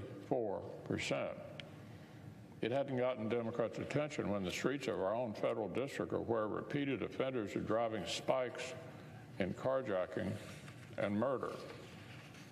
But now that even the mainstream media are beginning to hold them to account for their negligence, now Washington Democrats are finally trying to change their tune.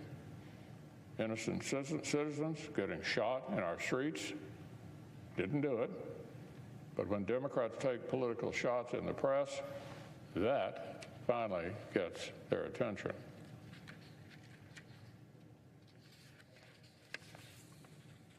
So look, Mr. President, we'll welcome any of our Democratic colleagues who can recognize basic sanity and want to be on the winning side for our Republican resolution later this week.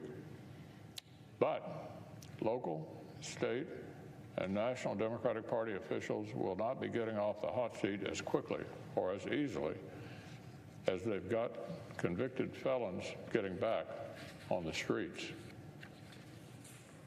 Washington, D.C. is only 0.2% of our nation's population.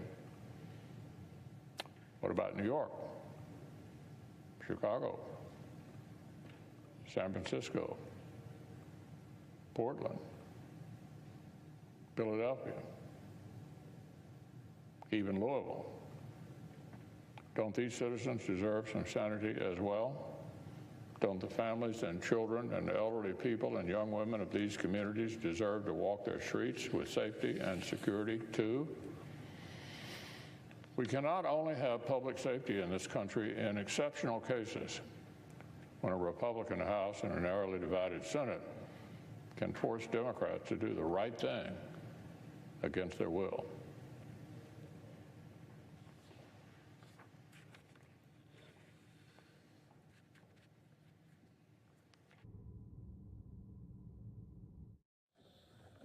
We're watching live now from Fox, everyone. We are going to take another quick 2-minute break. Stay right here with us. More to come on Live Now.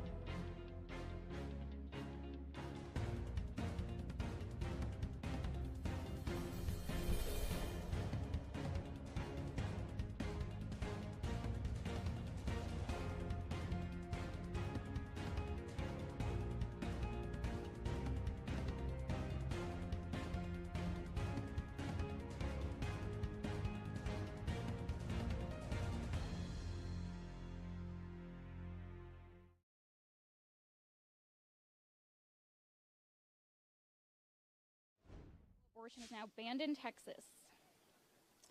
The women behind me have suffered unimaginably because of these bans. And today we are filing a lawsuit on their behalf against the state of Texas. Our president and CEO is going to tell you more about this lawsuit, and then you'll hear from each of the plaintiffs about what they went through and why they have decided to join this lawsuit. At the end, we will have time for questions as well.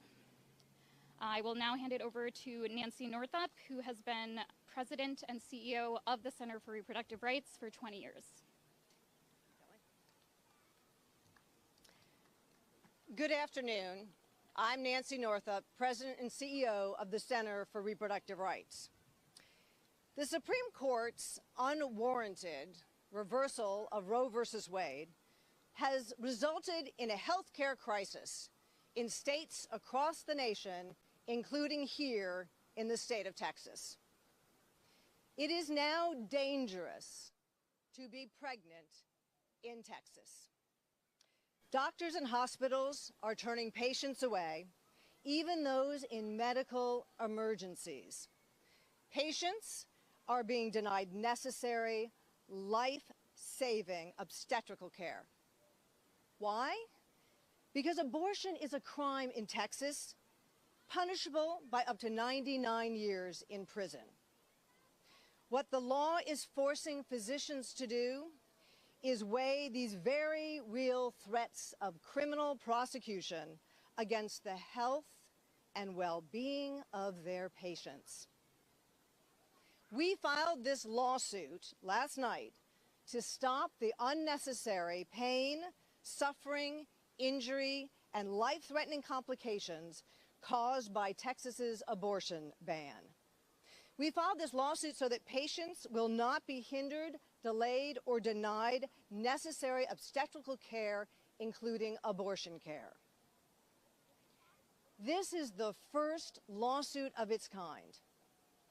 It is the first lawsuit in which individual women have sued a state for the harm that they endured because abortion care has been criminalized in the wake of Roe's reversal.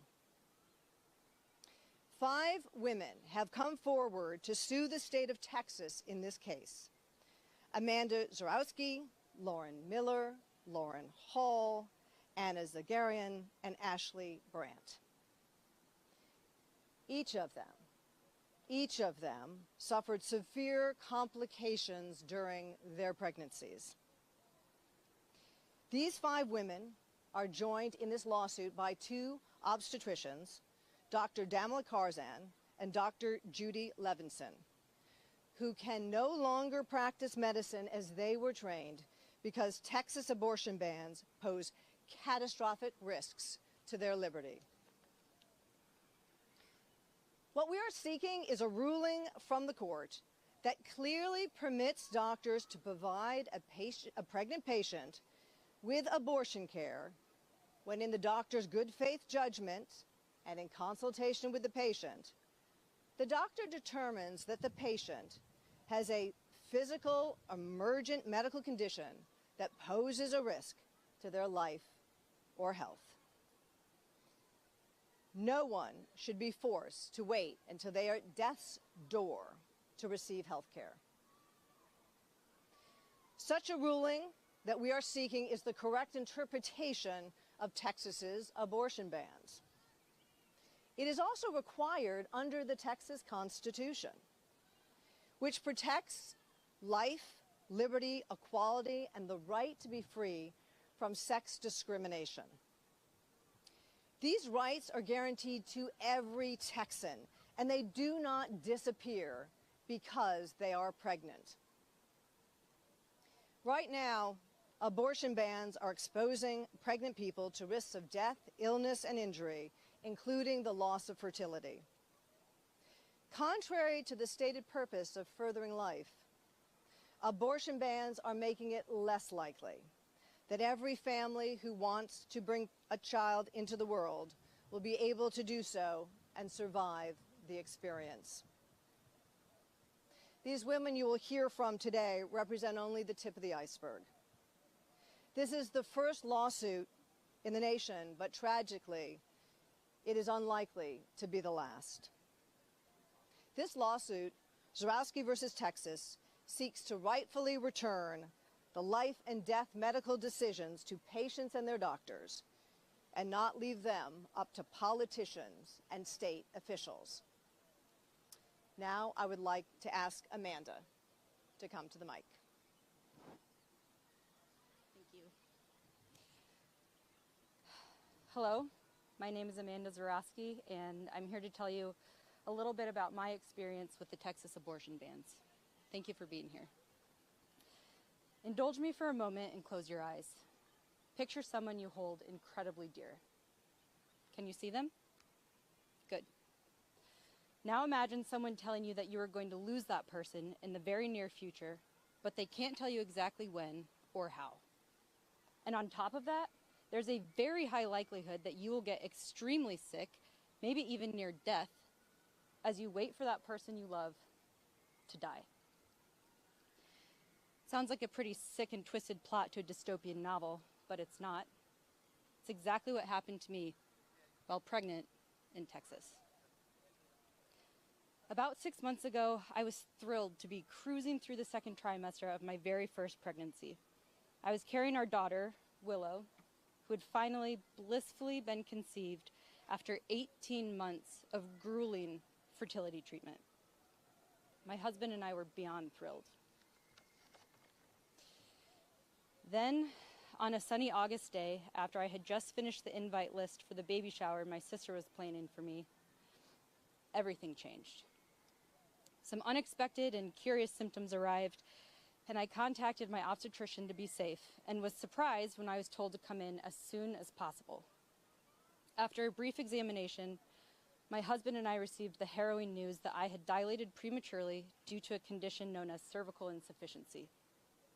Soon after, my membranes ruptured and we were told by multiple doctors that the loss of our daughter was inevitable. I asked what could be done to ensure the respectful passing of our baby and what could protect me from a deadly infection now that my body was unprotected and vulnerable.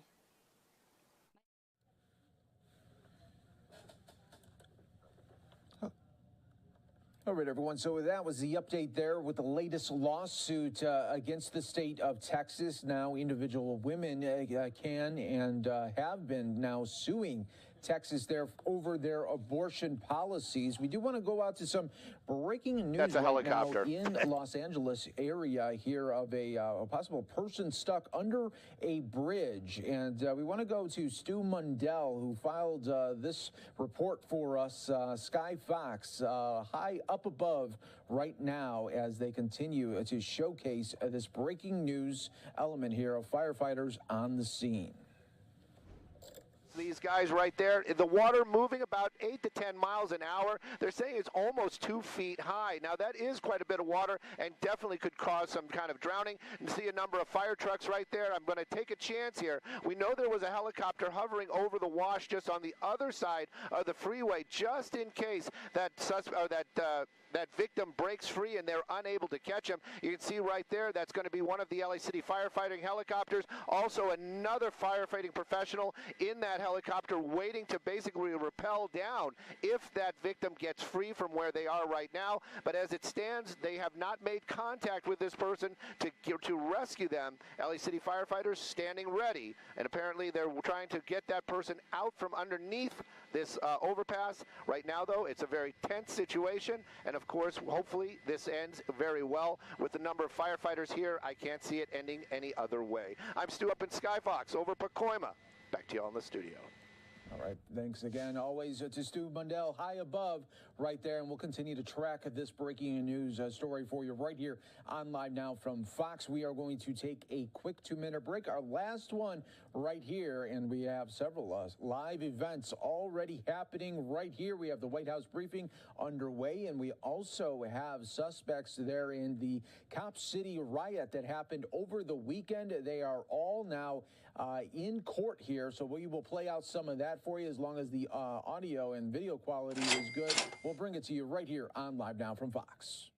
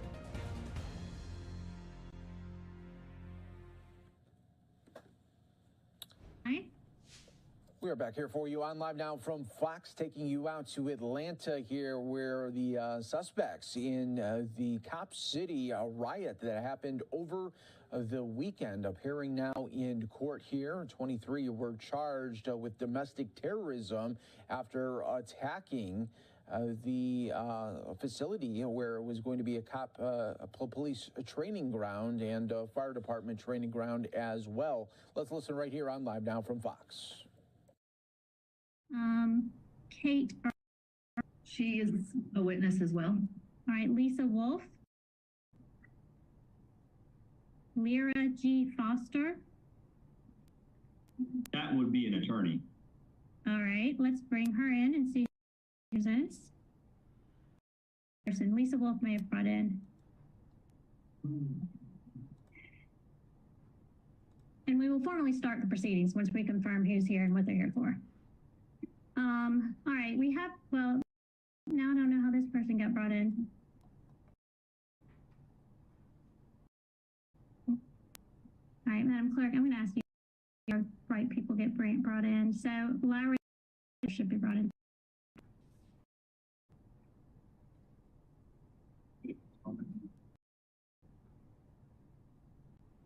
Your Honor, I have a witness appearing as well. Do we need to let them in now, or do I let you know when That's why I've been going down this list. There's a bunch of people who I'm not sure who they are here. Some have been identified as witnesses.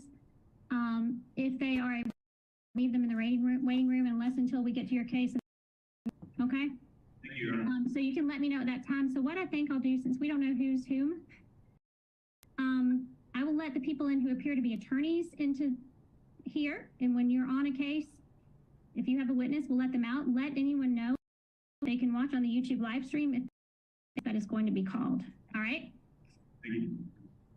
Okay, so Foster, could you put video? Hello. Yes, ma'am. Okay, are you representing anyone on the calendar today? Yes, Beeman, Beater, and Dorsey. Okay, have you filed an entry in these cases? Yes, we just got it over maybe a half an hour before the hearing. Okay. All right. So we are right now trying to sort through people in the waiting room, whether they are attorneys or witnesses. We're going to leave the attorneys here, but I just don't want to leave any attorneys in the waiting room. And so I'm going through the list, making sure we do not have any attorneys in the waiting room. So if you know of any attorneys who you do not see on the screen, let me know, okay? Sure. All right. And then if you have any witnesses, they will remain in the waiting room until they are called, and then we'll bring them in one by one. Okay? Thank you. All right. So Lyra G, was that we had her. ML, does anyone know an ML? Mark Bilodeau. He's a witness, Your Honor. Okay. Nikita Shepard. Robert Arrington.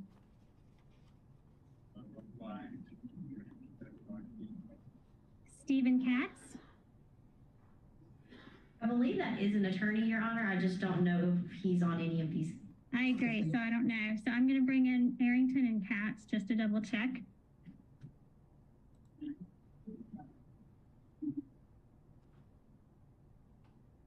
Then the only other one was someone who is labeled XI. So if anyone has witnesses, I will ask that you contact them however you have to let them know to wait in the waiting room. And if they know how, to change their name to make sure their name is reflected so we know who to bring in.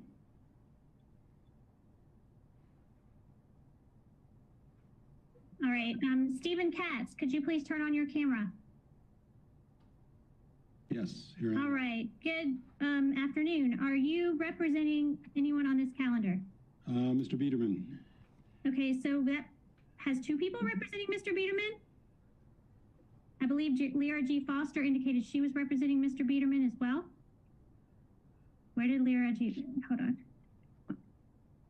That's all that I had heard so far, but I had not been able to. We had sent someone up there to talk to Biederman And I was going to ask for a breakout room anyway, so apparently there may have been a miscommunication there. All right. I'm sorry, go ahead. No, I was just going to say, what's your response, Mr. Well, Katz? I spoke with him today, and I spoke with his parents yesterday, today, and my understanding was he had retained me. Has anybody paid anybody any money to retain them on this case? Not for me. Not me either, not yet. Okay. All right, well, I'm going to let, y'all are going to have to figure out who's representing him. I know, Ms. Foster, you have a couple of other cases? Yes, ma'am. Okay, so I'm going to let y'all, do you have each other's emails? I don't. All right. I can send you that in the chat, I suppose. Because when we get started, I'll have some general opening announcements that take a minute, and so y'all can try to get everything sorted out during that time. All right, and we can just ask him as well when we get to his case.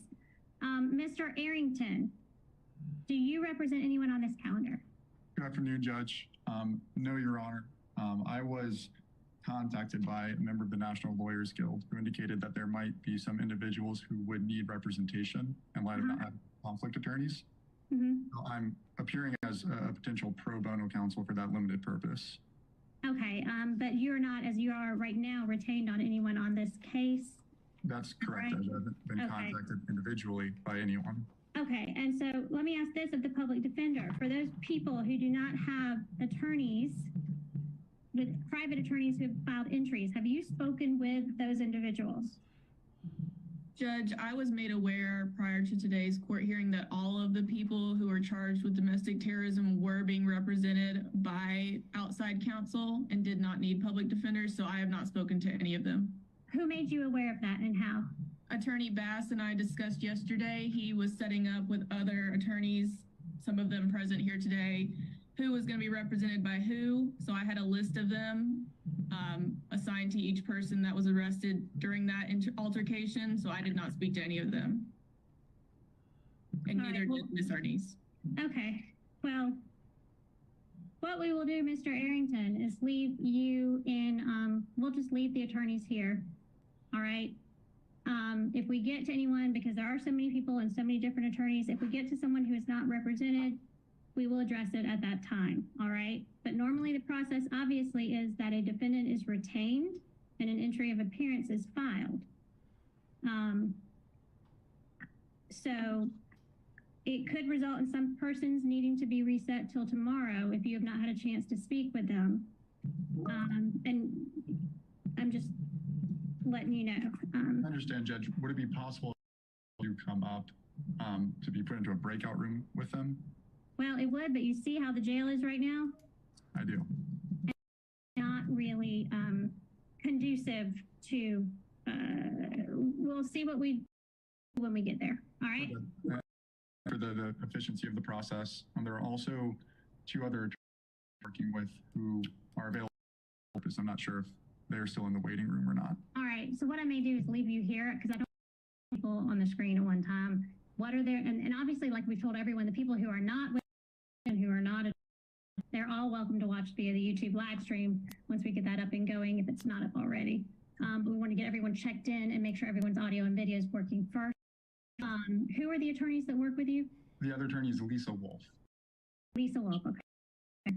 So given the numbers, I'm not going to, maybe some people who are not witnesses and got this Zoom link from someone and are just hanging out there.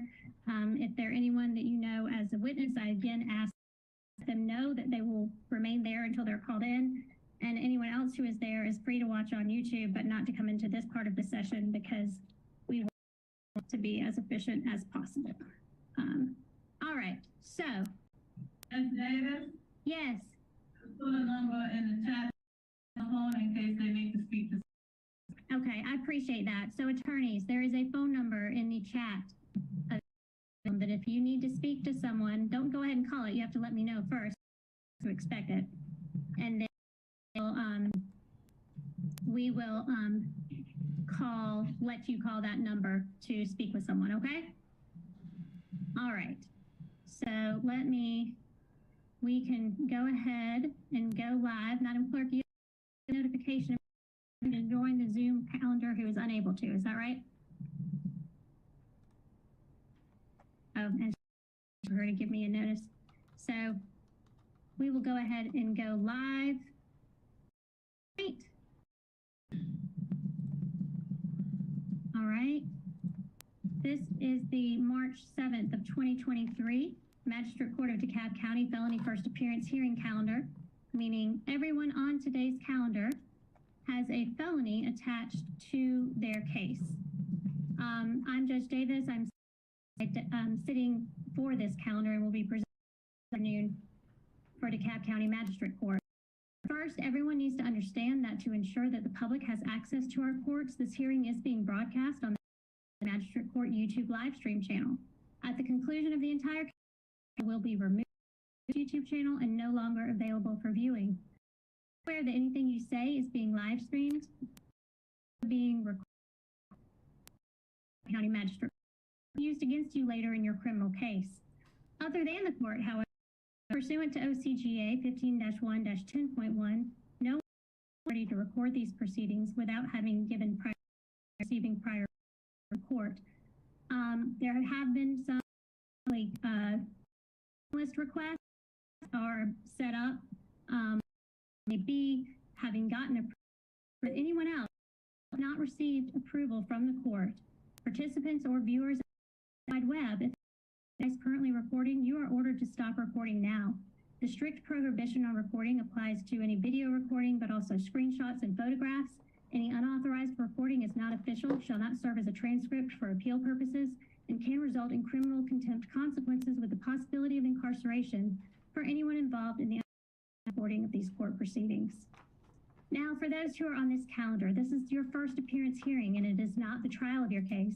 It's what we call a non-evidentiary informational hearing to make sure you understand what you are charged with, to advise you of your rights in a criminal proceeding, and to set bond in your case if I have the authority to do so.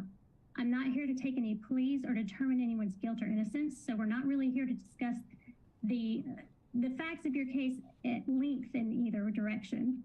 Please understand that not only is this calendar being broadcast over the internet, but as it is being recorded, anything you say will be used against you likely in any later court proceedings. In some of your cases, I cannot set bond by law, or I might deny bond, but that doesn't mean that you can't ever get a bond. It just means you will away from this court. Your attorney will follow up with you about motion for bond to be heard in Superior Court, and your case will be set down to be scheduled for a preliminary hearing in the meantime. Now I'm going to inform you of the rights you have in any criminal case. You have the presumption of innocence unless and until the state proves the charges against you beyond a reasonable doubt at trial or guilty plea. You have the right to a jury or a bench trial, and at that trial, the state has the burden of proving every element of every charge against you beyond a reasonable doubt. You have the right to confront the state's case, to cross-examine their witnesses. You have the right to call your own trial and to introduce your own evidence. You have the right to use the subpoena power of the court to compel witnesses and evidence. You have the right to testify at trial, but it can be used when you would be cross-examined by the state, and that testimony would likely be used against you at trial. And you have the right to remain silent, and that will not be held against you. And you have the right to be by an attorney. If you can, anyone will be appointed you free of charge. Everyone generally has had time to speak with the public. All right, everyone, as you can see the video there and audio feed getting a little bit choppy there. We'll keep an eye on this first appearance there by the suspects there in that Cop City riot that happened over the weekend there. This arraignment continues in Atlanta. And of course, we will continue to bring you more top feeds and top stories right here on Live Now. I want to go live right out to the State Department right here as Mexico, the two others are safe. Let's listen right here on Live Now from Fox. Returned to the United States, the bodies of two other U.S. citizens killed in the same incident were also recovered. We're providing all appropriate assistance to them and their families. We extend our deepest condolences to the family and loved ones of the deceased. We thank our Mexican and U.S. law enforcement partners for their efforts to find these innocent victims, and the task forward is to ensure that justice is done. Next, earlier today, at the launch of the 2023 Joint Response Plan for the Rohingya humanitarian crisis in Bangladesh, the United States announced nearly $26 million in additional humanitarian assistance for Rohingya refugees in Bangladesh and the region, for those people in Burma affected by ongoing violence, and for the communities hosting refugees from Burma. With this new funding, our total assistance for those affected by the Rakhine State and Rohingya crisis has reached nearly $2.1 billion since August of 2017, when over 740,000 Rohingya were forced to flee to safety in Cox's Bazar, Bangladesh. This new funding allows our humanitarian partners to continue providing life-saving assistance to affected communities on both sides of the Burma-Bangladesh border, including nearly 980,000 Rohingya refugees hosted by Bangladesh, some 740,000 of whom arrived in the months following August 2017, when they were forced to flee genocide, crimes against humanity, ethnic cleansing, and other horrific atrocities and abuses perpetrated by Burma's military in Rakhine State. This funding will also provide assistance to nearly 540,000 Bangladeshi host community members and to others affected by ongoing violence in Burma. The United States appreciates the generosity of the government of Bangladesh and other nations and the hospitality of the Bangladeshi people in hosting Rohingya refugees, especially now that we are in the 6th year of this protracted crisis. We remain committed to working towards durable solutions to the crisis and will continue to partner with the government of Bangladesh, the Rohingya community, host communities, and people inside Burma to ensure a coordinated and well-supported response to this humanitarian crisis. The international community must remain steadfast in our commitment to alleviating the suffering of the world's most vulnerable people, including through the Rohingya crisis response. With that, happy to take questions. Can I just ask you to clarify or extrapolate a little bit on what you said about the Mexico? So you're saying that, yes, you have now been able to confirm that 2 of the 4 were killed? That's correct. And that the other that the other 2 are now back in the U.S. The 2 survivors. The 2 survivors have since been repatriated back to the United States. That occurred with the assistance of our Mexican partners, with the assistance of our officials in Mexico. We are in the process of working to repatriate the remains of the 2 Americans who were killed in this incident. Okay, so those bodies are not back. Not yet. And I understand that the investigation is still early, but do you have any reason to believe that they were targeted? Matt, just as you said, the investigation is in its earliest days. I understand we may have more to share from the FBI at the appropriate time, but from the Department of State, it's important for us not to impinge on investigative equities, especially in an investigation like this that implicates the kidnapping of 4 Americans, the death of 2 Americans, and 2 Americans who survived what, by all accounts, must have been a traumatic and harrowing experience. So we don't want to get ahead of that investigation. Go ahead. This is ongoing about Georgia. Have you been following the situation in Tbilisi, Georgia? Since morning there were clashes between the protesters and the police, and there were clearly an excessive use of the law enforcement power.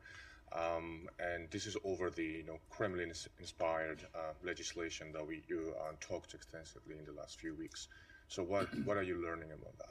We've been closely following developments in Georgia in recent hours. We've seen the reports that are emanating from Tbilisi. We've seen reports that protesters have been met with tear gas, with other efforts to repress and suppress the protest against this draft so-called foreign agents legislation. Our message to the people of Georgia, to the government of Georgia, to people and governments around the world is that the United States stands with all of those who are peacefully exercising what is a universal right. It is a universal right to people around the world to assemble, to have their voices heard, to speak freely, to hold their own governments accountable. We are going to continue to monitor the situation on the ground in Georgia.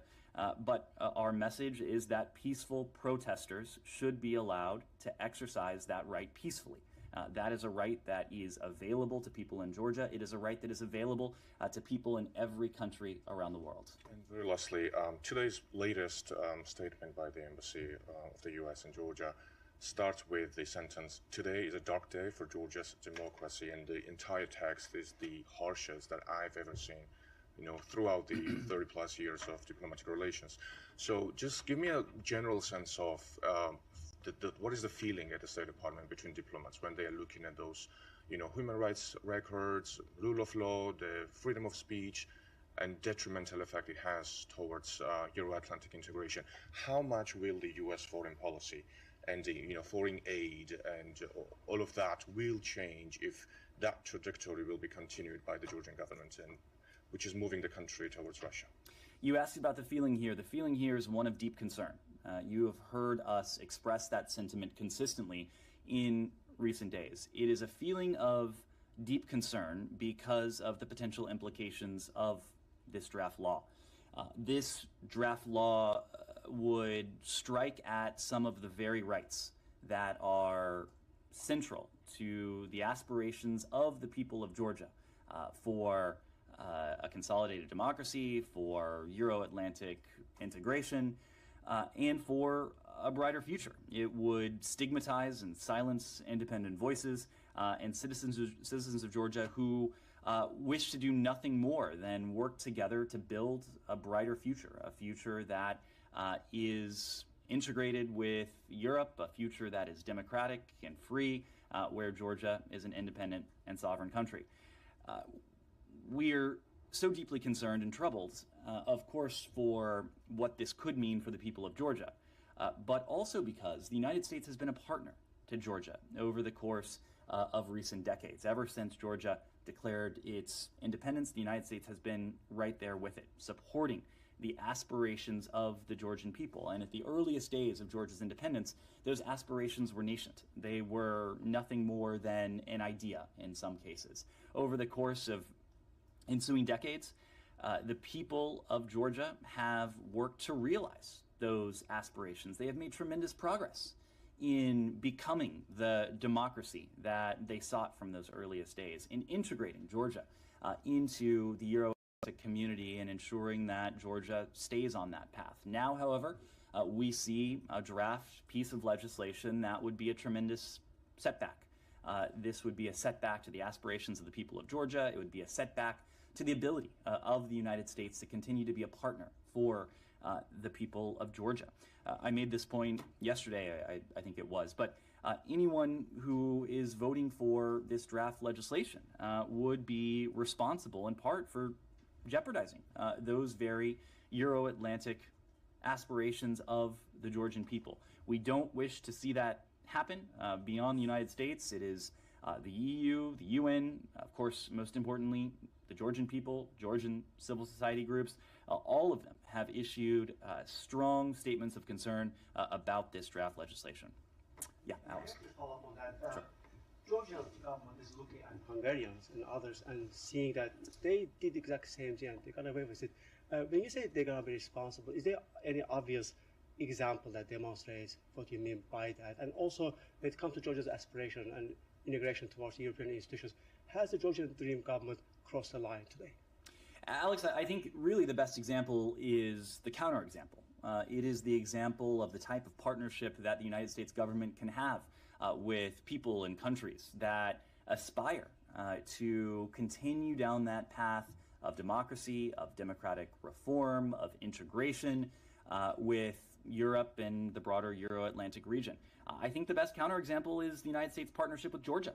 If you want to look at what that partnership can look like, what that partnership can feel like, and how, as we are concerned, that partnership could be, at least in part, jeopardized should a law like this move forward. Ultimately, these are going to be the decisions of the Georgian people and the Georgian government. It is our strong hope that the Georgian government listens to the Georgian people. The Georgian people are speaking with a clear voice. Right now, we're seeing some of those clear voices, those loud voices, drowned out by tear gas, by efforts to suppress that peaceful exercise of freedom of assembly That's of concern to us, but ultimately we think it's important that governments around the world, including, of course, the government in Tbilisi, listens to its people. And in terms of accountability, is there anything that prevents the United States government from sanctioning the man behind all this story, Mr. Ivanishvili, who, whose party is obviously bringing up this sort of legislations, and basically they are out there and trying to advocate for pro-Russian, let's say, pathway? So, Alex, as you know, I don't speak to specific individuals or entities who may be subject to U.S. or other sanctions, but we have a number of tools within our purview that would allow us to hold accountable anyone in any country around the world who is responsible for the suppression of what would otherwise be a universal human right. There are authorities that are written into various laws, into executive. Some of you will see a quick 2-minute break right here on Live Now from Fox. To hold to account those who may run afoul of what the Georgian people want, and most importantly, what the Georgian people expect and deserve in terms of their universal rights. Russia, if you don't mind. Okay, one question. Yeah, Russia is slated to lead the UN Security Council next month.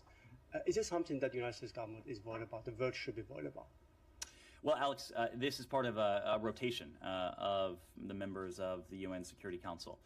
If I recall, Russia was president of the Security Council in February of 2022. And it was during a pretty notable session of the Security Council that Russia tried to bring together to issue its own propaganda, to talk about what it termed speciously the violations of human rights in the Donbass region. But despite Russia's best efforts, the international community came together and exposed what Russia was planning to do to its neighbor on an unjust, illegal basis in the coming days. Secretary Blinken laid that out in that session in pretty exacting detail. Other countries who were represented at that roundtable in the UN Security Council chamber voiced similar concerns, grave concerns, about what we highly suspected Russia would be doing in the coming days. So even if Russia, and when Russia again takes the helm of the Security Council, there will be no amount of propaganda, of disinformation, of misinformation that Russia can attempt to manufacture to drown out its lies and to hide the truth from those represented in this body and those around the world who are listening to it. Said. Thank you. Moving to the Palestinian issue. Today, the Israeli army stormed the Jenin refugee camp again. Left at least 6 dead, 6 Palestinians dead, 26 wounded, wreckage of home destroyed, and so on. And I'm wondering whether, in the statement last night that was issued after meeting with Mr. Dermer and Mr. Hanigbi, the Secretary of State called on both sides for calm. Is that the kind of calm that you expect from the Israelis, your partners? Or is it, or are you reconciled to the fact that this government, this Netanyahu government, will take it out on the Palestinians to sort of export its crisis at home? Said, a couple things on this. First, we are aware of these reports. We understand the IDF, which they have said publicly, was pursuing a terrorist who murdered 2 Israeli civilians in what can only be described as a horrific attack late last month on February 26th. Israel, as we have made the point before, has the legitimate right to defend its people and its territory against all forms of aggression, including, of course, those from terrorist groups. And we've, as I just mentioned, have seen far too many vivid illustrations of the terrorist threat that Israel faces, including in recent days. We remain deeply concerned by the sharp rise in violence in the West Bank, and we continue to urge the parties to take immediate steps to prevent the further loss of life. As you saw in the readout from the Secretary's discussion yesterday with Mr. Dermer and the National Security Advisor, that was a message that the Secretary reiterated in that context as well. We've said this many times before, but we continue to believe that Israelis and Palestinians deserve equal measures of freedom, of security, of prosperity. That remains our goal. That remains our long-term goal to, in the first instance, keep alive the prospects of a negotiated two-state solution on the path to realizing that. The near-term goal is the goal we keep stressing in public and in private, that Israelis and Palestinians must take steps on an urgent basis to de-escalate tensions, to restore calm, and to put an end to this cycle of violence that has taken the lives of far too many on both sides. You know, this is really like Groundhog Day. I mean, you keep saying Israel has a right to defend itself. Fine, Israel has a right to defend itself. Israel considers most Palestinians to be terrorists. Anyone that lifts a stone or, you know, protests in any way is considered, in the Israeli parlance, as a terrorist. You said day after day glorifying the Ukrainian people resistance to the Russian occupation, which is great. What about the Palestinians? Do they have a right to resist this military occupation that has gone on for almost 60 years? Saeed, our goal, as I just said a moment ago, is to, in the first instance, keep alive the prospects of a negotiated two-state solution, and ultimately to help realize that negotiated two-state solution. The in-state that we seek, that successive American administrations have sought, that countries around the world seek, is an independent state for the Palestinian people, where they can live with equal measures of security, of prosperity, of stability, of freedom, democracy, and importantly, of dignity. Now, of course, that is not the reality we have today. And so much of our efforts, in addition to attempting to support a restoration of calm, which has been the focus of recent weeks, has been to preserve not only the viability of a negotiated two-state solution, but to preserve the horizon of hope, to preserve the horizon of opportunity for the Palestinian people. That was a task that was complicated by our inheritance, what we found when this administration came into office in January of 2021. But we made it an early priority to restore the relationship with the Palestinian Authority and the Palestinian people, and as part of those efforts to preserve and reinforce that horizon of opportunity and hope to provide the Palestinian people with the humanitarian support that they need. More than $900 million worth of humanitarian support to the Palestinian people to provide them in what we hope are real and tangible ways with an improvement, however incremental it might be, in their quality of life. Now, of course, no one is satisfied. We're not satisfied. We're going to continue with that task ahead of us. But ultimately, all of this is in service of a negotiated two-state solution. And for sure, you know, this administration position and restoration, and you standing there day after day fielding questions and so on, is all appreciated. We see that. We see that the Palestinian issue is being, you know, at least addressed. But, you know, in Hawar, for instance, we just see the settlers doing exactly the same thing. Not necessarily with the same bloody outcome, but today, they're there today. They're dancing with soldiers, blasting music, chasing Palestinians, as we speak here, celebrating Purim. What measures should the United States take to make sure that these settlers do not go, you know, unpunished? And You're watching live now from Fox, everyone there, listening to the State Department right off the top and addressing the issue there in Mexico with the 2 Americans that were found dead. The 2 others are now safely back in the U.S. We heard some questions being asked there to the State Department spokesperson Ned Price. We want to continue on right here on Live Now from Fox. My colleague Andy Mack filing in this report. They're getting a little bit more insight about the situation with cartels in Mexico.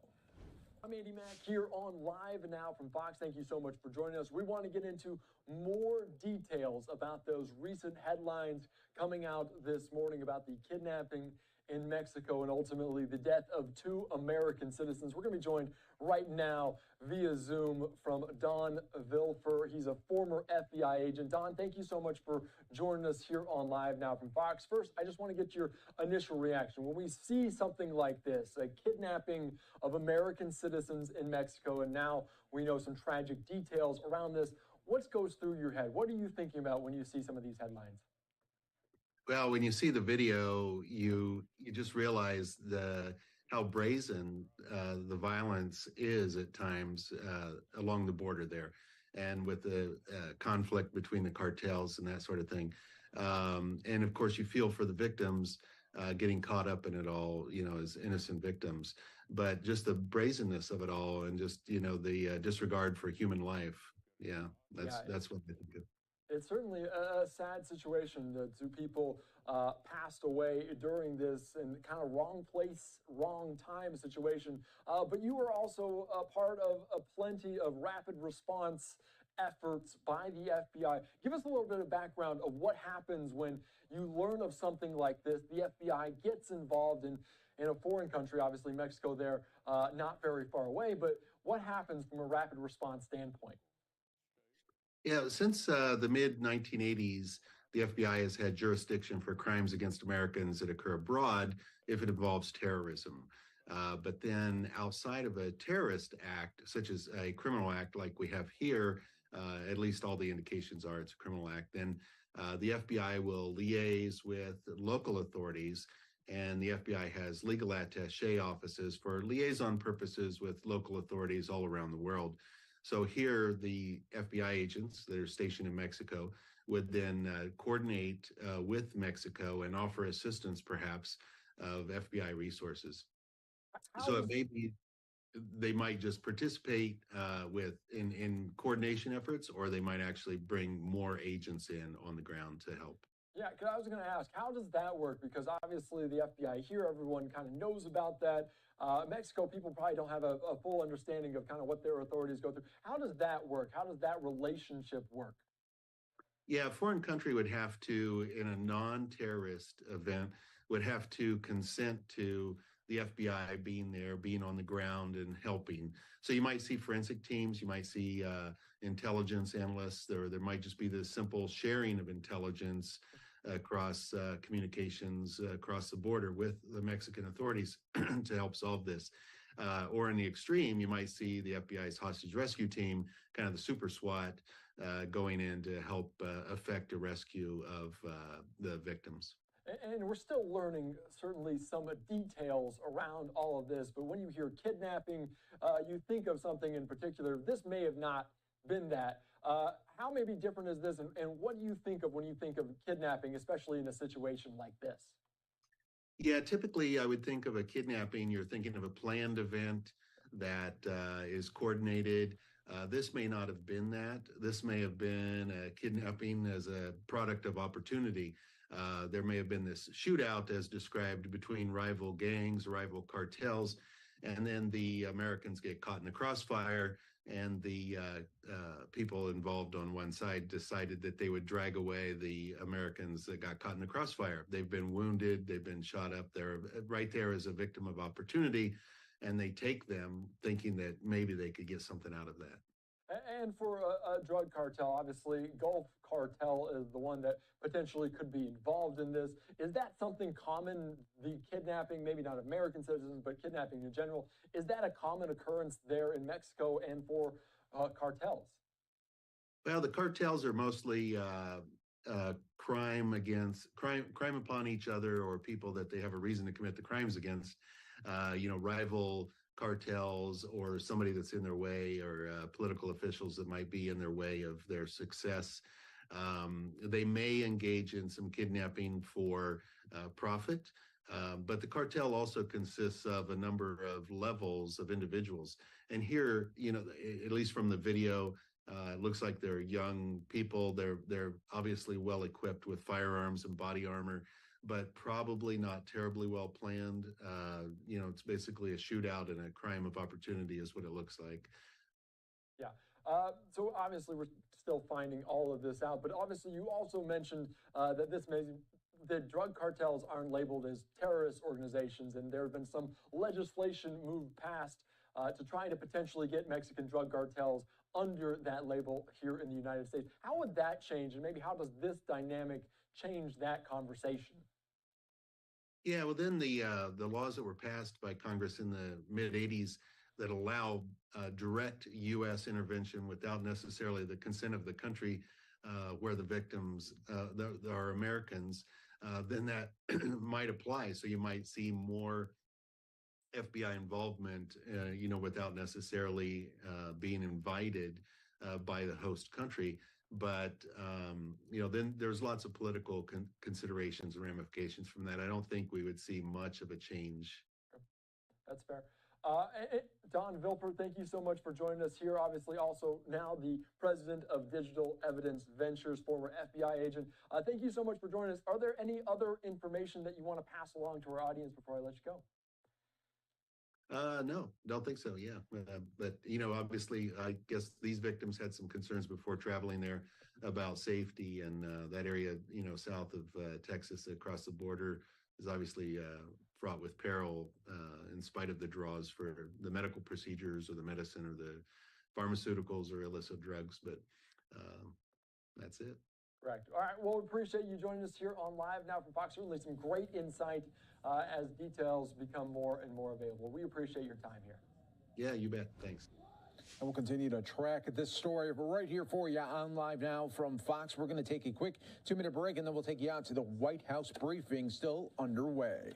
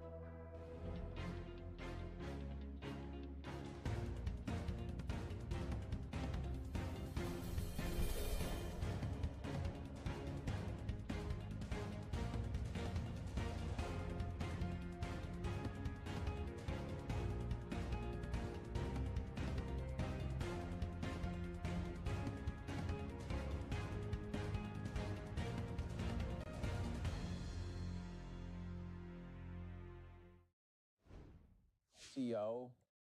Women's health care, like we saw earlier today.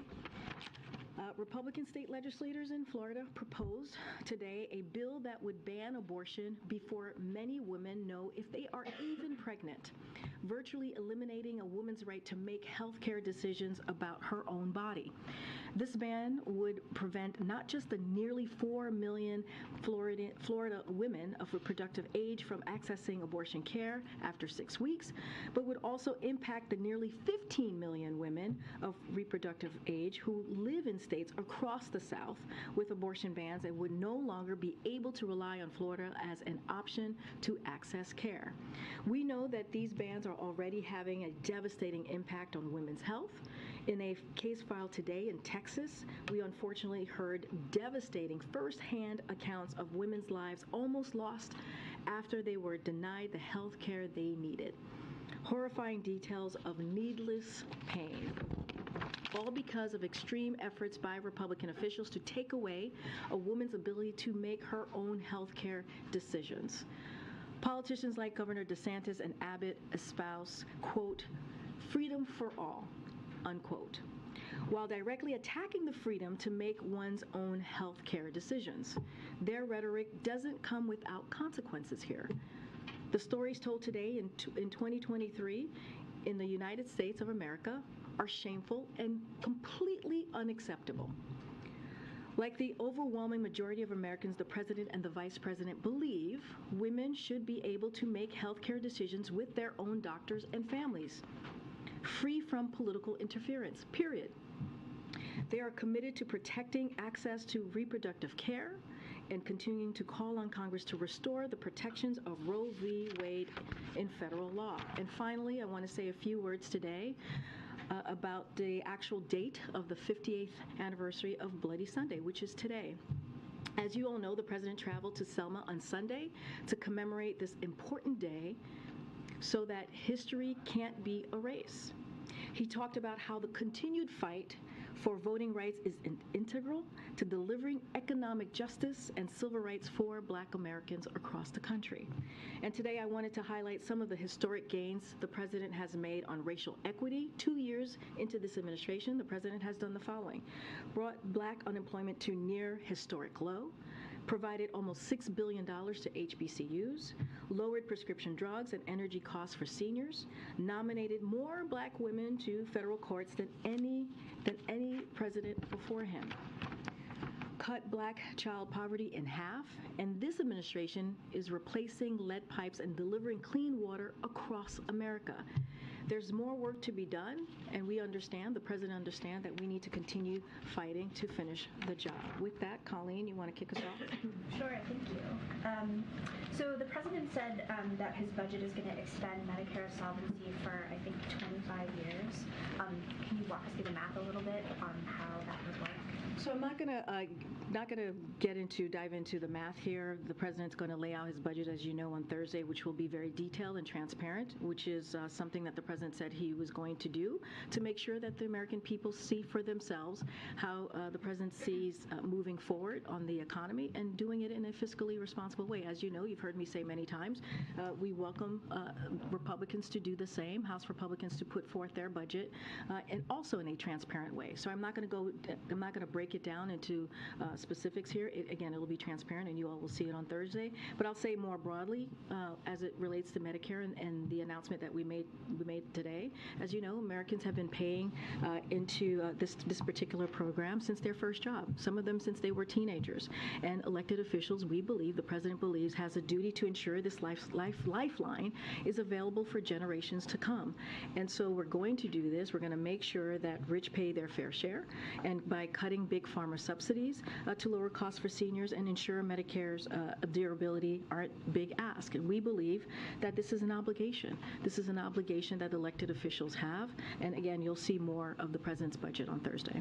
On immigration, so we're hearing that this idea to detain families in detention, again, is one of a lot of policies that are currently under consideration, as Title 42 restrictions are going to possibly end on May 11th. So I wondered if you can rule out family detention, or what can you say about the idea that, families may or may not be detained, migrant families may or may not be detained at the border? So I'm not going to go in on rumors that are out there or conversations that are happening at this time. The department, as you know, as you just noted, Colleen, the Department of Homeland Security is certainly continuing to prepare for the eventual lift of Title 42.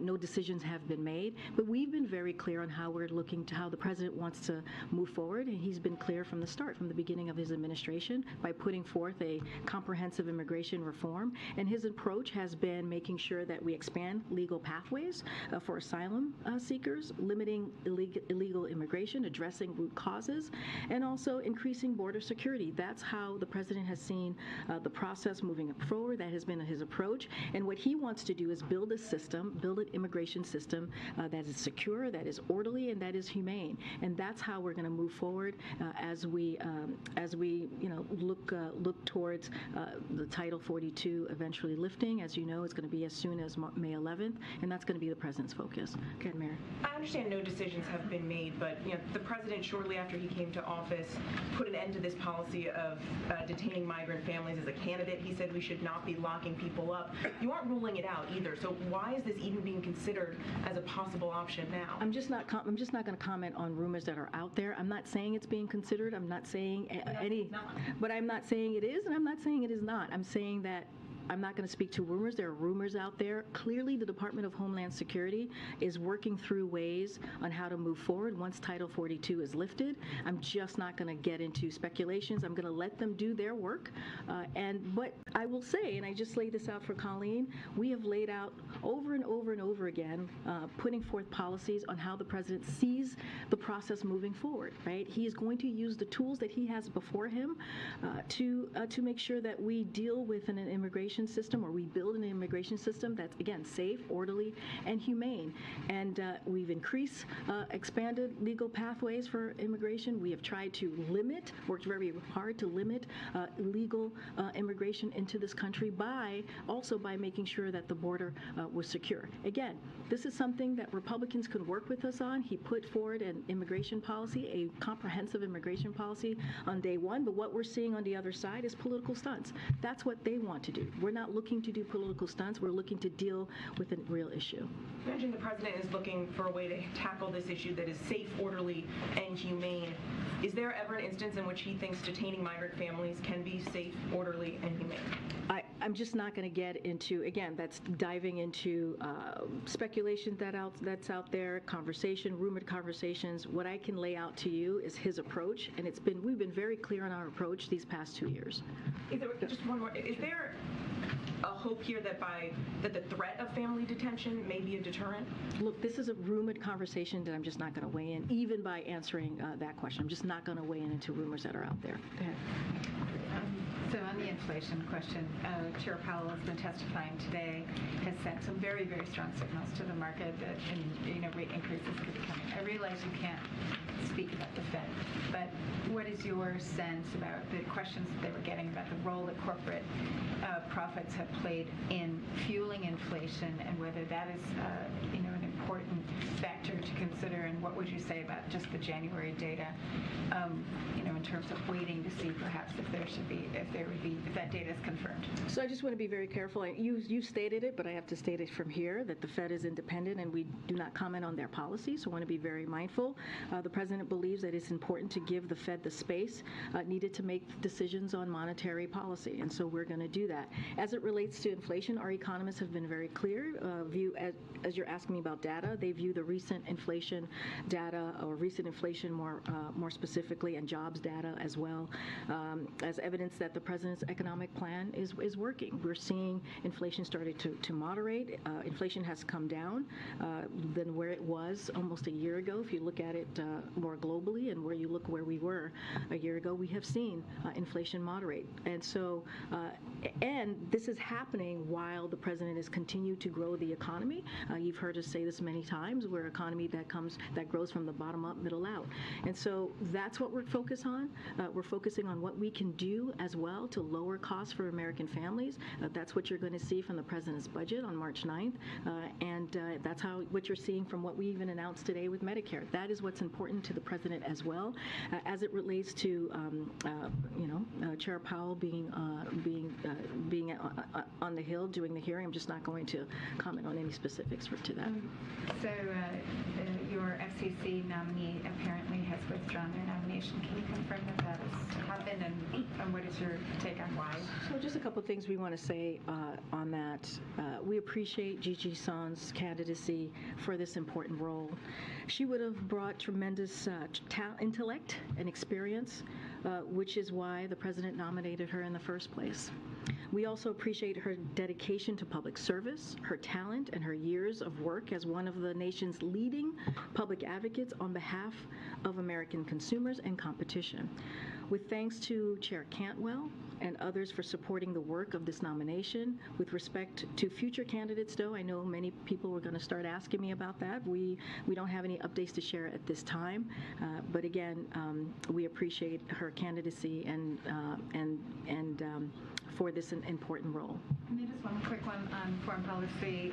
There's reports out today that intelligence believes that a Ukrainian organization was involved in the Nord Stream 2 sabotage.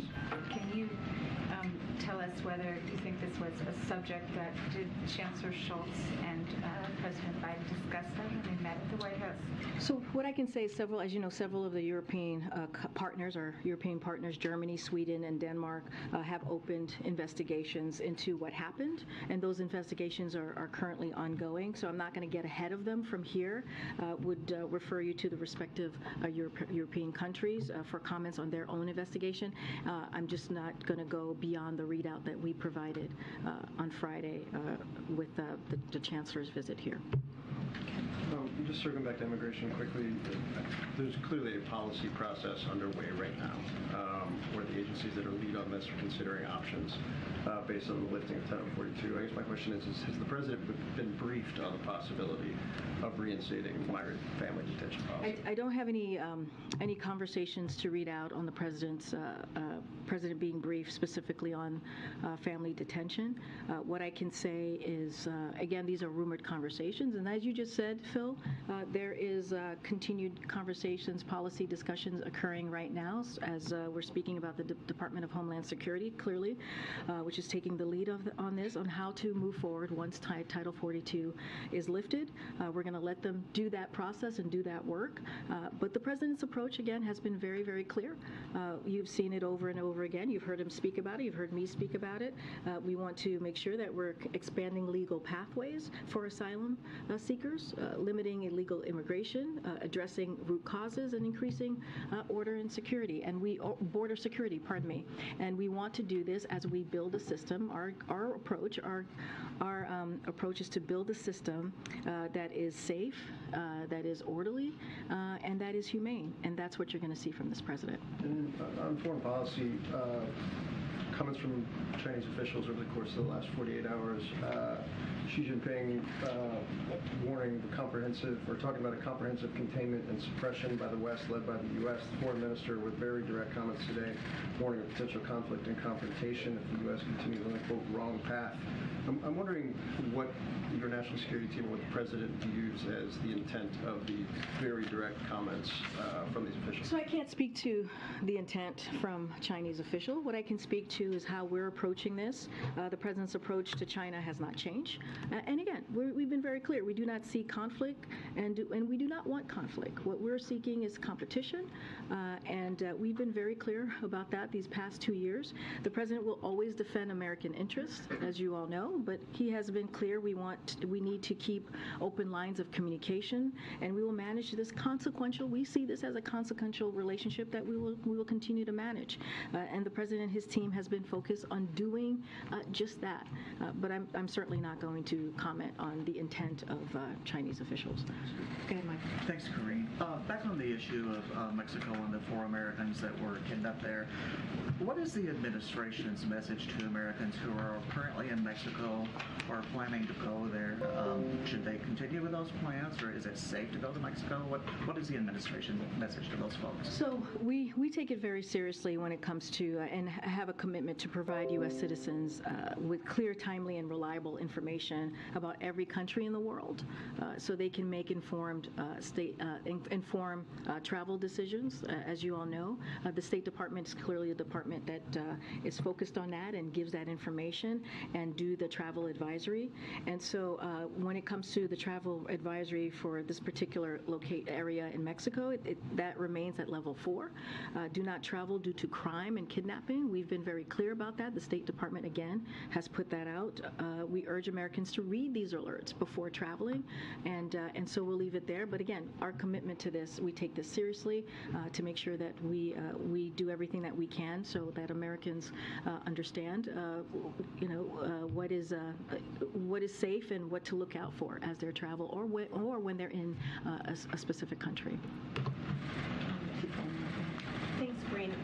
Does the situation in Mexico indicate that the U.S. needs to be doing more to tackle Mexican organized crime, and if so, what? So the president, or I should say, this administration from day one has made sure, as it relates to the safety. I know some folks have asked if we are concerned about these individuals actually crossing the border and coming into the U.S. So, DHS screens and vets every individual encountered at the border. The president has secured record levels of funding for border security and management, including 23,000 border officials, which is a historic amount of border officials to help with the security process at the border. And we have stepped up coordination with government of Mexico to ensure security along our shared border. As you know, the president was recently in Mexico City. He met with AMLO to talk. That was one of the conversations that were had. That was part of the agenda. And so we're going to continue to do those coordination, and we're going to continue to do everything that we can to secure the border. These individuals were reportedly going across the border to Mexico for medical care. There are a lot of Americans who cross the southern border for medical care or for prescription drugs. What is the advice to those individuals? Should they avoid doing that? So I'm not going to speak specifically to, I know it's ongoing. I know there's a lot of comments out there as to what these 4 individuals were going to do. So I would say the federal law enforcement has been in touch, has been, leading this investigation, clearly in touch with family members. And so I'm just going to be really careful on commenting why they were crossing the border. Those are private considerations. But again, I just laid out moments ago when Michael was asking me the question about Americans in Mexico or thinking about traveling to Mexico. The State Department puts out these alerts, tries very hard to communicate what's going on, their own safety in certain countries. And I would make sure that if Americans are thinking about traveling to Mexico, that they certainly heed the call from the State Department. This particular area, as I just mentioned, is a level 4, and so folks need to be really careful. And then finally, one of your top spokespeople we learned today is stepping down. She played a prominent role on the past Biden campaign. Should we take this as a sign that perhaps she'll be serving on a Biden re-election campaign? I certainly, as you know, I'm going to be very careful from here speaking about a re-elect or 2024. But I do want to say some words about Remy. Remy is a good friend. I have gotten to know her very well over the past 3 years. As you know, she was on the campaign, as I think you just mentioned that, and the president said himself she has been an unfailing, loyal fighter for him and for the team, and going back to the campaign even before it launched, and we are very sad to see her go. She has a range of talents as she possesses for a communication professional, and she is one of a kind, and we are sadly going to miss Remy, and we wish her the best. And there's truly no better colleague that I have gotten to know these past 3 years. No words about her. You would have to ask Remy. I can't speak to her next steps. What I can say is how wonderful she has been as a friend and a colleague these past 3 years. Good. Thanks, Corinne. Governor Newsom in California announced that he would halt state contracts with Walgreens over their decision to stop dispensing abortion medicine. Some of you will be seeing our final break here of this hour right here on Live Now from Fox. Right now remains on continued access to medication that women and providers rely on for abortion care and miscarriage management. That's what we've been very steadfast on. That's why the president issued his recent presidential memorandum in January that aims to preserve continued access to a safe drug that, and we'll emphasize this again, is used for miscarriage management and abortion. So we understand the concerns faced by pharmacies, which is why the president's memorandum emphasizes the administration's readiness to support patients, providers, and pharmacies who want to legally access or provide this particular drug.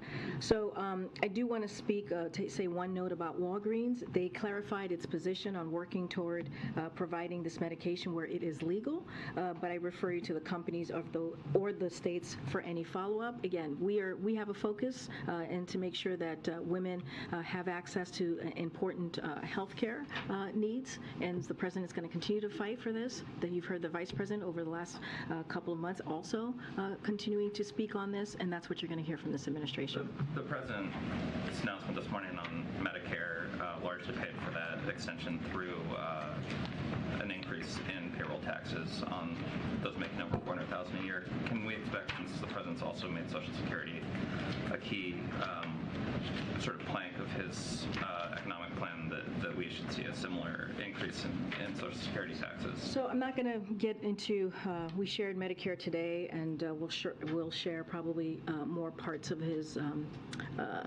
budget in the upcoming day or two. Just not going to get into specifics on that, but we'll say the president's commitment hasn't changed. What we see right now is that the biggest threat to Social Security are Republicans, and you've heard them. You guys have covered them. What congressional Republicans have said, their relentless drive to cut these important programs for Americans, for our veterans, for our seniors, and so again, we look forward to seeing the Republicans share their plan with the American people, since they have promised that they're going to put a budget forward. But I'm just not going to get ahead of the president. I'll say this as well. The president is also open to proposals that extend Social Security trust fund without cutting Social Security benefits. That is something that we have spoken to and talked about. So he's open to those types of proposals. But again, his commitment to fighting for Social Security hasn't changed. Last one, Secretary Raimondo suggested that banning TikTok was a bad idea politically because you'd, quote, literally lose every voter under 35. The administration's review of TikTok's been going on for more than 2 years now, which I think many critics have said suggests some level of foot dragging. Are these two things related? Is the political concern what is preventing the administration from taking? No, I mean, this is not about a political concern. This is about making sure that we do the right thing for the American people. But again, we're working with Congress to address concerns posed by apps like TikTok. I don't have anything else to share. I know there's legislation that's being thought about or going to be put forward, but we're going to continue to work Congress on that. I just don't have anything more to share. I was asked this question yesterday. We've been very clear on where we stand on this particular issue. Thanks, Fran. On immigration, among the plans or the strategy for border security, how much does deterrence work in using deterrence policies work into the strategy for the administration? Can you say more? I mean, a lot of administrations in the past have used deterrence as part of their border security strategy. How much is deterrence and sending a message and in using policies that would deter migration going to be part of the administration's policy moving forward from after Title 42? I mean, if you look at what the president has put forward in the past several months, since the beginning of this year, when he expanded the parolee program, right? That was a way to give an opportunity to folks who are seeking asylum to find a way to get to apply or to come to the U.S. in a legal way, right? When you think about what we were able to do, how we expanded that parolee program for Nicaragua and Cubans and Venezuelans and also Haitians, it was a way to provide an opportunity to do that, right? So then, no, but that was a deterrence from coming to the border and a way for them to stay at home and find a way and use the app to come into the U.S. And so that is a way, an incentive, an option, a path, if you will, for them to use to figure out how can they do this in a legal pathway. So those are humane ways of doing this. Those are ways of making sure that we're dealing with border security. As far as the word deterrence and policies specifically to that, like hard policies specifically to that. Look, the president has been very clear on his approach. He wants to make sure that we do this in an orderly way, a humane way, and do it in a way that still expands legal pathways, but also deals with illegal migration. Don't have anything more specifics on on that, on the deterrence language that you're asking me about. But what we're going to do is put forth policies and use the tools to do just that, to build that system, that border system that was, by the way, decimated by the last administration. So in terms of that, of the system being decimated, now you've had 2 years to rebuild the system. You've been working on the eventual end of Title 42 since the beginning of the administration, working with groups on a plan. How confident should Americans be come May that the system will work, and that how confident should they be that the administration is prepared and the system won't be overwhelmed? So let me just give you a few data points on what we've been able to do, right, which is migration from Honduras. If you look at migration from Honduras, El Salvador, and Guatemala, where our root causes work is focused on, is down by 71% since 2021. That is the work that this administration has done. I just talked about migration from Venezuela, Nicaragua, Cuba, and Haiti. That is down by more than 95% since we expanded the parole program. That was just parole program, which is just a month or two ago. And that was, again, the president using the tools that he has in front of him to deal with a real issue. Again, Republicans are not doing anything. They're doing political stunts, and the president is actually taking action. Now, he put forth a piece of legislation on his first day in this administration, a comprehensive immigration policy legislation. We would love to move that forward. But until then, we have to use the tools that we have in front of us to get this done. Thank you. Just following up on China, is the president concerned that a Cold War with China is veering into a hot war? So the president actually was asked this recently, and I'll let his words stand. I think he was asked this about a week or two ago, so won't get ahead of the president or won't say more than what the president has stated. Look, we have been very clear on our approach. It's not change. We want an approach of competition, not conflict. And we believe we are more prepared to outcompete China and protect our national security. And that is because of the work that this president has done from day one of this administration. And if you look at many of our efforts towards China, it's been pursued in a bipartisan fashion. But I'm not going to. The president was literally asked this very similar question, so I'll refer you to his comments. But again, our approach to China has not changed. Okay, Peter. Thanks, Green. So cartels kill Americans on this side of the border with drugs, and now they're killing Americans on the other side of the border with guns. Why is President Biden so comfortable with cartels operating so close to the U.S.?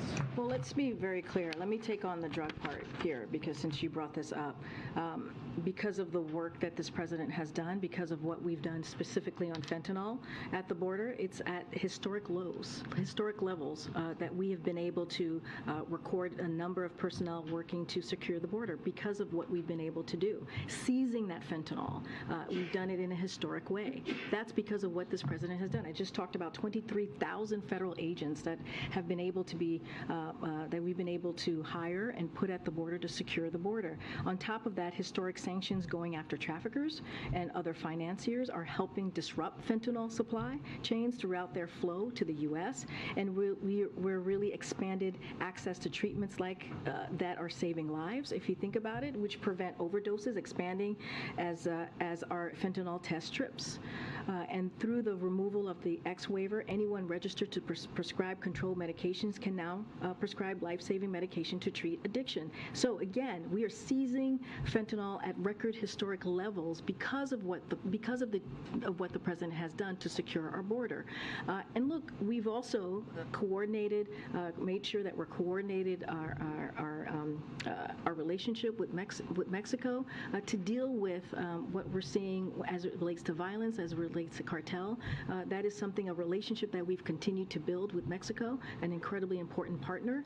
You saw that when he went down for the summit in Mexico City. So the president is dedicated to this and is doing the work that we're actually seeing at the border, again, when we think about fentanyl. But to the violence aspect of it, now Americans Americans are being slaughtered. Would President Biden be taking the same approach if it was Al-Qaeda or ISIS operating just across the border from an American city? The president takes this very seriously. He takes this very seriously. The FBI and other agencies have been on top of this from day one.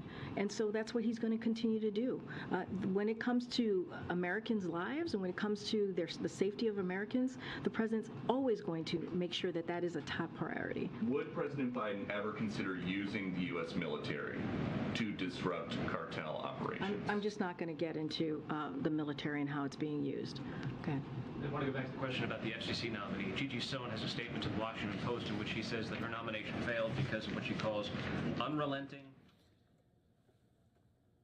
We're showcasing the White House briefing right there. A lot of questions, obviously, on the big news that we learned earlier today of the two kidnapped Americans found dead in Mexico. And we just heard Fox News' Peter Doocy asking questions there to the White House and getting some pushback right there. Of course, we always got you covered here on Live Now from Fox. We appreciate you continuing here to be with us on Live Now.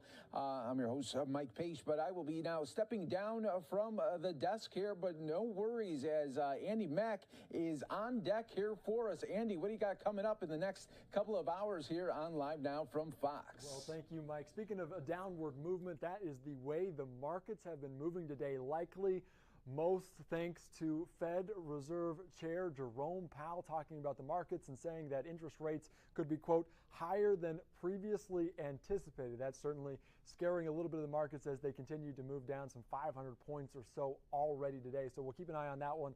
Also, the latest from Mexico on the kidnapping of those 4 individuals, 2 of whom have been found dead. So we'll have much more on that from several former FBI agents. That and much more of the top headlines coming up in just a little bit, Mike. All right, looking good. Looking forward to that. Andy Mack coming up here on Live Now from Fox as we take a look here at the Dow, now down 570 points there in the red as it continues to go down there. We'll continue to track it in the last hour of trading right now, but I do want to go out to another live event here that just popped up at the Capitol here. This is the Restrict Act as Senator Warren and Thune holding this joint news conference on restricting the emergence of security threats that risk information and communications technology. Let's listen to a little bit of this here on Live Now from Fox. Though the FCC ultimately was able to ban China Mobile and China Telecom from offering telecommunication services, they still, because it was outside the FCC's jurisdiction, could still offer cloud computing and business data services in the United States. We lack, at this moment in time, a holistic interagency, whole-of-government approach. So instead of playing whack-a-mole on Huawei one day, ZTE the next, Kaspersky, TikTok, we need a more comprehensive approach to evaluating and mitigating these threats posed by these foreign technologies from these adversarial nations. With that in mind, I'm proud to stand here with some of our co-sponsors on the Restrict Act, which will give the President, and more specifically the Secretary of Commerce, new authorities to mitigate the threats posed by technology products from adversarial nations. In a moment, I'm going to turn the podium over to John Thune, who's my lead co-sponsor on this, the Republican whip, former chairman of the Senate Commerce Committee, and a real leader on issues of technology and national security. And we've been joined by a number of the co-sponsors, Senator Romney, Senator Moran, Senator Bennett, Baldwin, Sharon Tyron, Joe Manchin, and in addition, we have Senator Sullivan, Collins, and Heinrich also. So we've got 12 senators at this point as initial co-sponsors, and I can assure you we sparked a lot of interest from other senators, as well as a number of our friends in the House on both the Republican and Democratic side. We've been working the last few months to try to create that overarching framework to evaluate foreign technology threats on that more comprehensive basis. Now, in going and doing our due diligence and talking to outside experts and legal scholars, what we heard was the Trump administration actually established a process that got a lot of this right. And the Biden administration has supported that same EO that he put forward a number of years back. The EO established this process was called the Securing the Information and Communications Technology and Services Supply Chain. It was implemented by the ICTS rule. Now, there were some challenges around that. So what our bill would codify that strong risk-based process, but it would also say we are going to create a new set of authorities that are not limited, that limited the ICTS application, frankly, the 70s era law, IEPA, and the Berman amendments that modified that unfortunately the Trump and Biden administration have had to rely on up to this point. And what our new set of rules do is not only takes on existing hardware, software, and mobile apps, but we've said we need to make sure that we are extensive enough to look forward, so that we're going to include AI products and services, fintech, quantum communications, and e-commerce, all areas that were not covered earlier. The Restrict Act would give the Secretary of Commerce the authority and the responsibility to identify and counter threats from foreign technology products and services in the U.S., a series of mitigation tools given to the Secretary up to and including the opportunity to ban. It's genuinely risk-based, and it is a rule-bound process rather than the current ad hoc process. It's also Intel-informed. We've made sure we've involved the FCC, the ODNI, DOD, and one of the things that I think is particularly important, particularly as we try to make the case, and when we tried to make the case around Huawei, we've got to have our intelligence community be forward-leaning at being willing to declassify the information about why some of these technologies, foreign-based technologies, pose national security risks. So we're not just asking the public to trust us. Consequently, in developing this legislation, we have worked with the Commerce Department, the Justice Department, ODNI, Treasury, National Security Council, and I think you'll shortly be seeing a statement from the White House. Truth is, with 100 million Americans daily on TikTok on an average of 90 minutes a day, this is an issue. I imagine most of you would like your networks to get 90 minutes a day from 100 million Americans. We've got to make sure that we take care of that national security-based concern. The Restrict Act is more than about TikTok. It will give us that comprehensive approach.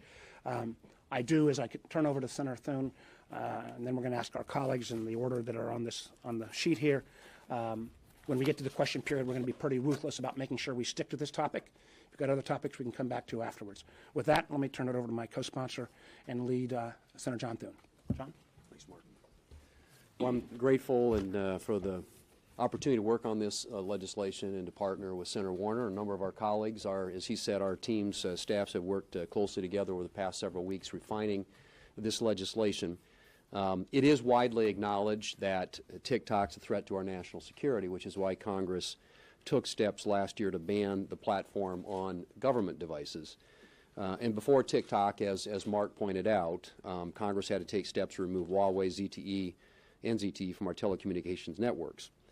In my view, we do need an approach that does away with this whack-a-mole with this particular technology and with adversarial nations, and come up with a more systemic process in which to examine these risks and to act on them. I've long been concerned about how every social media company uses the data it collects from users, and I've introduced a number of bipartisan pieces of legislation to bring more transparency to big tech. But I'm particularly concerned about TikTok's connections to the Chinese Communist Party, which repeatedly spies on American citizens. It was reported last year that China-based employees of ByteDance have repeatedly accessed non-public data about users in the U.S. despite TikTok saying to the contrary. And as Senator Warner pointed out, both the Trump and the Biden administrations recognize the need for a robust process in place to evaluate the threats that are posed by foreign technology. This legislation builds on those efforts by establishing a comprehensive process within the Department of Commerce to mitigate, and which ultimately could lead, I would add, to banning platforms like TikTok. The Chinese Communist Party has proven over the last few years that is willing to lie about just about everything. That likely won't end with TikTok, which is why it's important to establish a holistic and methodical approach to the challenges that are posed by technology from foreign adversaries. It's safe to assume that if the CCP is willing to lie about its spy balloon and cover up the origins of the worst pandemic in 100 years, they'll lie about using TikTok to spy on American citizens. It's high time we address this issue.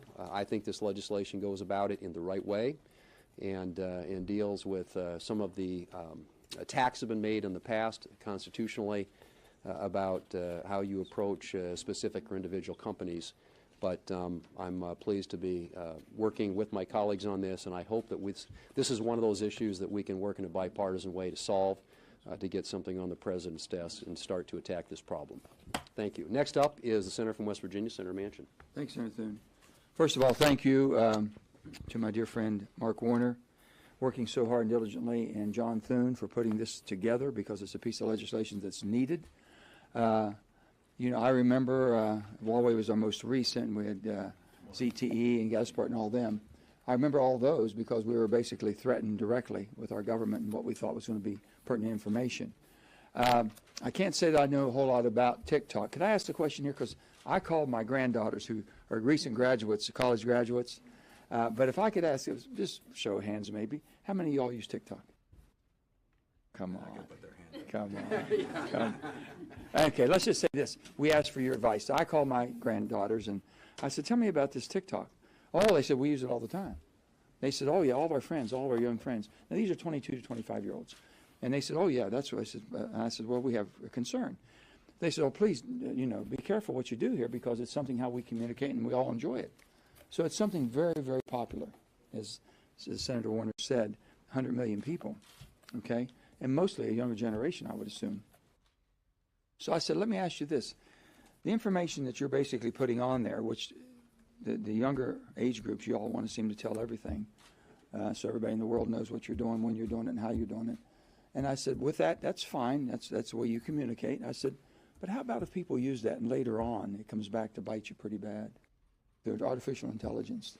They know exactly. They're basically saying that have your picture with my granddaughters and have your picture and your name associated with it and have you saying things you've never said, because they know who you are and they know what you basically attain to and what's your favorite for you and what your normalities may be. I said, would you be concerned then? They said, oh, yeah. And they said, well, can't you find an American platform? And I said, well, that's what we're looking for.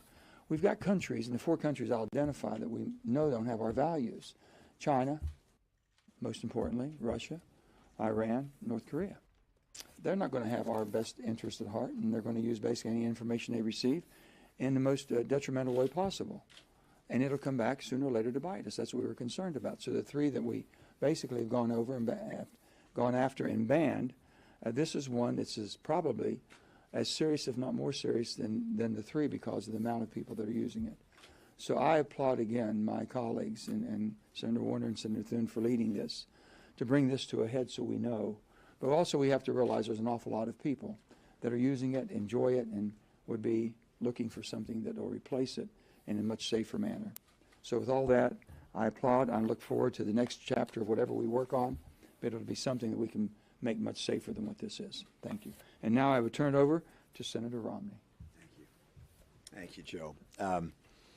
I'll tell you, when you see Senator Thune and Senator Warner come together, and this many from both sides of the aisle come together on a major piece of legislation, we're not talking about a post office being named or a highway being named. We're talking about a major piece of competitive and foreign policy legislation. When we come together, it says that Congress has recognized that China is not our dear friend. The Chinese Communist Party, that is not our dear friend. And any question about what China intends to do and what authoritarians tend to do is able to be seen by their treatment of the people in Hong Kong, the Uyghur people within China. You can see what authoritarians want to do by watching what Russia is doing in Ukraine. We have to recognize that we face geopolitical adversaries that are serious and threaten our security, our prosperity, and even the peace and freedom that we enjoy. This piece of legislation is designed to help protect Americans and protect America and our friends. There are a lot of us that are concerned about privacy.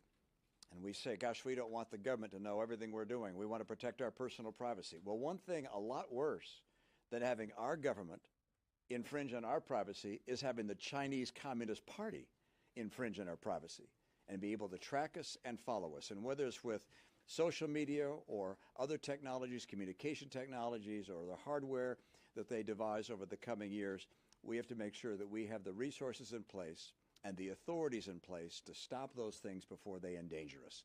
I'm really proud to support this legislation and join my colleagues on both sides of the aisle to do something which is necessary, overdue, and critical to get passed as soon as possible.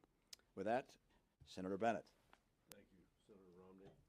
Thank you, everybody. It's good to be here with you. I think the bipartisan leadership that's up here today demonstrates that a Washington consensus that's been here for about 50 years has now come to an end. And the idea that we're in the face of China pursuing a China-first strategy at the detriment of everything else that we might hold dear is over, and that we're not going to allow them simply to pursue their strategy and allow us to be collateral damage. We've watched too long as they've stolen our IP,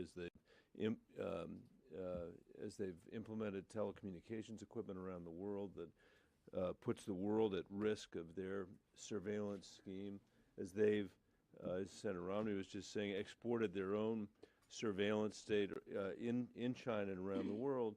This is doing damage to humanity. And I think what you're seeing are Republicans and Democrats coming together and saying it needs to come to an end. And today in America, TikTok, just to name one platform, more than 100 million Americans, almost 90 minutes a day, are on a platform that the Beijing won't even allow its own people to use. You know, is calling digital opium, but is happy for us to consume 3 weeks out of the year on their social media platform, which they won't even share with their own people, and are subject to the dictates of the Chinese Communist Party when it comes to the data that people are unwittingly in many places serving up to TikTok and to ByteDance. That's why I wrote to Apple and Google and said, let's take it off your app stores. And as Chairman Warner said, TikTok's only the latest example, but we know it's not going to be the last. And we need Congress to move beyond the whack-a-mole solution that we have been focused on and have a more strategic approach. And that's why I'm extremely pleased to be on this bill. I'm grateful to Chairman Warner and for Chairman Thune for their leadership as well. I do think we're going to pass this. And I think this is going to be the beginning of the United States saying we are not going to be collateral damage, and we're going to take our future in our own destiny. And with that, I think Senator Sullivan, my friend from Alaska, is next. Thank you. Now I'm even happier that I'm on this bill. Well, I want to thank Senator Warner, Senator Thune, particularly Senator Warner. I mean, if you look at his background, both his private sector experience in technology and chairman of the Intel Committee, this is an individual who really knows the threat that we're facing, and I think it's great to be here with him. And this bipartisan group of senators, I think, really cements what I've been saying for quite a long time. Yeah, there's a lot of dissension and partisanship here. One area where there's very little partisanship is the recognition in a bipartisan way on the serious nature of the Chinese Communist Party threat. We are very united as senators on this topic, and that's really important for our allies to hear, and more importantly, it's really important for the dictator in Beijing to hear. We're very united, and it's going to stay that way because of the nature of the regime. So what we need to be doing is bringing all instruments of American power and American policy to address the Chinese Communist Party challenge.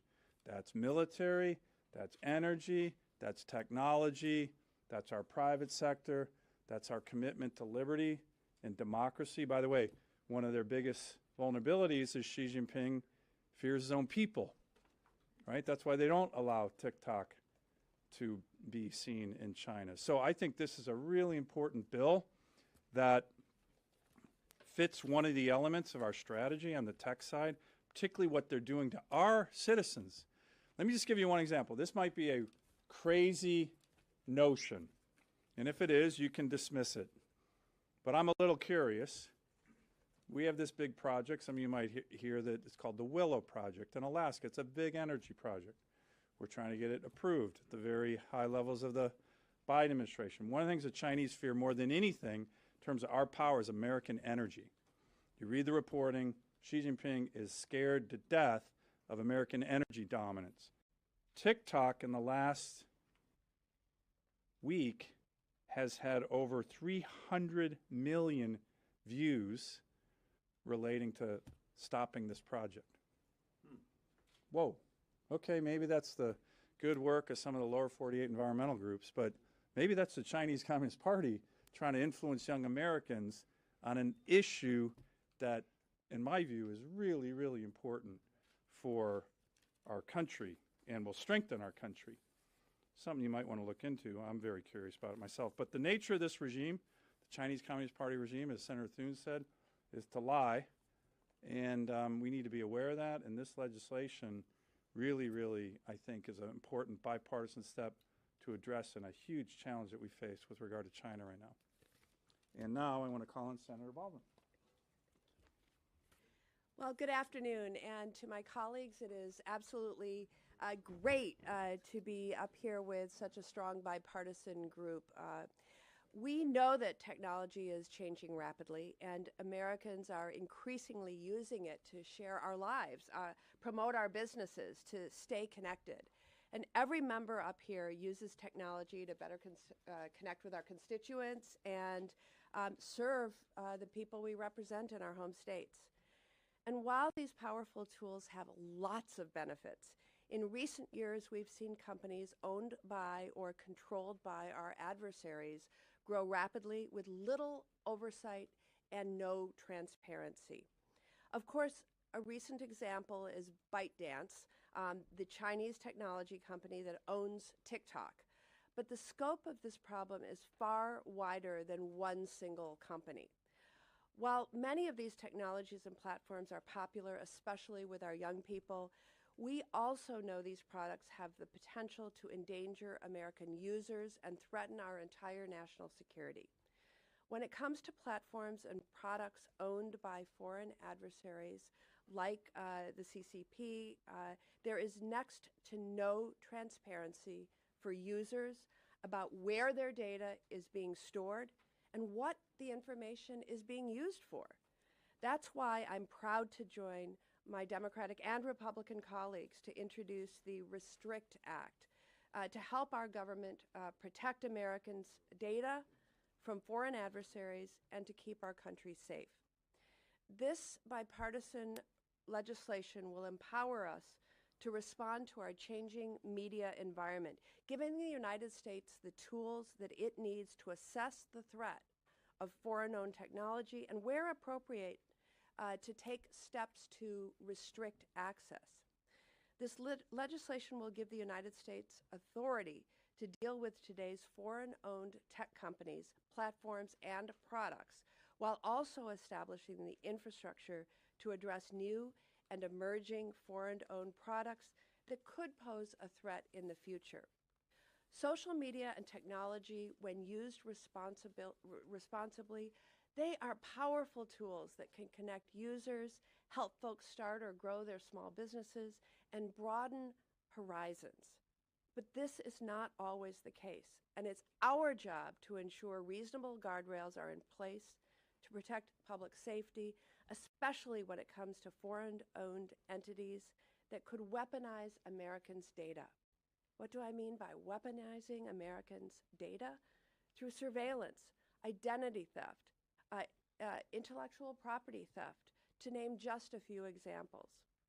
This legislation takes that common sense step forward to protect Wisconsinites and Americans online from social media and tech giants owned by foreign adversaries. And with that, I want to welcome to the microphone Senator Moran. Tammy, thank you. Well, I'm pleased to be here in support of the Restrict Act. I thank my current chairman, Senator Warner, on the Intelligence Committee, and my former chairman on the Commerce Committee for their leadership in putting this legislation together and to bringing a group of serious senators to the table to see that we accomplish something. I'm hoping that this is the moment in which we do something in the United States Senate besides spending days, months, almost years doing confirmations. I'm more concerned about the future of our country now than I've ever been. That in part is because we need to pull together as a nation to defeat the adversarial forces that are about to create difficulties, challenges, and in fact the existential future of our country. We face tremendous challenges in this world, and it used to be that if we worried and took care of our military stance, that was sufficient. Today it's important, but it's not sufficient. And our economy and certainly our access to our privacy, to our information becomes critical in this world we live in. Foreign adversary infiltration into our information and communication systems are a serious and growing challenge. These threats are not new, and they're not going away. The Department of Commerce needs the tools to review, to prevent, to mitigate, and really to prevent harmful products and services from continuing into tomorrow. Personal data and conversations must be out of the reach of the influence of the Chinese Communist Party. And I would say that I would welcome any of my colleagues behind me and my other colleagues in the United States Senate to rejoin our efforts that started a number of years ago to pass a comprehensive data privacy piece of legislation in a bipartisan way. This bill is a component of that privacy and an component of our national security, but we still desperately need to take on this issue in a broader way. And while we've come close, we have fallen short. The issue hasn't disappeared, and we need to pass serious and appropriate data privacy legislation in addition to the Restrict Act.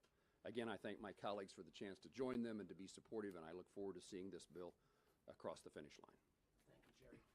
2 quick points, and then I'll start to take questions. We're going to restrict questions to this topic, and if anybody's got to sign off, I get it. One, and this was a point that Senator Romney made, but it really is important to repeat. Our beef here is with the Communist Party of China. It is not with the Chinese people. It is not with the Chinese diaspora. It is sure as heck not with Chinese Americans. And failure to make that point, frankly, plays into the propaganda agenda that oftentimes you see on WeChat and other Chinese-based apps. Second, those of us on the Intel Committee tomorrow are going to have the leadership of the intelligence community before us. And one of the things I think you're going to hear is that the traditional definition of national security, who's got the most tanks, guns, planes, and ships, which clearly is still critically important as we see the battle between Ukraine and Russia play out. But increasingly is also who wins the struggle for technology dominance. You know, the Congress in a bipartisan way recognized that around semiconductors, chips. We recognize that around the threat that Huawei placed. And this broad-based, rules-based approach, I think, will give us the tool, again, focused on those 6 nations that by law have been determined adversarial to take on these technology tools. So, Senator, just a 2-part question for you. I take it you think a bunch of bills that we're seeing come forward that are just straight bans, or they seek to empower the president to ban this app, won't pass court muster. And then just separately for any of you, so many of you, Senator Manchin, you especially, you've talked about how many people use this app. So just practically, how do you put the genie back in the bottle? Let me do 2 or 3 quick things. One, nothing in this bill, if passed, would authorize any government action going after any individual user. Let me be clear on that. There are ways, and again, Senator Bennett had suggested you could limit the sale on app stores, but if this bill becomes law, there's nobody individually is going to be held accountable. Secondly, one of the things, again, that Senator Thune emphasized, we want to make sure that we didn't invite other countries retaliating against the United States. So the idea of having a rules-based process that identifies types of technologies, we think will stand up better in court muster. And let me acknowledge as well that when we're talking about social media-based apps, whether they are foreign or domestic, there's a higher level of scrutiny. So we've listened to the outside legal experts on that issue. And I do think there are, Senator Thune and I, for example, have got legislation along with Senator Fisher on dark patterns. Some of these some of these practices that frankly are used by American companies. We're focused today on foreign-based, but I'll let Joe answer if he wants, or John answer if he wants, but I think there will be plenty of video-based, American-based applications that this bill would not affect at all. Do you want to add to that? Please. So it seems like China, it's very obvious that China feels like they're taking a lot of heat from Congress. What you guys are doing, as well as what's happening on the House side with regards to the COVID origins, they'll just pass the bill to release that intel. So China's foreign minister just said that if the U.S. doesn't hit the brake and it continues to see down the wrong path, no amount of guardrails will prevent derailing and will surely be conflicts and confrontations. Do any of you have a reaction to this? I'll let again my colleagues talk about that. I'll just point out this. $500 billion a year of intellectual property theft. For years, use of entities called the Confucius Institutes at many universities that were used to prey upon Chinese exchange students. In the case of TikTok, constant examples, even with the statements of TikTok that somehow Chinese engineers are not getting access to that American data, they are.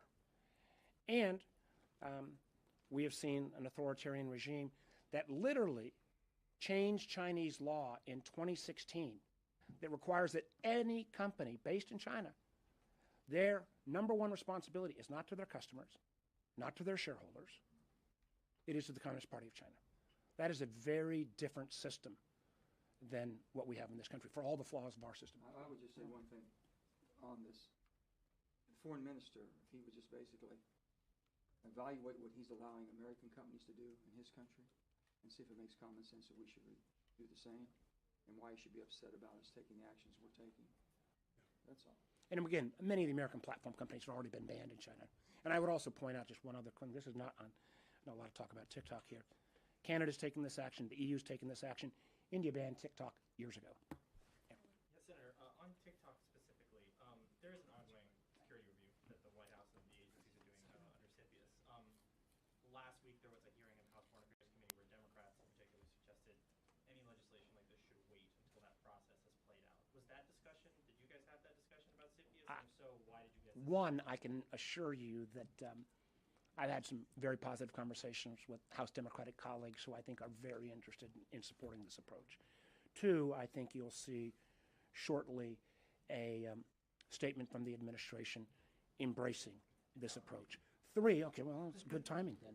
Three, this is ancillary to CFIUS. CFIUS is still a process. We've got a safe harbor of CFIUS Acts first. But CFIUS requires a transaction to trigger its tools.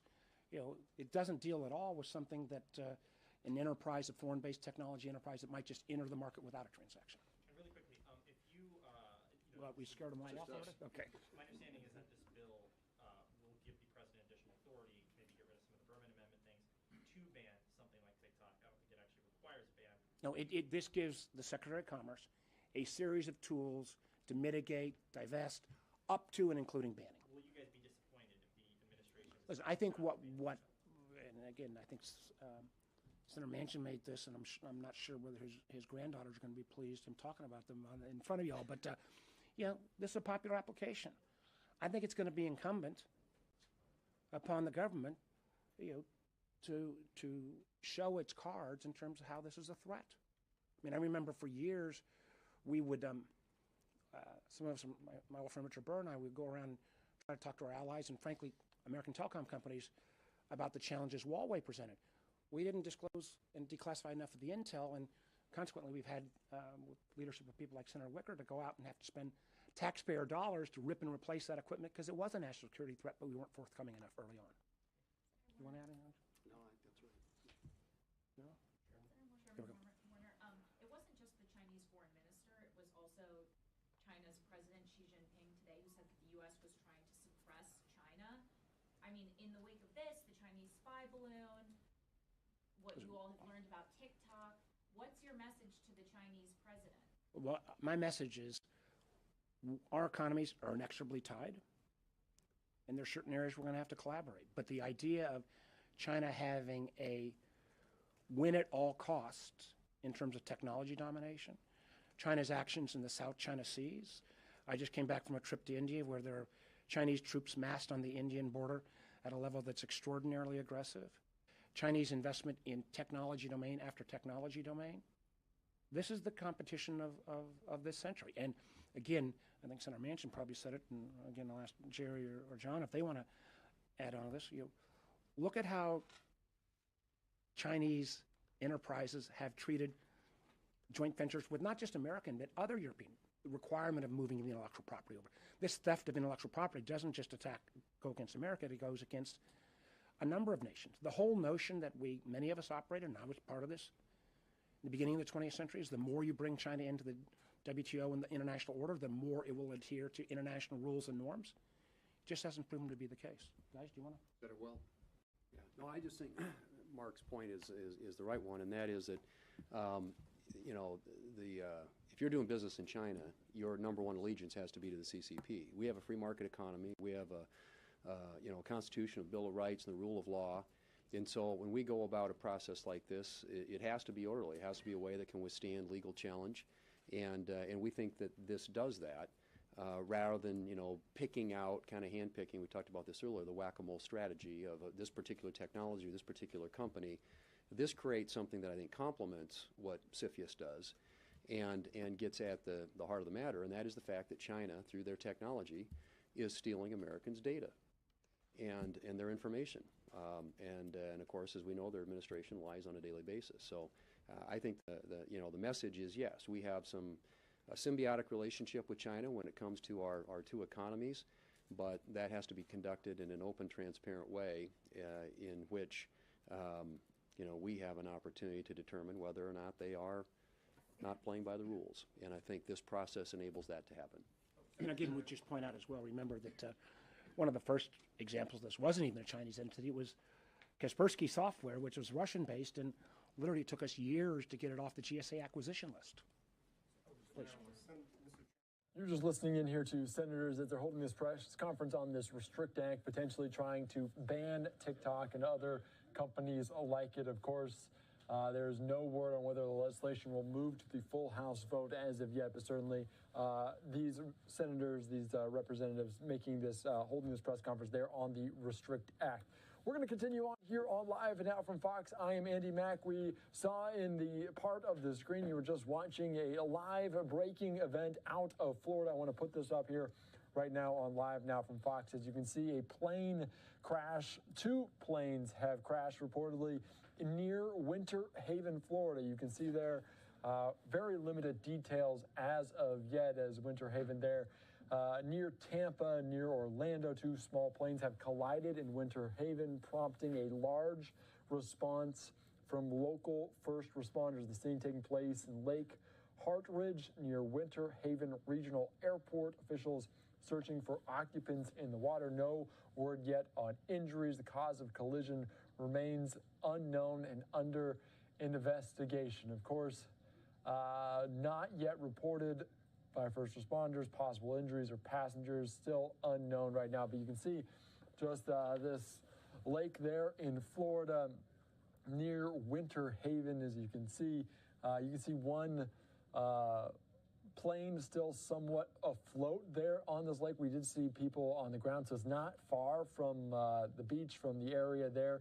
As you can see this helicopter pulling out, but two planes have crashed into a lake in Winter Haven, Florida. We did see some activity with some jet skis, some boats, some pontoons around some of these areas of this incident. Of course, following this very, very closely here on Live Now from Fox. We will continue to follow this throughout this afternoon, and we will bring you any information. You can potentially see a rescue vehicle or a rescue boat on the way there. We'll see if they zoom in on this a little bit as rescue efforts underway. We're going to stick with this just a little bit here, live, raw, and unfiltered, to see if we can have any information or see any live rescue operations of this two-plane crash, this collision that we're still learning more about. It looks like a boat or a jet ski there moving in the direction of it right now. I'm Andy Mack here on Live Now from Fox. We're going to take a quick 2-minute break.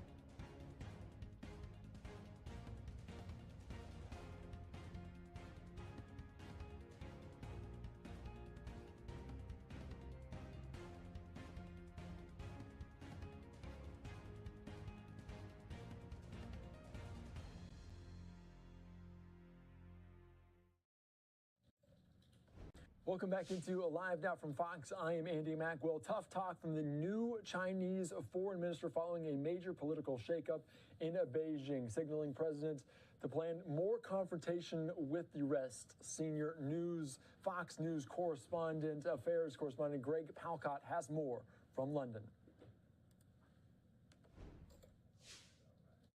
China's new foreign minister coming out swinging against the U.S. in his first press conference since taking office. Qin Gang is a former ambassador to the U.S. and a close ally of Chinese President Xi. He's now been tasked with taking a tough stance against the Biden administration as tensions escalate over a number of issues, including trade, TikTok, Taiwan, and those Chinese spy balloons.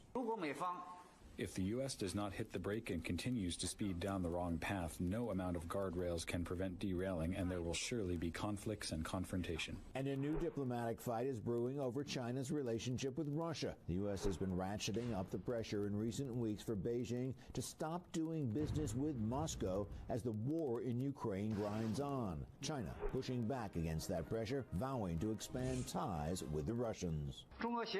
When Russia and China work together, global strategic balance and stability will be more guaranteed. The more turbulent the world is, the more Chinese-Russian relations must move steadily forward.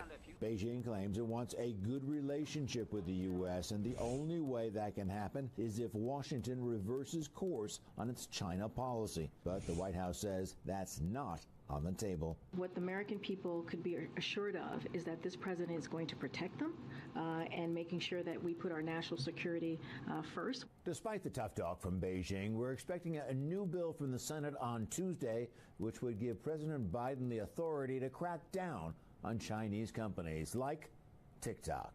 In London, Greg Palcott, Fox News. Thank you so much. We just saw some of senators speak about that Restrict Act that Palcott was talking about there as well. Well, sticking with some international news here on Live Now from Fox, Ukrainian President Vladimir Zelensky has announced Ukrainian forces will not withdraw from a key strategic city of Bakhmut, despite indications just days ago that a retreat was imminent. Fox News correspondent Steve Harrigan has more from Kyiv. No retreat and no surrender. That's the word from Ukraine's president as the fighting on the Eastern Front intensifies. Volodymyr Zelensky says his troops will not pull back from the city of Bakhmut, contradicting statements made last week by his top commanders. The city has been virtually destroyed as Russia sends in wave after wave of fresh recruits. Casualties are reaching staggering numbers on both sides, but the Ukrainians say they won't back down. To take Bakhmut is a matter of principle for them, and for us it's a matter of principle to defend it. It's not just a city, it's a symbol. That's why we will stand our ground. But Russia might be getting help from a key ally, China's new foreign minister, saying Tuesday his country will expand ties with Moscow. Experts say that might include an arms deal, prompting warnings of economic sanctions from some lawmakers. I would highly recommend that he stays away from Ukraine. To think about supporting Russia in this invasion in Ukraine is not going to help him globally. Meanwhile, Ukraine is calling for an investigation after this video surfaced showing the execution of an unarmed Ukrainian prisoner in a shallow grave. President Zelensky says it's just one example of the ongoing war crimes being committed by Russia. The occupiers brutally killed a soldier who bravely said to their face, "Glory to Ukraine. We will find the killers." Ukraine says it has identified the 30-year-old soldier who went missing in action just 1 month ago. In Kyiv, Steve Harrigan, Fox News. Thank you so much for that latest update. We're going to come here back domestically and take you out to a live picture we have from the ground there in Winter Haven, Florida. This is a picture of that two-plane crash there, a live picture as we're following this here on Live Now from Fox. We had the helicopter shot up just a little bit ago, but now this is a ground shot. You can see there from the edge of the lake. If they zoom in, you can kind of see the tail of the plane still sticking out of the water.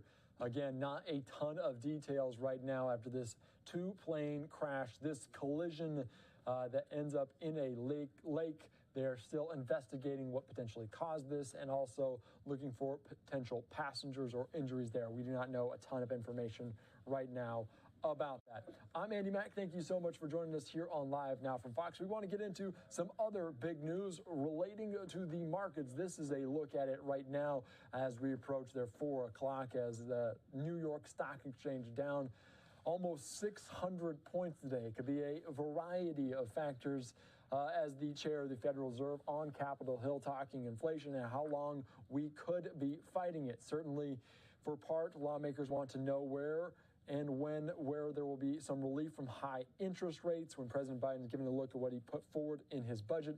Of course, Fox News correspondent Lauren Blanchard has more in Washington. Federal Reserve Chairman Jerome Powell sat before the Senate Banking Committee. The Fed has raised interest rates at the quickest rate in years to combat inflation, but it remains stubbornly high. The historical record cautions strongly against prematurely loosening policy. We will stay the course until the job is done. Powell says more hikes are coming and will likely stay in place longer. Although inflation has been moderating in recent months, the process of getting inflation back down to 2% has a long way to go and is likely to be bumpy. Meanwhile, in a New York Times op-ed, President Biden says he plans to put forward a budget this week that would make, quote, the Medicare Trust Fund solvent beyond 2050 without cutting a penny in benefits. He writes through, quote, modest increases in contributions from high-income earners, aka tax hikes, the government can better negotiate drug prices, reduce the deficit by $2 trillion over the next decade, and beef up the Medicare fund. But, quote, if the MAGA Republicans get their way, seniors will pay higher out-of-pocket costs on prescription drugs and insulin. The deficit will be bigger and Medicare will be weaker.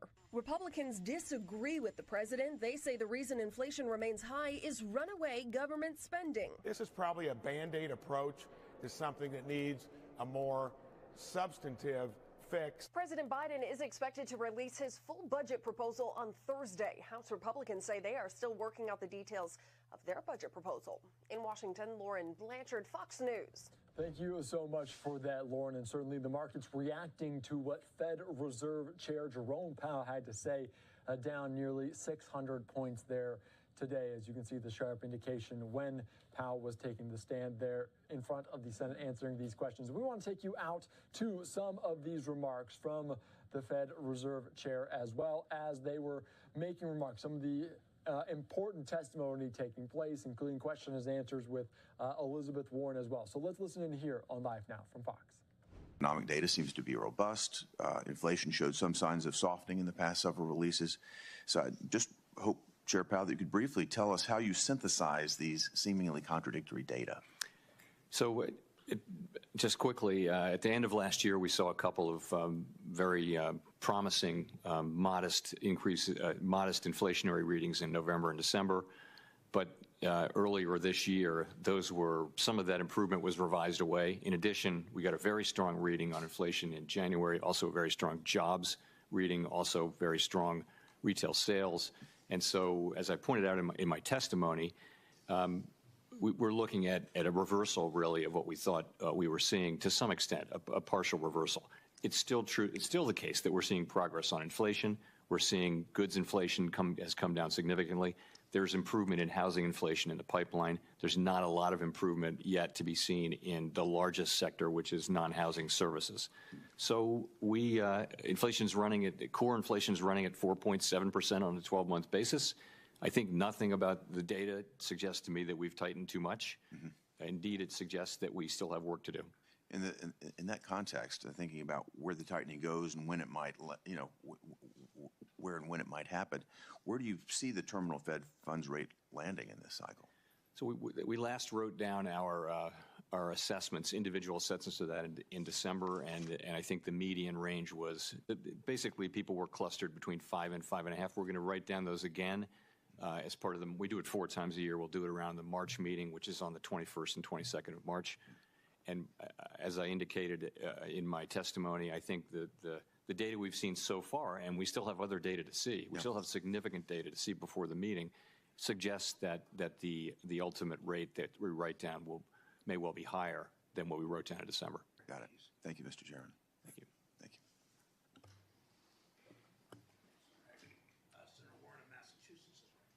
you. Thank you, Mr. Chairman. So the Fed has raised interest rates 8 times over the last year in what has been the most extreme rate hike cycle in 40 years. The Fed's goal is to slow inflation, and your tool, raising interest rates, is designed to slow the economy and throw people out of work. So far, you haven't tipped the economy into recession, but you haven't brought inflation entirely under control either. And maybe the reason for that is that other things are also keeping prices high, things you can't fix with high interest rates, things like price gouging and supply chain kinks and a war in Ukraine.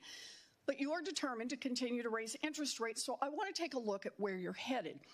In December, the Fed released its projections on the state of the economy under your monetary policy plan. According to the Fed's own report, if you continue raising interest rates as you plan, unemployment will be 4.6% by the end of the year, more than a full point higher than it is today.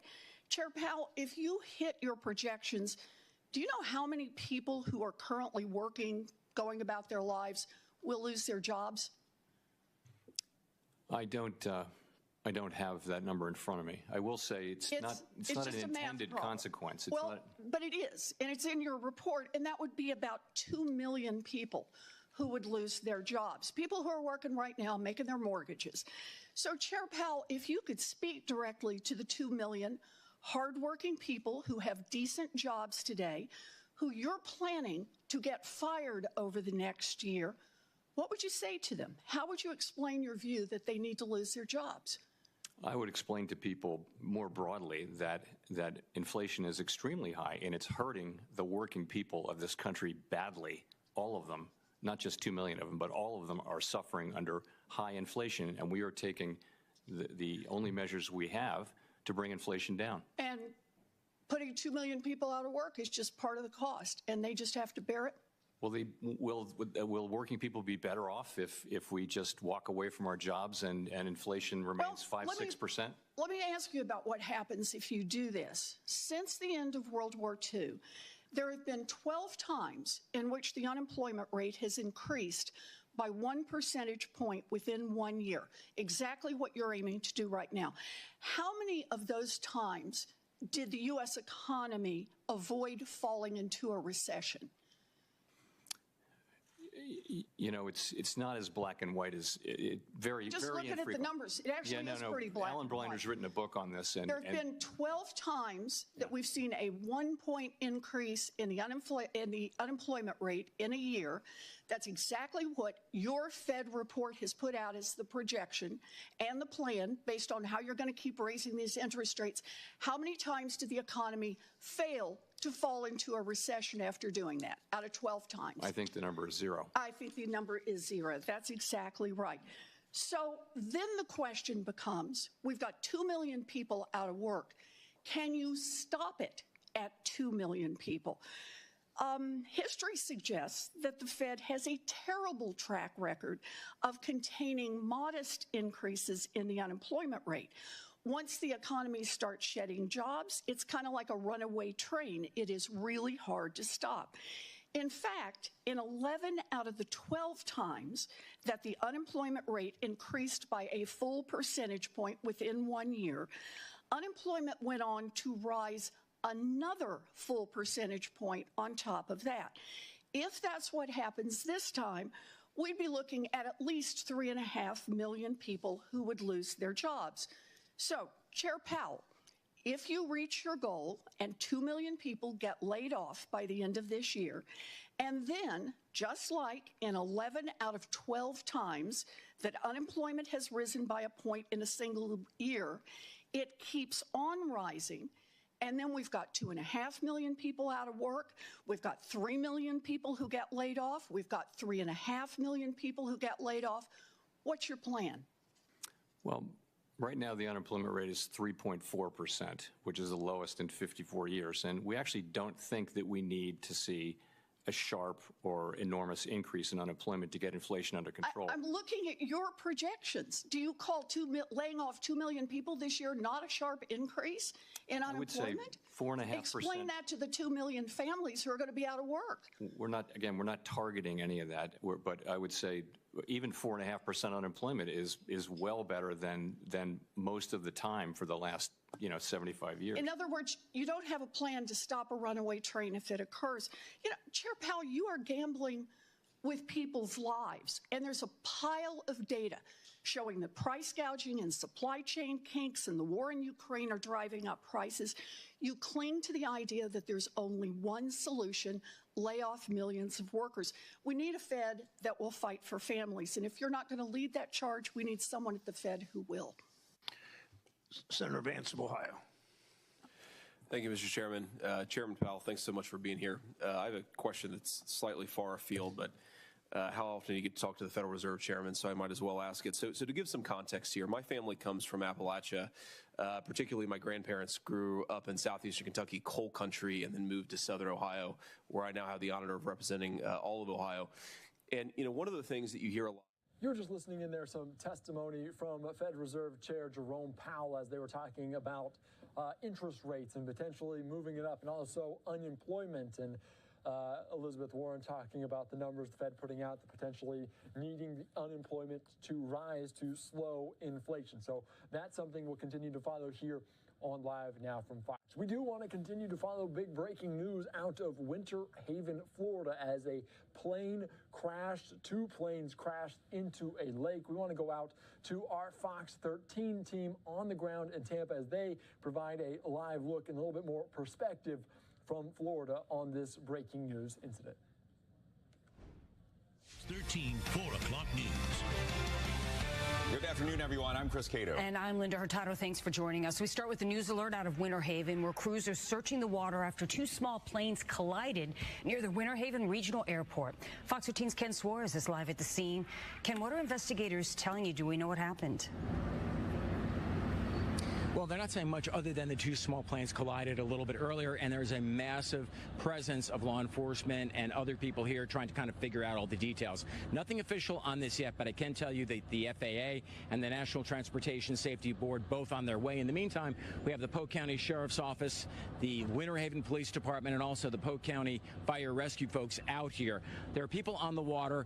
You can see what appears to be one wing. So there's part of one plane that apparently is above the water. Just talking to neighbors, I am told that there was a yellow plane that was doing touch and goes earlier in the day, driving flying very erratically. It appears that that plane is yellow, so that is one of the planes that could be involved. In terms of fatalities, not the official yet, but neighbors are telling us that they did see some bodies, probably one taken out and then covered. So we're waiting for that. Really looking for details about exactly what happened. I can tell you that we're 1.2 miles away from the Winter Haven Airport, so they may have been coming from there. Don't know how many people on the planes, don't know what caused the crash. All we know is that there's a very big investigation going on right now. Linda? And Ken, we're assuming the other plane is underneath that one plane that we see in the water? Well, it's kind of hard to tell, but some people from this vantage point, and it's pretty far away from where apparently both went in, there seems to be an indication that there are 2 planes both in the water, but that's unconfirmed. We're just kind of doing this with our eyes and zooming in with the camera, that kind of thing. Not clear at all, but that could be the case. All right, well, our thoughts are with any of the families that might be involved today. Thanks, Ken. You're just listening there to our Fox 13 team as they are providing coverage. I want to take us out now live to this event as this is continuing on going. You can see some oxygen containers potentially as they search underneath the water as this plane crash taking place there near Winter Haven, Florida. As you can see the shot kind of go away here on Live Now from Fox. That's kind of what we do, live on Unfiltered. So they were just changing their shot, but you saw some emergency personnel trying to put some equipment on a pontoon, on a boat, as they were still working to understand what happened as these 2 planes crashed there into that lake. Not a ton of detail, and not a ton of detail on the passengers or the pilots of these 2 planes there in Winter Haven, Florida, near Tampa, Florida. I'm Andy Mack. Thank you so much for joining us here on Live Now from Fox. We're going to take a quick 2-minute break.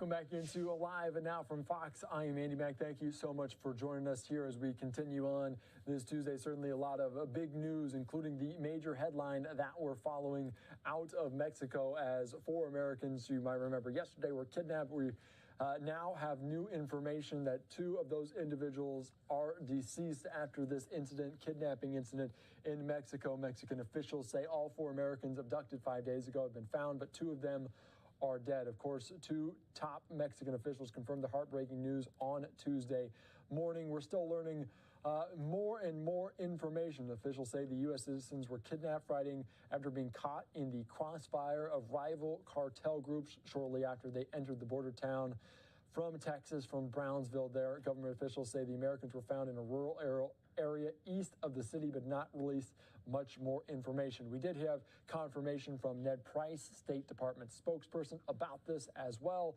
but not a ton of information other than that out of Texas, out of Mexico. They also said that they did have the people return to the United States, these 2 that remain alive. Unfortunately, the 2 that passed also have been recovered as well. We want to continue to follow this major story here on Live Now from Fox as I spoke with a former FBI agent about this and what happened to get some more perspective and context to this major breaking story. I'm Andy Mack here on Live Now from Fox. Thank you so much for joining us. We want to get into more details about those recent headlines coming out this morning about the kidnapping in Mexico and ultimately the death of 2 American citizens. We're going to be joined right now via Zoom from Don Vilfer. He's a former FBI agent. Don, thank you so much for joining us here on Live Now from Fox. First, I just want to get your initial reaction. When we see something like this, a kidnapping of American citizens in Mexico, and now we know some tragic details around this, what goes through your head? What are you thinking about when you see some of these headlines? Well, when you see the video, you just realize how brazen the violence is at times along the border there, and with the conflict between the cartels and that sort of thing. And of course, you feel for the victims getting caught up in it all, as innocent victims. But just the brazenness of it all, and just the disregard for human life. That's what I think of. It's certainly a sad situation. The 2 people passed away during this and kind of wrong place, wrong time situation. But you were also a part of plenty of rapid response efforts by the FBI. Give us a little bit of background of what happens when you learn of something like this. The FBI gets involved in a foreign country, obviously Mexico there, not very far away. But what happens from a rapid response standpoint? Yeah, since the mid-1980s, the FBI has had jurisdiction for crimes against Americans that occur abroad if it involves terrorism. But then outside of a terrorist act, such as a criminal act like we have here, at least all the indications are it's a criminal act, then the FBI will liaise with local authorities, and the FBI has legal attaché offices for liaison purposes with local authorities all around the world. So here, the FBI agents that are stationed in Mexico would then coordinate with Mexico and offer assistance, perhaps, of FBI resources. So it may be they might just participate in coordination efforts, or they might actually bring more agents in on the ground to help. Yeah, because I was going to ask, how does that work? Because obviously the FBI here, everyone kind of knows about that. Mexico, people probably don't have a full understanding of kind of what their authorities go through. How does that work? How does that relationship work? Yeah, a foreign country would have to, in a non-terrorist event, would have to consent to the FBI being there, being on the ground and helping. So you might see forensic teams, you might see intelligence analysts, there might just be the simple sharing of intelligence across communications across the border with the Mexican authorities to help solve this. Or in the extreme, you might see the FBI's hostage rescue team, kind of the super SWAT, going in to help effect a rescue of the victims. And we're still learning, certainly, some details around all of this. But when you hear kidnapping, you think of something in particular. This may have not been that. How maybe different is this? And what do you think of when you think of kidnapping, especially in a situation like this? Yeah, typically I would think of a kidnapping, you're thinking of a planned event that is coordinated. This may not have been that. This may have been a kidnapping as a product of opportunity.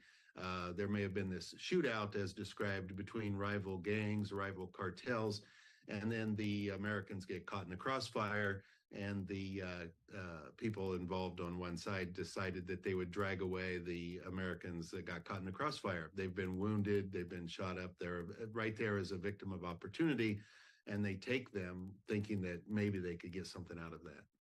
And for a drug cartel, obviously, Gulf Cartel is the one that potentially could be involved in this. Is that something common, the kidnapping, maybe not American citizens, but kidnapping in general? Is that a common occurrence there in Mexico and for cartels? Well, the cartels are mostly crime upon each other, or people that they have a reason to commit the crimes against. Rival cartels or somebody that's in their way, or political officials that might be in their way of their success. They may engage in some kidnapping for profit, but the cartel also consists of a number of levels of individuals. And here, at least from the video, it looks like they're young people. They're obviously well equipped with firearms and body armor, but probably not terribly well planned. It's basically a shootout and a crime of opportunity is what it looks like. Yeah.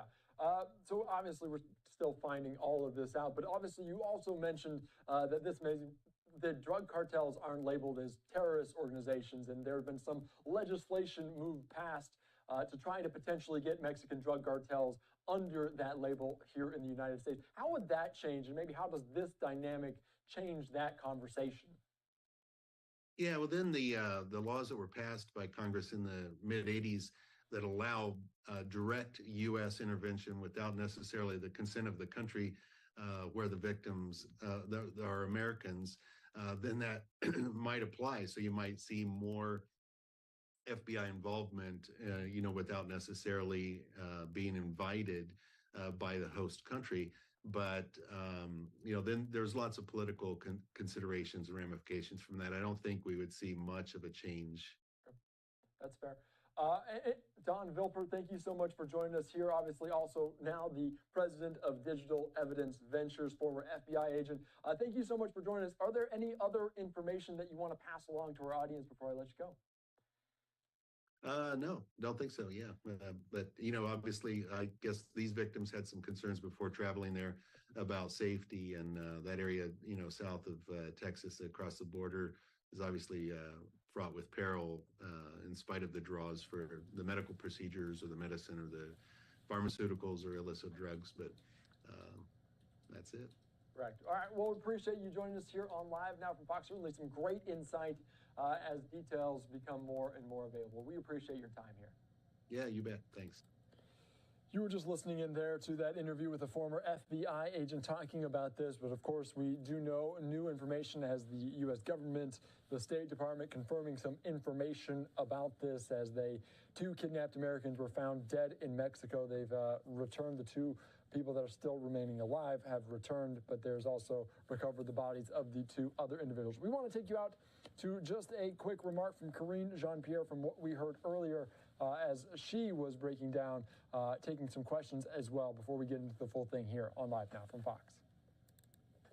Across the border to Mexico for medical care. There are a lot of Americans who cross the southern border for medical care or for prescription drugs. What is the advice to those individuals? Should they avoid doing that? So I'm not going to speak specifically to, I know it's ongoing. I know there's a lot of comments out there as to what these four individuals were going to do. So I would say the federal law enforcement has been in touch, has been, leading this investigation, clearly in touch with family members. And so I'm just going to be really careful on commenting why they were crossing the border. Those are private considerations. But again, I just laid out moments ago when Michael was asking me the question about Americans in Mexico or thinking about traveling to Mexico. The State Department puts out these alerts, tries very hard to communicate what's going on, their own safety in certain countries. And I would make sure that if Americans are thinking about traveling to Mexico, that they certainly heed the call from the State Department department. This particular area, as I just mentioned, is at level 4, and so folks need to be really careful. You were just listening there, Karine Jean-Pierre, quickly answering those questions about this incident as we're learning new information here on this Tuesday. We're going to continue on here on Live Now from Fox, take you at a few Live Now looks from around the country. Here is the U.S. Capitol in Washington, D.C. We also want to take you up the coast, up the East Coast as well. New York City still buzzing there. We want to take you out to an event right now from New York City Mayor Eric Adams on asylum seekers. Let's listen in to some of these remarks from the mayor there in New York about this. Mayor's Fund of New York City, our Chief Housing Officer, Jessica Katz, Doctors Mitch Catt, Ted Long, and Jonathan Jimenez from Health and Hospitals, Commissioner Jess Danhauser from ACS, Chancellor Banks from the Department of Education, Executive Director of Workforce and Talent Development, Abby Jo Siegel, Acting Department of Social Services Commissioner Molly Park, and others from her team, Commissioner Fred Kreitzman, who leads our Mayor's Office of Mayor's Community Affairs Unit, and the Consul General of Mexico is here with us today, Jorge Islas Lopez. Thank you all for being here. Can we give them all a round of applause, please?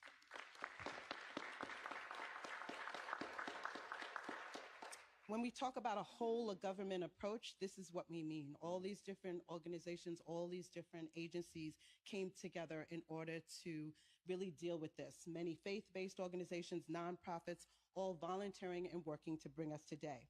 As you see, the numbers are staggering. I sometimes think we keep on saying them, so it's hard to get them and to realize them. Today, we are going to have somebody who's going to try to put a face on this and really center us in this work. We know that this situation is not over. And so while today we're going to be talking about a path forward, it's acknowledging what we've done, it's seeing what we want to do now, and then really looking towards the future. Now I'd like to hand it over to the mayor to get us into the details. Thank you. Thank you so much. And, you know, having one of the, I think, two significant parts of the conversation today is to the right of me, my amazing Commissioner of Immigrant Affairs, who's a former dreamer. And every time I'm with him and we talk about this, and he relives the journey of coming here with his mom, and he brings that passion to this entire issue. And I really want to thank you, Commissioner, for just the personal touch that you're bringing to us. And to the left of me, I'm having an asylum seeker who's here, standing in City Hall, standing next to the mayor of what I believe is the greatest city on the globe. And that's unimaginable that you can spend months making your way here to a country where others have tossed you to the side. Others did not give you the basic opportunity to participate in the American dream, but New York did.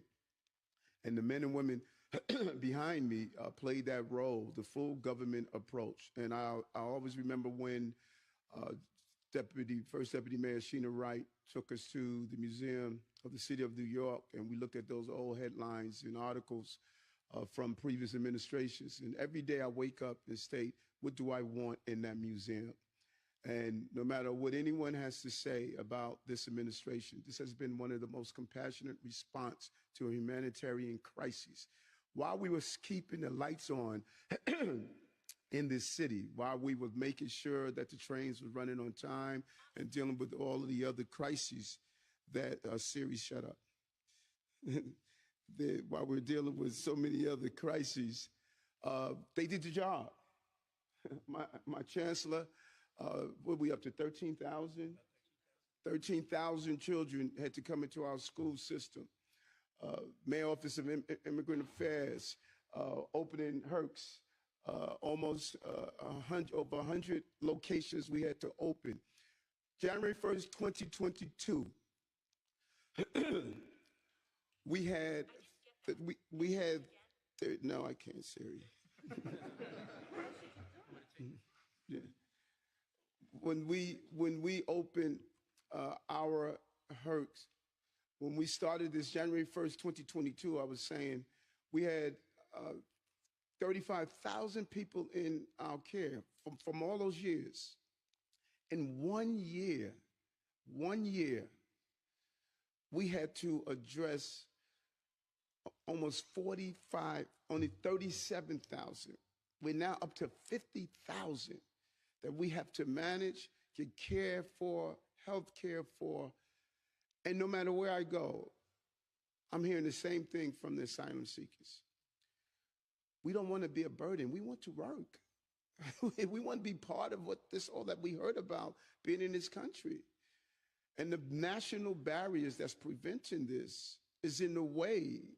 And all of this has fallen onto New York City. And we've done our job. And we stood up, and we're going to continue to stand up. And we're going to continue to pivot and shift each level as we move and deal with this unprecedented crises that we are facing.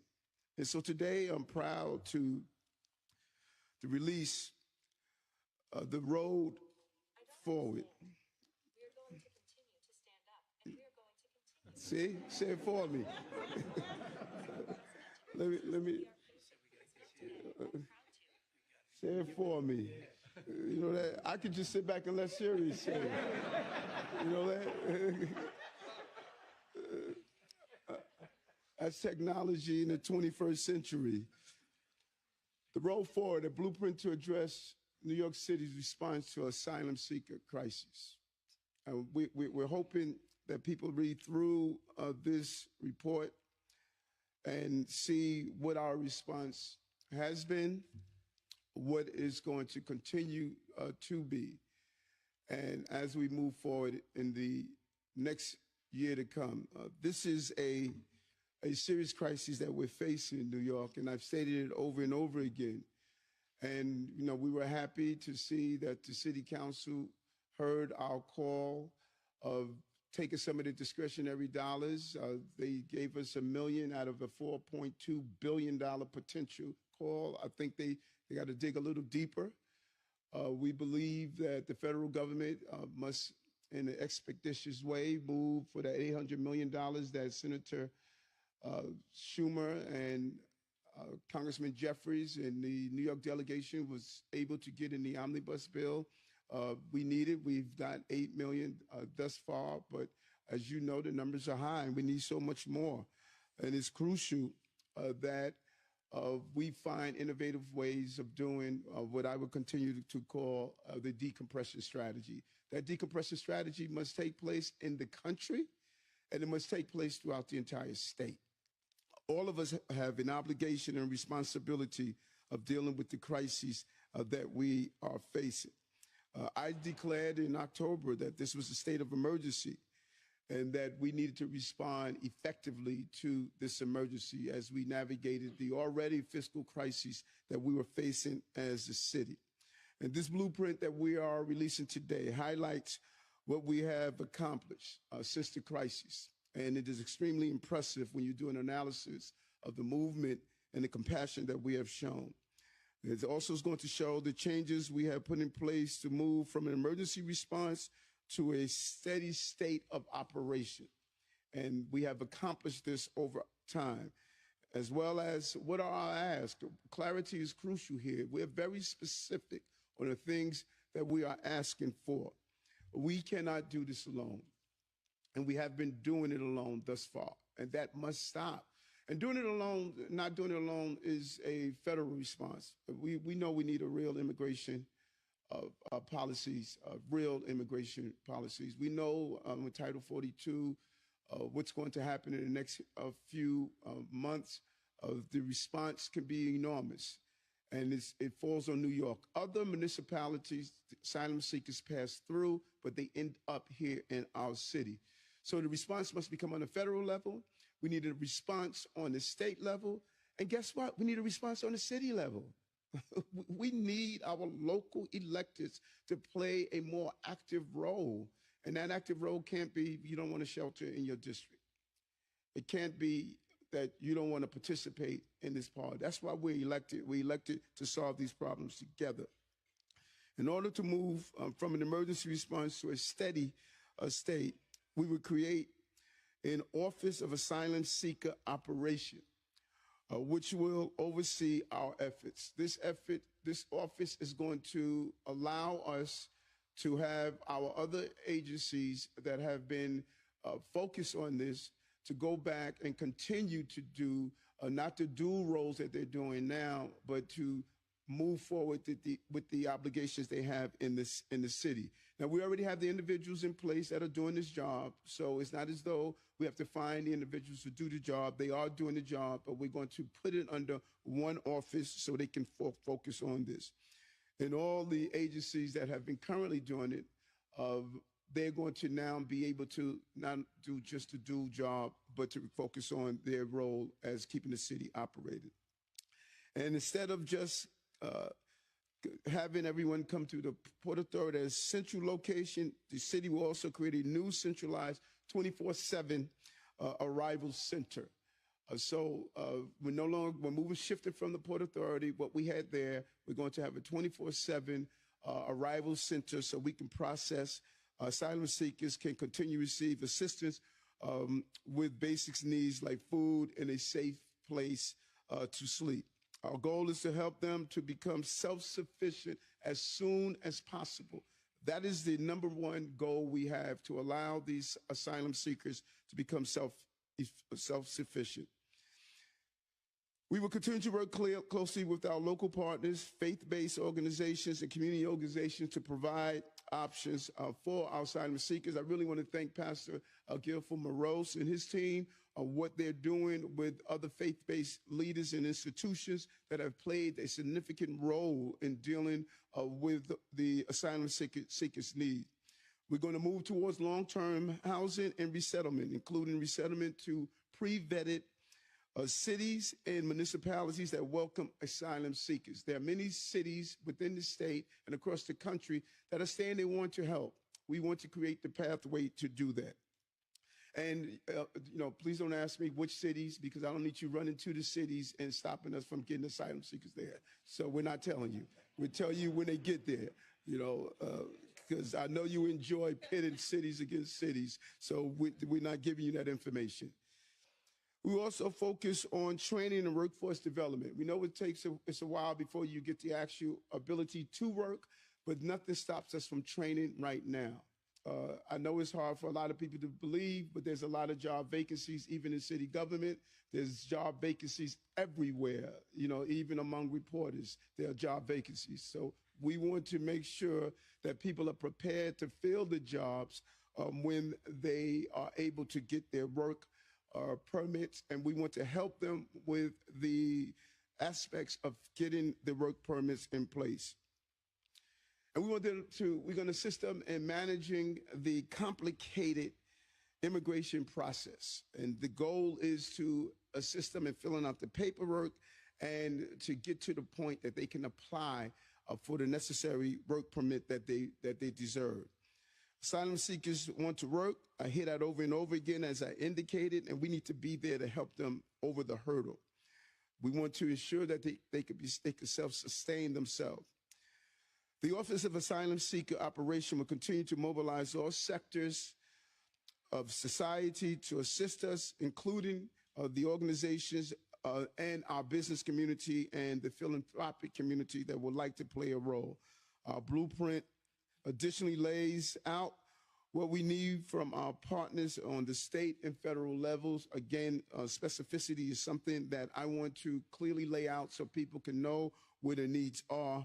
And we will continue to urgently call for national immigration reform, expedite right to work authorization for asylum seekers, federal and state emergency funding and operational resources, and much more.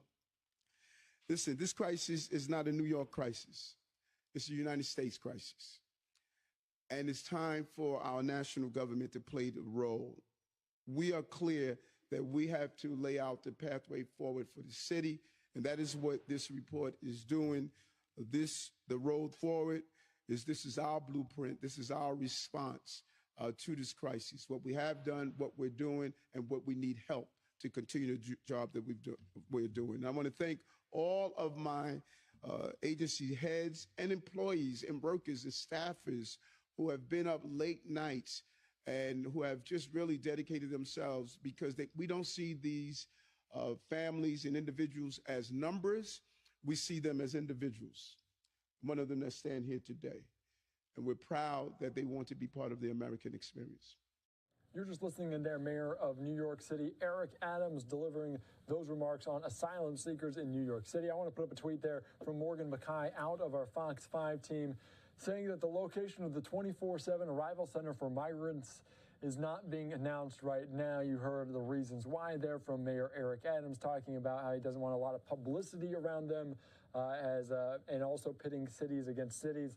The mayor also says that migrants will be connected with jobs at restaurants and possibly commercial truck drivers as well. So we're continuing to follow this major story here on Live Now from Fox. I'm Andy Mack. We're going to take a quick 2-minute break.